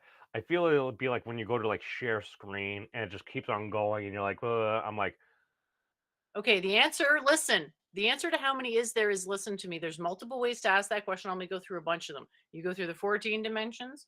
You can go through the ether model is 5-dimensional. You just need to memorize it. Star, planet, moon, blah, blah. Anyway, I won't go into that now, but say that, if people want to ask questions that generally that answers like that don't exist, but we have many particular ways to resolve that, but it doesn't fully I love resolve. how you It answered doesn't the fully question I answer. didn't mean to ask. Continue. No, I meant something else, but go What on. did This is you actually fascinating. mean? My bad. No. Realms of persistence. Basically, I'm trying to answer the Immutable. turtles all the way down. I'm just like, I I'm just using feel the like it would be term the infinite immutable. regress, and my question is, does it just loop around? Does it just loop around? Because that would be freaking sweet. There's I don't know. no the turtles and the HF8 complement, those are not compatible notions because the HF8 complement is unique in what it represents. Okay. Like I'm animated by that form, you're animated by that form, caterpillar's animated by that form. It's just truncated differently, but it's fundamentally reducible to that Yeah, form. turtles are animated by that form. But there's no turtle because the idea is the turtles, you can open it and then it's something different. Oh, see, I just view it as There's if it no happened. small man inside your brain piloting your body a la Dalek, which appears to be what you're saying. Oh, see, I was conceptualizing if maybe they were living inside like an electron or something like that. Literally was just another bounded realm there No, it's that's basically emergence. separate. It's Okay. simultaneous emergence. I see. I'm going to Futurama and the folks, the civilization that appeared on Bender's butt at one point, and then they end up worship. I'm just saying that the scale of perception and everything. I'm just like, again, when people use the term, it's like we're in the mind of God. I'm like, okay, let's use multiple truth hypothesis. Let's assume that's true. How might that be the case? I'm like, well, is it the mind? Is it You can a just put it to the portion side. You of? can forget about it. You can forget about it. Just remember that a mind is really, in a sense, the highest possible conceptualization because the God mind is that what we've decided is a limiting factor to conceptualizing cosmology itself, sort of the largest Oh quote no no unquote no no! thing. Don't get me wrong. I'm happy to focus on this realm. That's perfectly fine. But again, I happen to have a habit of still entertaining every once in a while. It's like, how could we break reality? Because I am the bad. But What do you mean by I, break reality? Take control of someone as though they were your puppet? why do neutrons decay? I'm just saying. Is that what everyone's after? Like, what do they want? Just like to snap your fingers, get a No, no, no, car? no, well, no, because I'm one of those people. I ruin everything, so I'm like, oh my god, I'm getting all this unearned knowledge. This is fantastic. And then somebody will point like a Hold on a minute. paradox Your or listen something. to me stop. Your capacity to understand it is your proof that you've earned it. I'd rather not break the universe, the cosmos, realm of persistence. But you're having doubt in God. It's all omnipotence then. No, no, I'm just being a bad It's normal person. to But then doubt again, what's God's the omnipotence. programming for the game? What are we trying to do? Are we trying to escape? I don't know. It's pretty comfy here. The necessity to compel action is an illusion of the animal mind. That goes away with time. I was There's looking at nothing to the do. chat. I'm sorry, but go on. I completely interrupted your conjecture, Jen. I'm sorry. No, it's fine. It's all good. We can take it in whatever direction. Titan says, what amazes me is that some people believe a supernatural creator designed and instantiated the whole shebang down to the trajectory of every particle throughout billions of years. I don't think that's very surprising. I think conceiving of the universe is one of the probably, I think there would be a difference in civilizational attainment prior to and post that um, definition being widespread. My one thing with that Titan is, now don't get me wrong, totally possible. Is that fun? Because every once in a while I throw it around as a joke, but when people ask what is the cosmos? What does the universe try to maximize for? Black hole production, this, that, it's I don't know, but every once in a while I sit back and I just kind of just try to Entropy. You already have the answer is entropy. oh yeah, but and then again, what may that also lead to? Every once in a while I'm like, what if it was a good story? There's a lot of good stories out there, and very often good stories also have tragedy in them. It's What if all terrible. the You have good stories hardship, are but held by lock and key by gods? I mean, maybe. I mean, uh, our realm. I mean, is it computationally irreducible? Well, here's the thing. What happens when one knows how the game is operated? Could one not also set up the parameters, just choose not to look, or create something that's pretty complex and has the one thing that God does not possess, limit? It's a pretty good story. God possesses limits. God can't break the laws of physics, for example. Can't they? Daryl, no one said entropy is universal in the sense that it's the law of everything, but the one of the laws is that entropy does increase, and that's what Means was asking. What's the thing bound to increase? And I said entropy. That's a very limited utility here because we don't really have a great concept that we can just hinge a bunch of other understanding to. Sorry, there's a redundant word in there somewhere. We don't have that with entropy. It's a bit obscure. Anyway. I thought it tended to increase.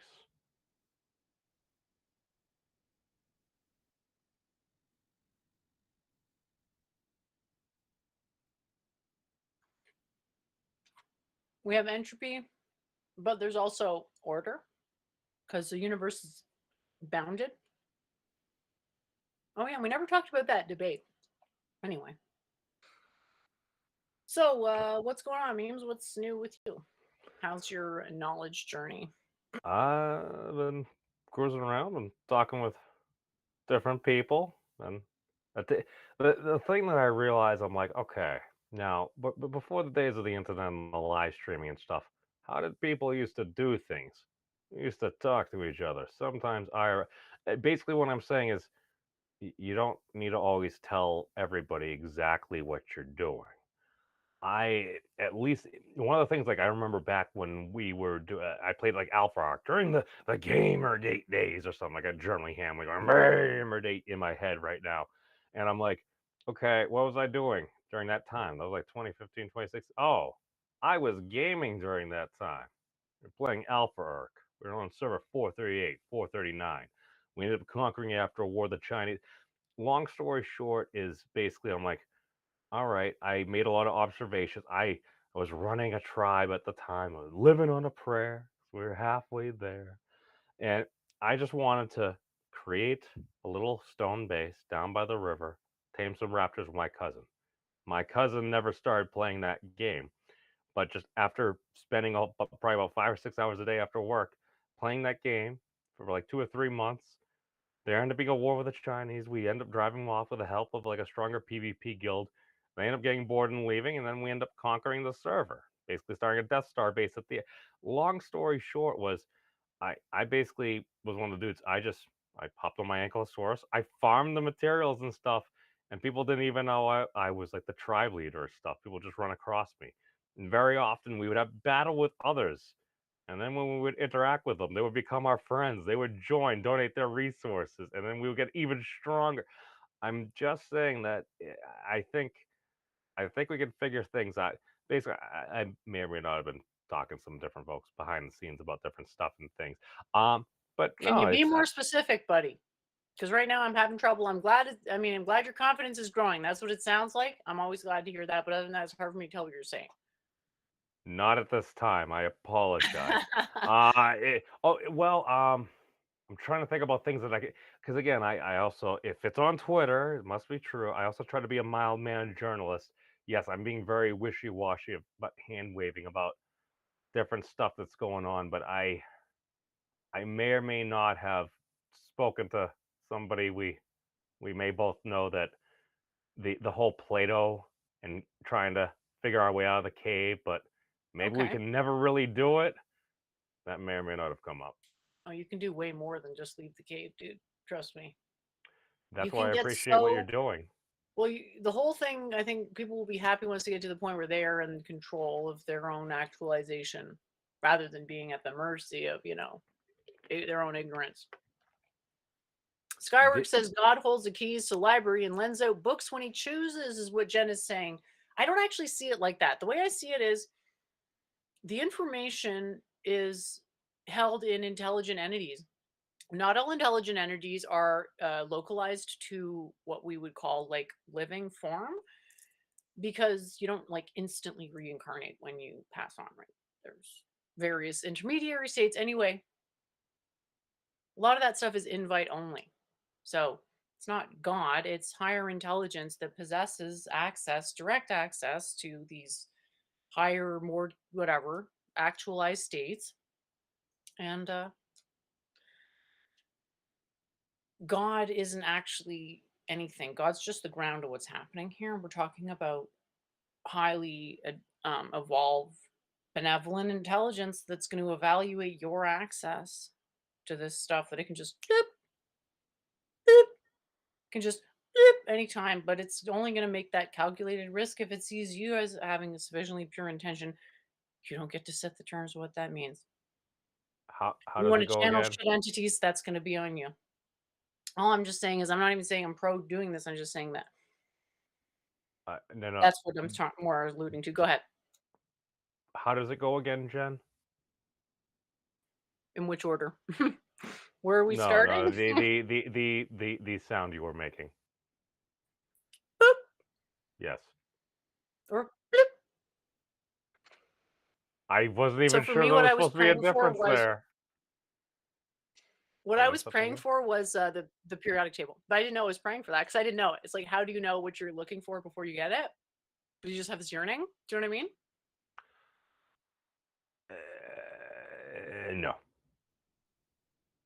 Like I want to say yes, but I can't say it honestly. You ever been in love?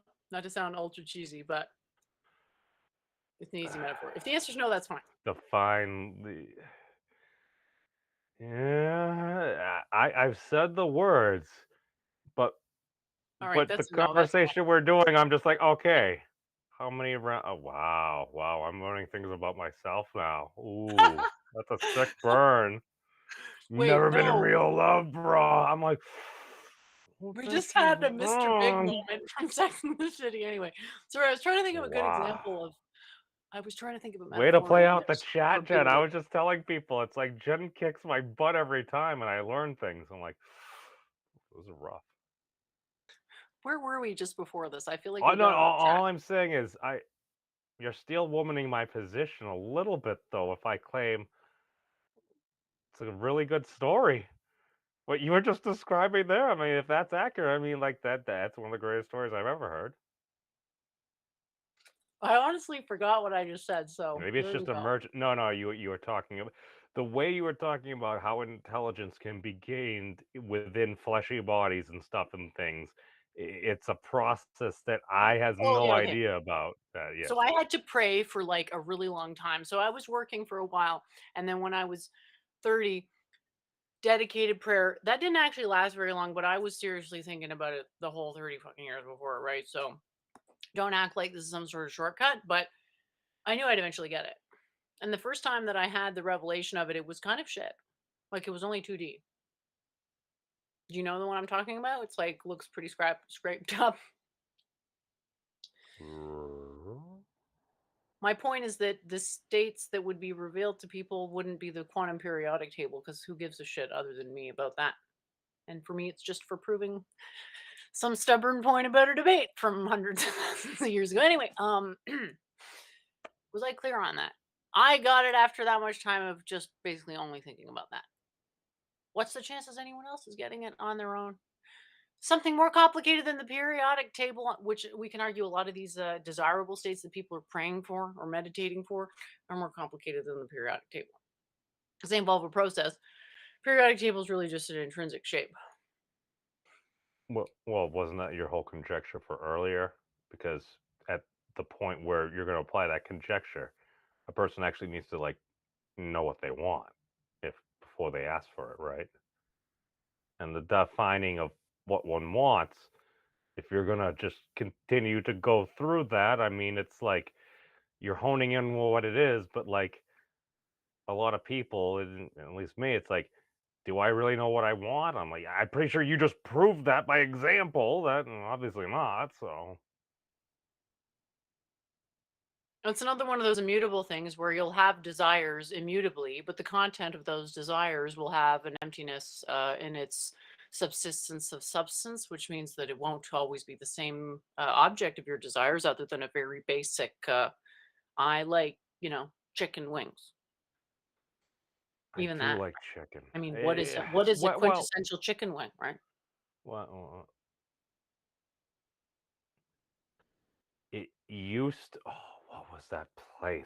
Oh my god! I thought about opening up this chicken shop. I totally should have before. I could have done whatever. Uh, but all I know is it sounded like you were talking about like almost taking a slice because you're like, oh, it's immutable and stuff. And Doovid was like, no, no, no, no. It can be muted and Listen, stuff I like. mean the same as what you mean when you say persistent. Same thing. No difference. When you say the shape of persistence, I'm saying the shape of immutability. I'm saying it's not a shape. It's a property. Concept tonight. Properties Tonight. pre-exist shapes. For a shape to exist, we need hint 3 plus 1.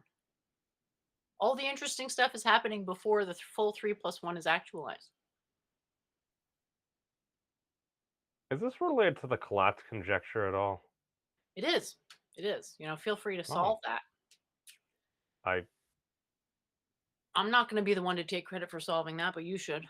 And I can even check your proof. oh no no no. I didn't solve it. I came Yeah, across you want. Well, who did then? If no one uh else is claiming to solve it and you see no the no solution and I'm not taking credit for it, I don't see why you would. somebody that I subscribe to on YouTube by following the algorithm. Okay. I don't know. I just started learning about it, and I've just been. Yes, but remember, They learning is seem very nonlinear. Listen persistent. to me. Learning is nonlinear.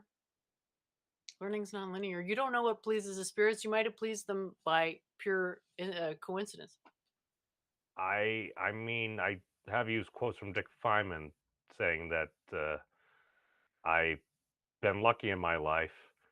You're not going to believe the story, but I swear it's absolutely true. Does it have to do with squaring things and then like the angle, like the sense and stuff like that? Because that's what it kind of sounded like they were talking about. No. What are you talking Okay. about? Straight lines are heavily emergent in my system, as in causally emergent, as in not fundamental. Tinkle says, it took me a while, but I escaped the cave. Now the problem is trying to wake up those that are still trapped there. The desire to wake others is a sign that we are not actually fully awake.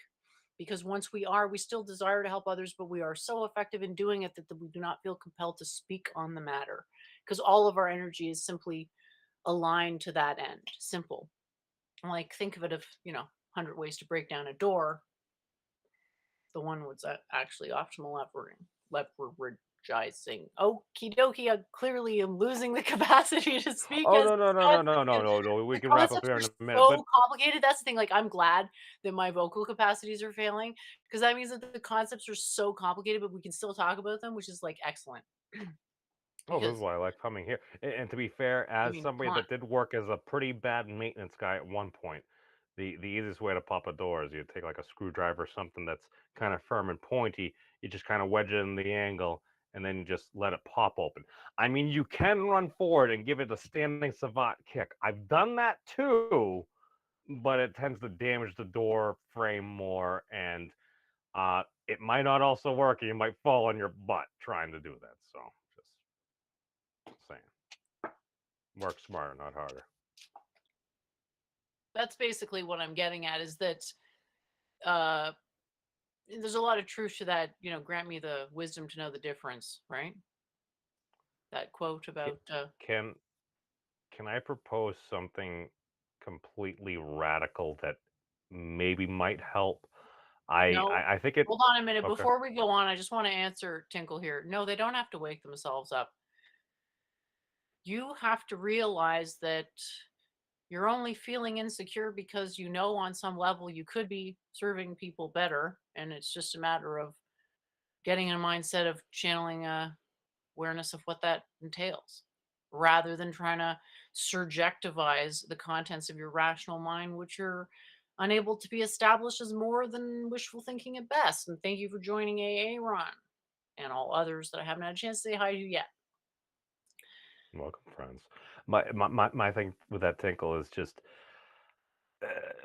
a lot of folks, people get really excited, and I equate it to that scene in like, what was it, Tommy Boy or something like that, where he's trying to sell brake pads like his dad. His dad was a very confident salesperson and stuff like that. It basically top of the line quality brake pads and everything. But Tommy Boy, like he had like a guaranteed sale where the guy's saying yes, and he's getting like so excited that he freaks out and everything. It's like people can be overstimulated, especially when you're showing them a lot. And if you're gonna show them a lot, just my thing is just try to be as honest as you can and everything. Try to get it relatable. I tend to think maybe you can help people to stir. They probably need to be able to get out of bed themselves, or at least if you're there to offer a helping hand, then probably makes it easier. Just my take. Are you saying that the attitude of service is good? Oh, absolutely. I mean, I don't know. I think maybe we overcomplicate things. Maybe it's just me. Maybe it's just because I'm more of a basic dude. It's like, oh, well, golden rule. So do unto others as you would have do unto you. It's like maybe I do things. It's like do I'm about to take action. Listen, Would I want somebody to do this to an me? attitude of service and the golden rule, those aren't the same thing. They're different principles. So an attitude of service is something anyone can do, and it's necessary. Because without service, you don't channel enough love, and then you run out of the desire to pursue virtue, and then you're not virtuous anymore, and you're just off that whole track of that working out for you. That's fair. No. I agree with that assessment. Oh, I see what you did there. We took things that some folks may assume to be equivalent, and we had specification. Well played, man. But yeah, no, we've been. I know you've been going for a number of hours now. Um, any final thoughts or anything? So you didn't have a chance to see those proofs, I guess? You came late. Oh, I We don't should have I to go have the over it. screen up? I'm not looking at it. No, you can go over like the last two or whatever we were at. Okay, well, the first proof was basically saying that materialism can't ground coherence because flux is a property of materiality and immutability is a property of coherence, and immutability and flux are incompatible on a signal processing level, basically. That's where I thought you were getting it from because I'm like flux. All right, the stuff Well, it's you know where doing. I got that from? Because Doovid, you know how he's always saying historical review, blah blah blah blah Yeah. blah. So I'm like, fucking okay, right? Which I have the focus to do for all of like 15 seconds. But when I did actually start going into the various stuff, I was trying to get a unified sort of gasp ontology on historically what had been like how these problems had been framed, and flux did appear to be present, at least for a good chunk of it, as a very generic descriptor of change, which obviously became more or less displaced by the uh, normative power of calculus, if you will.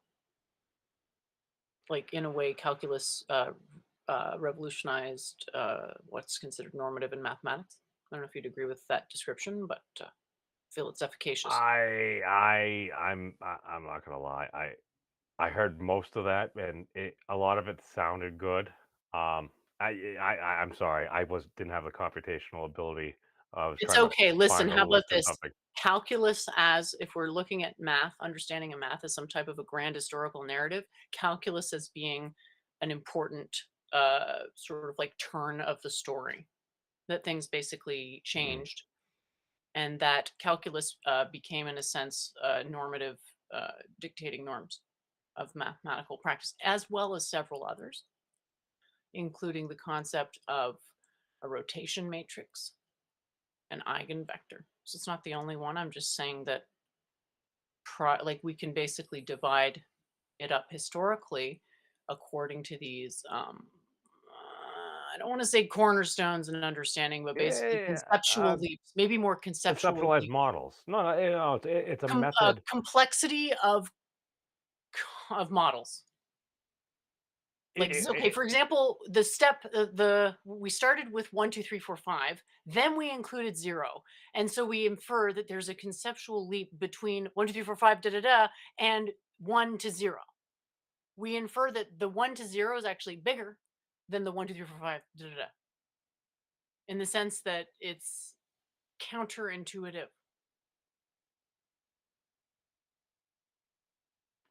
I don't know if that's clear, if that's a good example it's of counterintuitive reasoning, but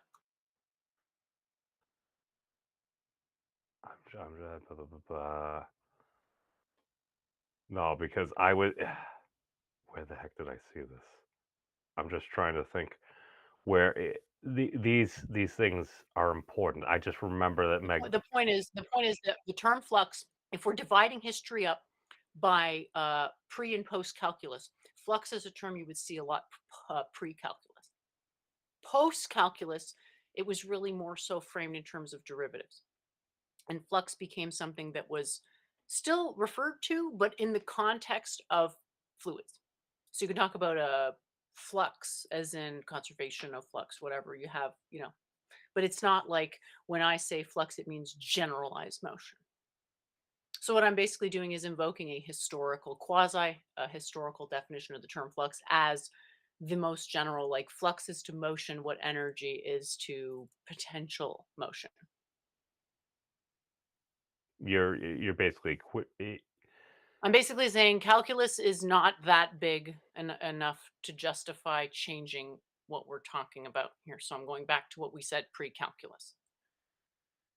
And I'm No, doing that that's fair. because it's better to have something general so that we don't have to have these infinite. Because I think when it shows, I think what it's going to happen is it's going to show that we've already gone through the process of choosing the most specific terms given the language. The watching you and Doovid go back and forth over things, it's like Oh my God, it's so fucking good. It's fucking getting like It it can be was annoying as heck, but what can be derived from it and the interactions, I'm just sitting there as an observer, and I'm like, all right, they're going in, and then you're just ending up focusing on something. And I'm like, all right. Because I had this at one point with two of the most brilliant folks I've come across. One of them's my back end robot, my web administrator, and the other, God rest his soul, Cabby, is one of the greatest classical asshole trolls, pardon my French, apologies to the French trolls of all time. They were arguing over something, over the definition of, I forget even what it was there. I think maybe I have a video on it. But all I know is at one point I looked up whichever dictionary was more American, and I looked at the definitions, and at least in the order of listed, I'm like, okay, in this one, if you go by this, my administrator seems to be more correct. And then when I go to the British dictionary, the higher up there, more relevant definition was this, and it was very slightly different. But I'm like, in applied to the argument that they were having, when you boil it down, I'm like, all right, in this one, my friend Cabby is more. I'm like, is it really just the definition? Because these are both like the top rated dictionaries of the time. And I'm just like, all right, very slightly different phrasing. Places, America, the UK. I'm like, both It does speak. not reduce to definitions. If it reduced to definitions, we'd already have the answers. But definitions, once you have a greater understanding, clarifying other people's misapprehended definitions is a huge part of teaching it to them. But you're always teaching incomplete knowledge because we are finite beings and knowledge is necessarily sort of has this infinite quality to it.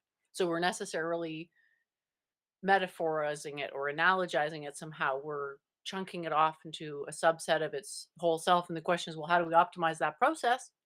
AKA, how do we conceive of infinity, thing that we know is there, without, and also sort of know that we can't realistically conceive it.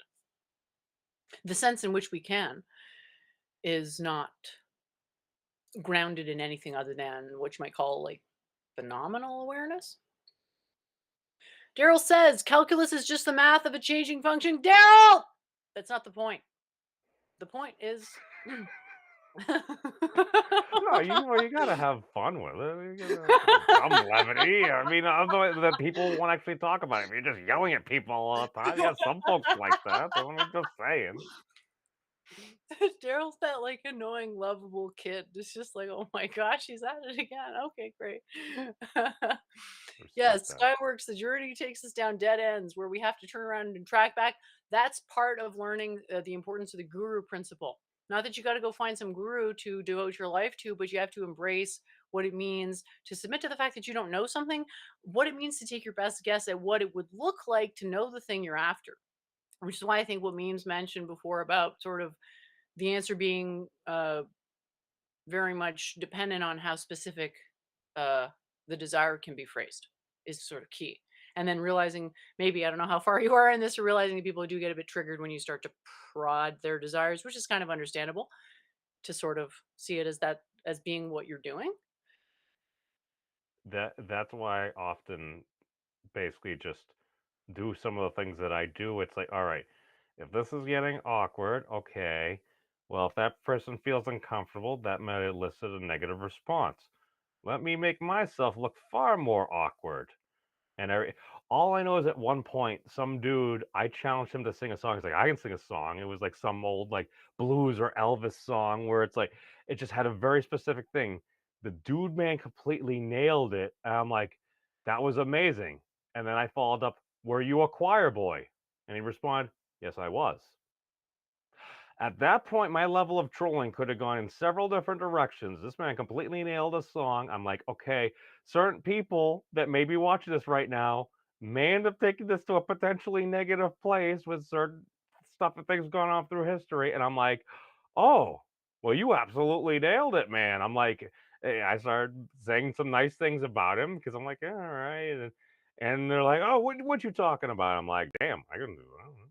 Just that's the thing. Just gives. I feel like very often in debates and stuff, like you metaphorically have like your quote unquote foot on a person's neck, and far too often on the internet, people just like to squeeze the internet quote unquote life about them. The Church of Entropy channel does not permit or condone any violence. We're very karmatic here. But all I'm saying is if you have the ability to, if you could quote unquote beat your opponent in a match, whatever that might mean, or on a point, if you're there to willing to help them up, now you Yeah. have a rivalry that you can What does it build mean to off of. win? What does it mean to win, right? That's important. Exactly. So it doesn't look the same to win for everybody, but generally, I'd say you're the bottleneck of your own achievement. So your judgment of how you did is actually the most important thing because that's going to inform your motivation to continue. That's the most important thing. I think that's a But good place to generally, end. what guides the lack of regret, as in like the, oh yeah, that worked out good, is how much you can minimize the harm. So when I do stuff, it's like, oh my God, that doesn't make sense. How's that actually minimizing the harm? It's like it's a caricature that destroys a lot of illusions that are dependently arising illusions that hard to take apart.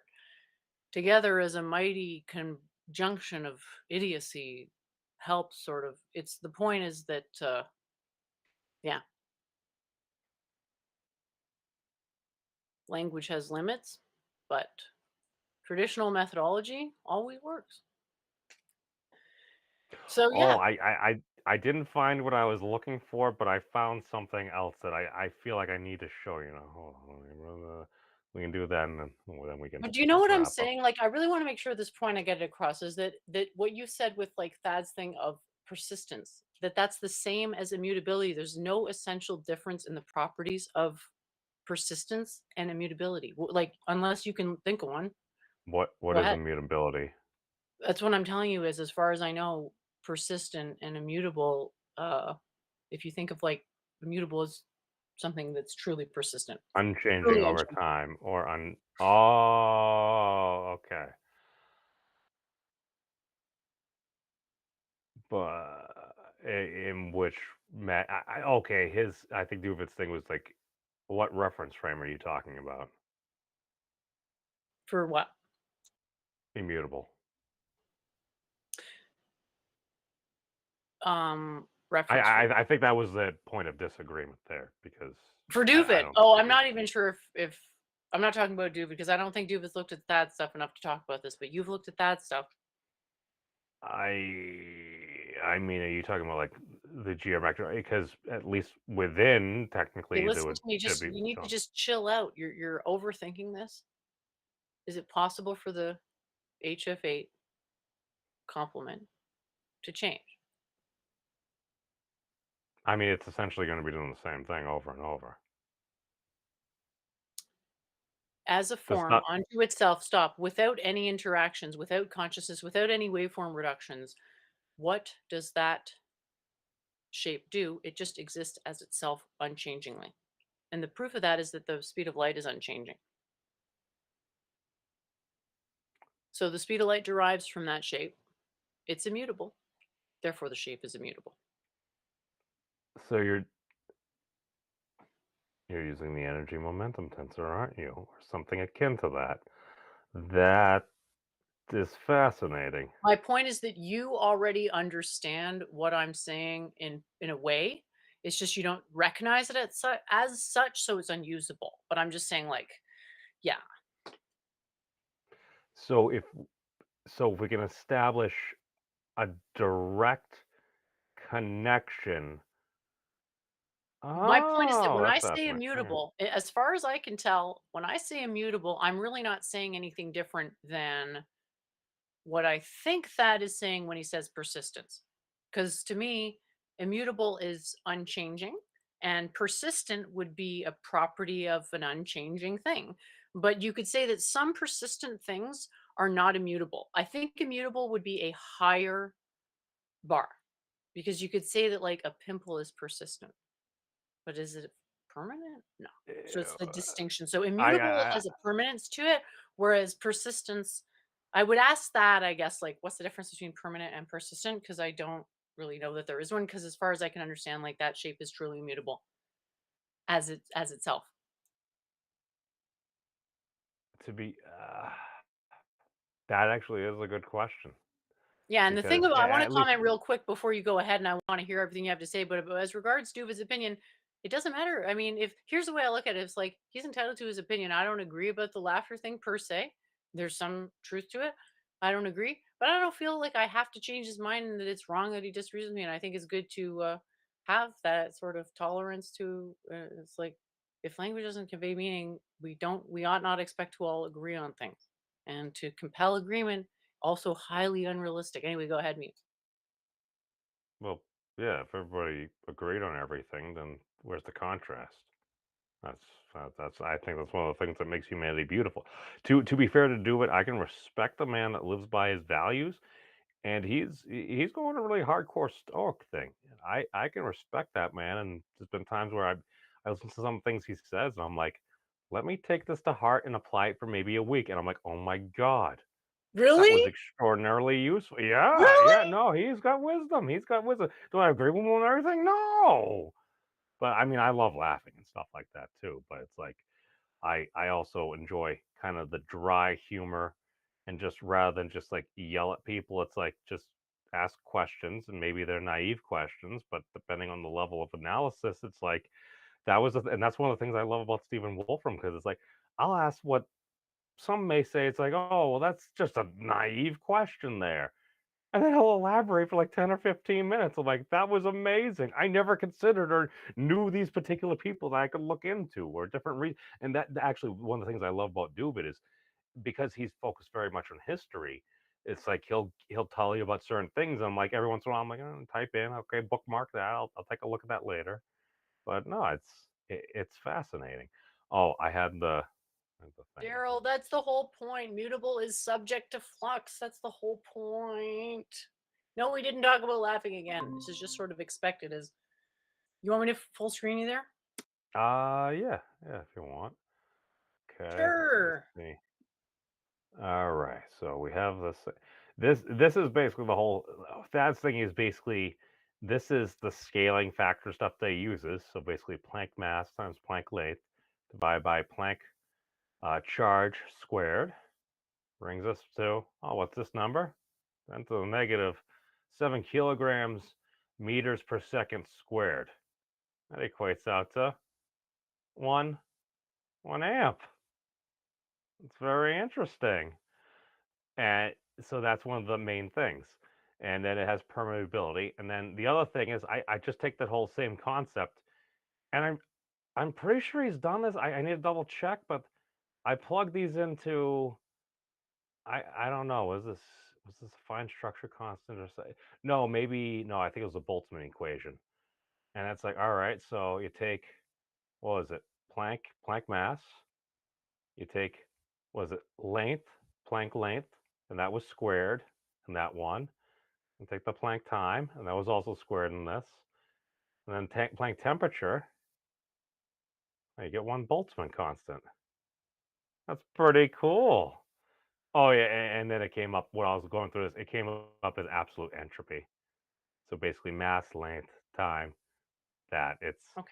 And then, okay. I So just thought remember, it was a pretty remember, thing. That entropy and information are kind of similar. And the I question is, looked at that. I couldn't find the thing. what's the best way to convey information? Answer properties. What are the best properties?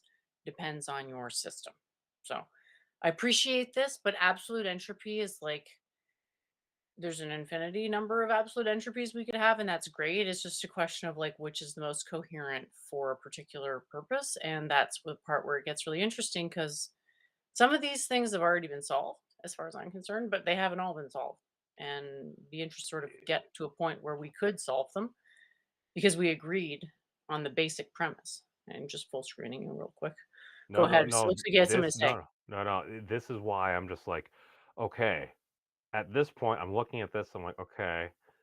Well, if we were to go by this, if you could set bounds via like the Planck units and like the charge of the electron and stuff, I'm like, okay. Now, what if that gives us much of the stuff? I sit back and I'm like, okay, I can assume multiple truth hypothesis. Okay, let me assume this is everything. No. That's a great idea. I mean, I've been doing stuff like that. I call it asymptotic analysis. I'm like, what would be needed for these to be true? I'm like, okay, does this explain everything? Maybe. Is it a math trick? I don't The know. whole I'm gonna do point it is on the that internet. nothing Or nothing coherent explains everything. That's the position. that kind of sounds like Goldell's Skulls conjecture or whatever Not there quite. because Nothing coherent explains everything. It means that something outside you of need to language be does. outside reference frame in order to figure out No, what's outside going of on. language. Language can point to it, but it can't land on it. Language can't land on anything, but people aren't ready for that truth, man. What? No, no, no. This is why I'm like, okay, if I'm going to say that, okay, let me entertain an idea. What if it doesn't explain it? What is missing? And then I hear you and Doovid talking about mind and consciousness, and I'm like, go on. Yeah, absolutely. Well, that's a question we have to answer. What's the way we want to look at mind right now? Do we want to look at it as a set of impulses? Do we want to look at it as a set of fixed archetypes that everybody is a mashup of, or something else? I mean, Because is it the correct is it answer relative? depends on how people want to look at things. I totally agree. So Okay, I think that's where we're at right now, is actually like deciding what is important to people, and that's something that requires a conversation that is ongoing, possibly for a long time. Because getting in touch with your desires is possibly a never-ending process where it's always possible to drive more information, more I different think it's information. an I think it's an infinite feedback loop in some way, shape, or form, and I need to go, but I need to look and see if I sent you that video because I think you'll like it if I didn't say it was about they were talking about like consciousness and mental processing and stuff, and I was like, I'm looking at and they're showing like a flow of data and stuff like that. I'm like, all right, perception, intake, integration, everything. And I'm just looking at how it's modeled. I'm like, that that looks kind of familiar.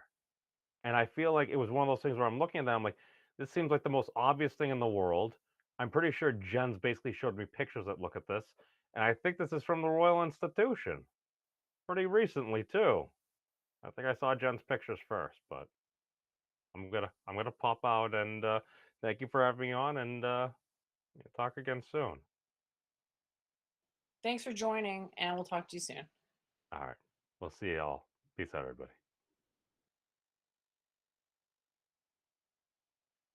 Thanks everyone for joining, and that was a lot of fun. Skywork says, with no flux, nothing would change. Right. So this type of reasoning is very important. Just poring over ideas in of themselves for an evolving concept of them, and that's always going to be part of the process. Other things then become part of the process eventually, but thinking about things for a while to the point where you're not just aware of the content, but of the sort of data about intercontent, how the meaning pushes up against other meaning, sort of. So with no flux, nothing would change. Yeah, and then the question is, do we go that extra step and do we assert that change and flux are equivalent?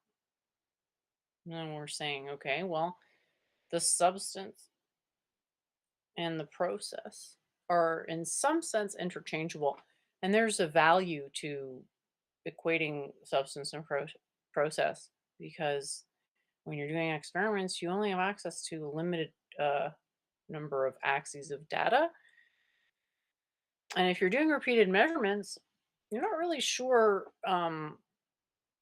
what percentage of the total information you're measuring. You don't necessarily know what the effect of repeated observation is, although there are ways to infer it. What we're ultimately, or what I would want people to be wanting, would be atemporal, meaningful property classifiers. I mean, ultimately, it would be great to have the pan classifier knowledge, which is the pure conscious, which is where you can just evolve knowledge of properties arbitrarily on systems. So I do think that's possible, but that would be very unusual due to the level of uncertainty.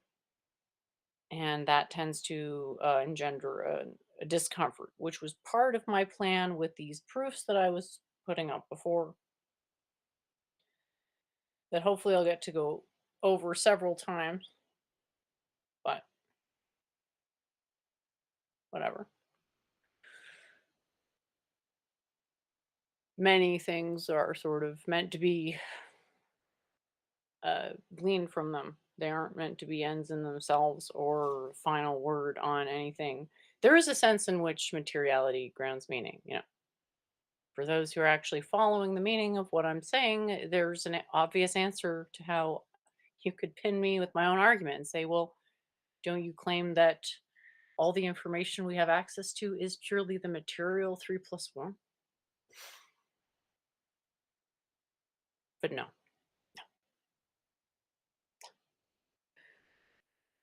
Let's not do that. Let's do something else anyway. So right, Daryl says flux has changed. That's what I'm saying. It is change. But just like if flux and consciousness and change and ether and emptiness, if that's all the same, well, guess what? We just chucked out, 3 religions and like 80 words. Well, that's probably not, even if there's some proof we can convince ourselves, legitimizes that. Pro tip, I don't think there is. No one's going to agree with it. It's more about accounting for what already exists than trying to impose some totalitarian doctrine, because the capacity to account for what already exists makes people curious to say, oh, wow, what's your totalitarian doctrine that allows you to account for the meaning that already exists, rather than coming in and saying, please accept my totalitarian doctrine because reasons. Mark says, do I ponder infinity? Yes, a lot. A lot. Sometimes I just like to think about, if I had been thinking about the universe for my entire life, but always getting a bigger perspective the entire time, like how big would I be at? That's a stupid way to put it. It's not exactly what it is.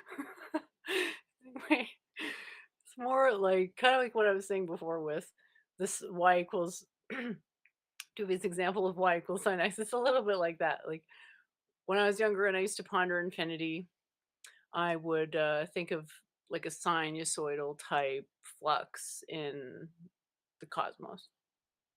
But the general idea of infinite expansion of the cosmos, while also knowing that, like, due to being immersed in secular society, that I wasn't in any realistic position to actually push that limit in any true sense. But definitely, in terms of back burner stuff, infinity was at the top for quite a while. And then I did a degree in math physics, and I saw the way that math was being used to constrain attainment through linearization. So that was more so where I focused at that point, were these erroneous perceptions associated with linearization. But definitely, infinity is extremely fun to contemplate. But in my understanding, like when something's super fun, that's sort of like a sign that it's probably on some level sinful, or at least something that we should be careful about how much of it we're doing. Kind of like cake can be good once in a while, but not too much. And certainly not thinking that it's a staple of a healthy diet. I just always have to wonder with you, Daryl, why does it always come back to these pie metaphors? Like, how many people on the T Jump server went from being neutral to negative on Daryl based on your antics surrounding your opinions about pie?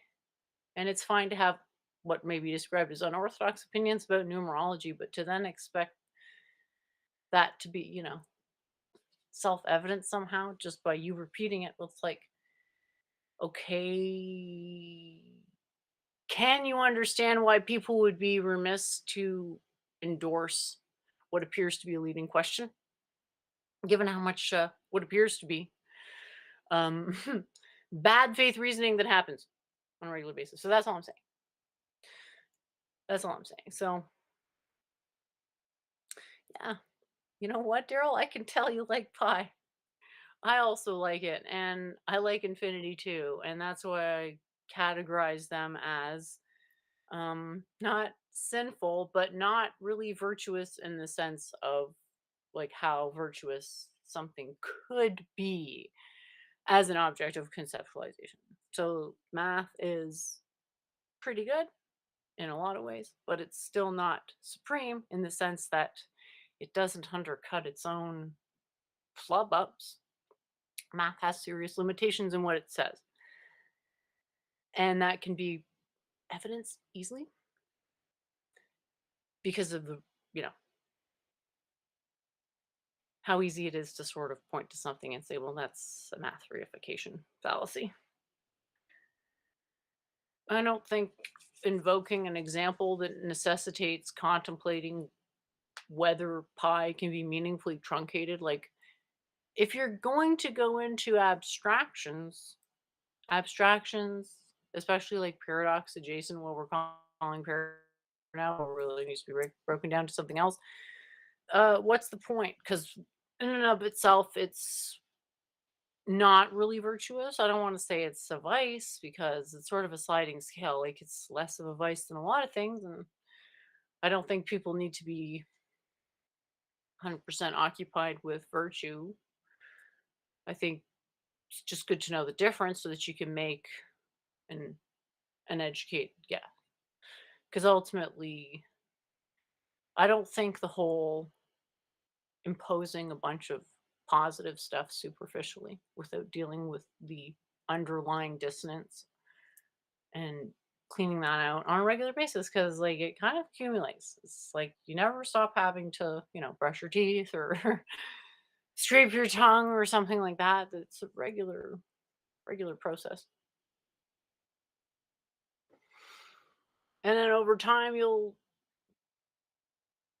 can transcend the distance between a belief and, or not quite a belief, right? But a false expectation. You can see how that is like a lens that eventually crystallizes suffering. And it's like, well, I don't like suffering. And I can literally see how this false expectation is necessarily going to cause me suffering. Fuck the expectation. I don't believe the exact same thing as everybody else. It's like slightly adjacent. Yeah, okay. I have these like what you might call anti-real beliefs, but it's like bonus, I don't have to get this uh call it breakdown of coherence of ego. Okay, I don't want to have that risk. So rather than the comfort of the repetition of necessarily incorrect association of permanence, just say, well, whatever's the permanent identity is whatever is not perceptible. If it is something, it's not going to be a chair or a pair or a sock, anything of the anything of those classes of things.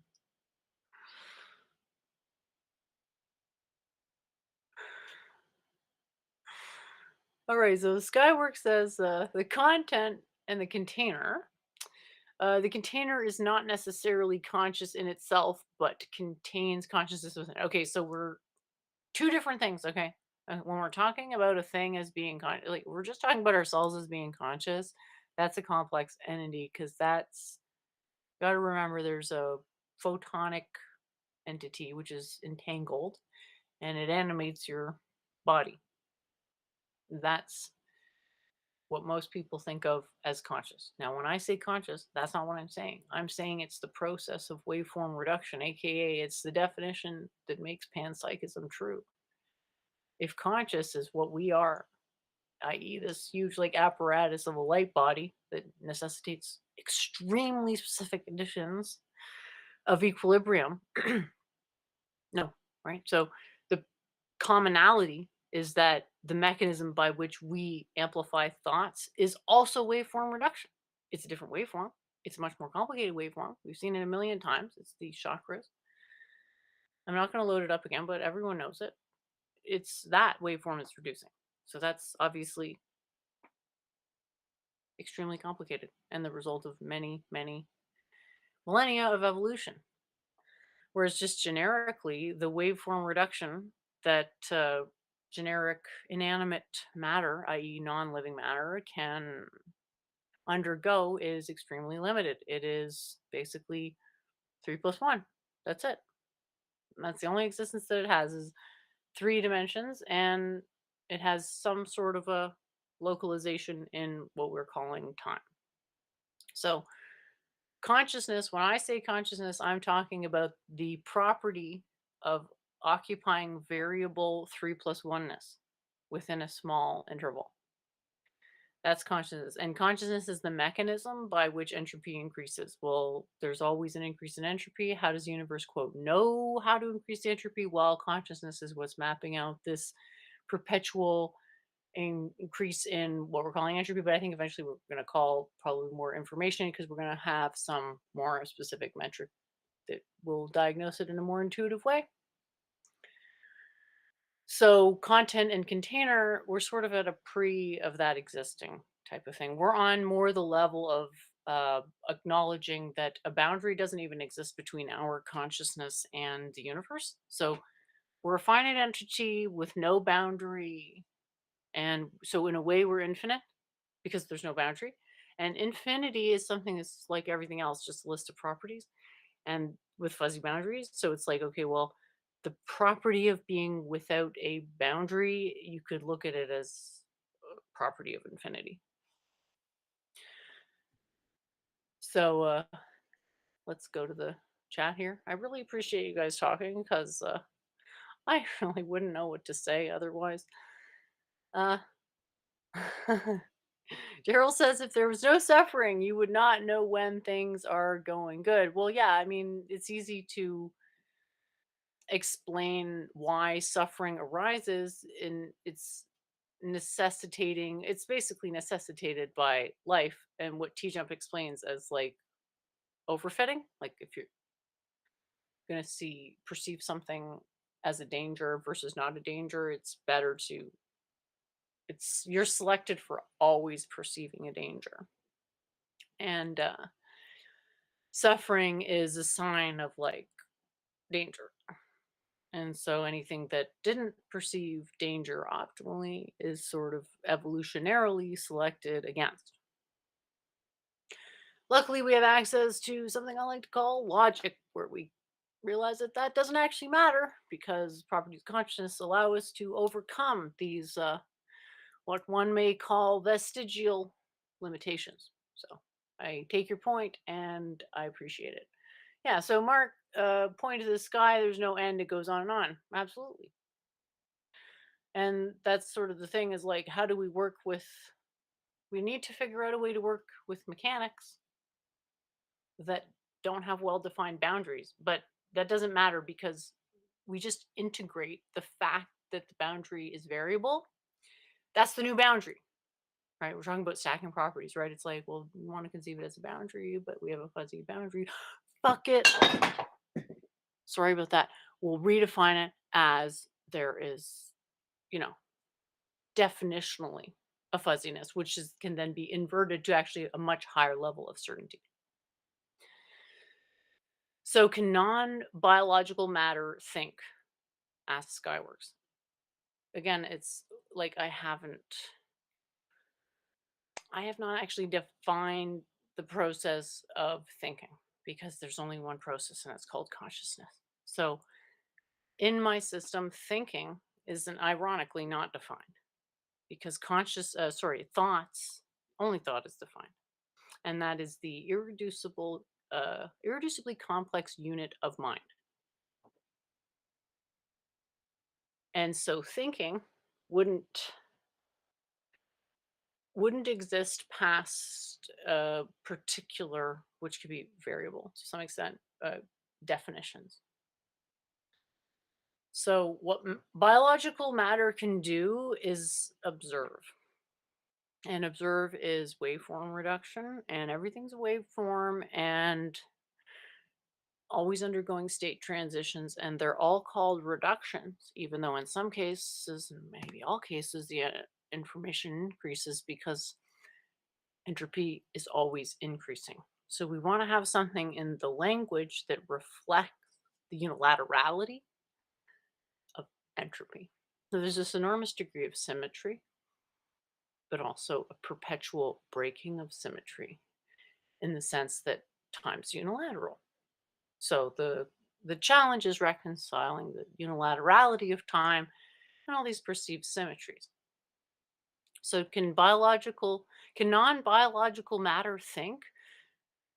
You could take my system to make a definition of thinking that was, rather than consciousness oriented, computation oriented. Because the idea with my model is that there's a link between consciousness and computation, in that you can model waveform reduction with matrix multiplication. That's the link. Other than that, there's really no necessary, it's sort of up to you. I could make such an argument. I don't feel compelled to, because there's already this tendency in language. Like my boss, or whatever, for example, my old boss, we used to say, like, just give it a second, it's thinking, when he's talking about the computer doing whatever. That means we already like anthropomorphize computers as thinking. So we don't need to like construct a notion of thinking, because our subconscious slash model of language, or whatever you want to call it, that's already generating that for us. So again, can robots dream is kind of the same fallacy. It's doubling down on the same fallacy. It's like, what's a robot? What's a dream? Well, if your basic aesthetic of a monistic, and remembering that all monism is a model, because true cosmological monism is incoherent, as I've spent many hours trying to prove today. A dream is a property of a mind that is asleep. So a dream would be something necessarily uh, substantially relevant to our own experience, and it's just a question of what that means. So Daryl says, because infinite needs a definition or a boundary. Okay, infinite doesn't need a definition or a boundary. Concepts can exist without being defined. Okay, meaning is not dependent on definitions, ironically. But I mean, you can just look at that. It's like, well, why is it possible to reform language sometimes? Hint, because certain concepts are missing. That's a word to some extent independent. Because infinite needs a definition or a boundary, pi is not infinite. Well, that's the thing, you're conflating. You're presuming that math only deals with one type of infinity. If you look at epsilon delta proofs, you can definitely submit pi to an epsilon delta limitation. Like, you could say for any size of uncertainty, I can give you a number of digits that will guarantee that your approximation of pi will fall within that. So that's finite, in a sense, that pi is less than 4. And 4 is a finite number. However, we have infinite non-periodic expansion of digits in pi, which means that for any digit, there exists another digit after it that gives a more precise value. So we're never quite at the end. What's important here is teasing out the difference between these two types of infinities. One is a series and one is a size. So infinity as in the, like, quote, end of the number line, even though that's not a thing. That's the metaphor for it. We can agree with that, blah, blah, blah. All right, I'm just going to try to like go through the non-troll comments, because I guess people must be getting tired and all this wonderful metaphors. So yeah, I will just wrap it up for now, and hope everyone enjoyed the show. I sure did, and look forward to the next one. We'll see you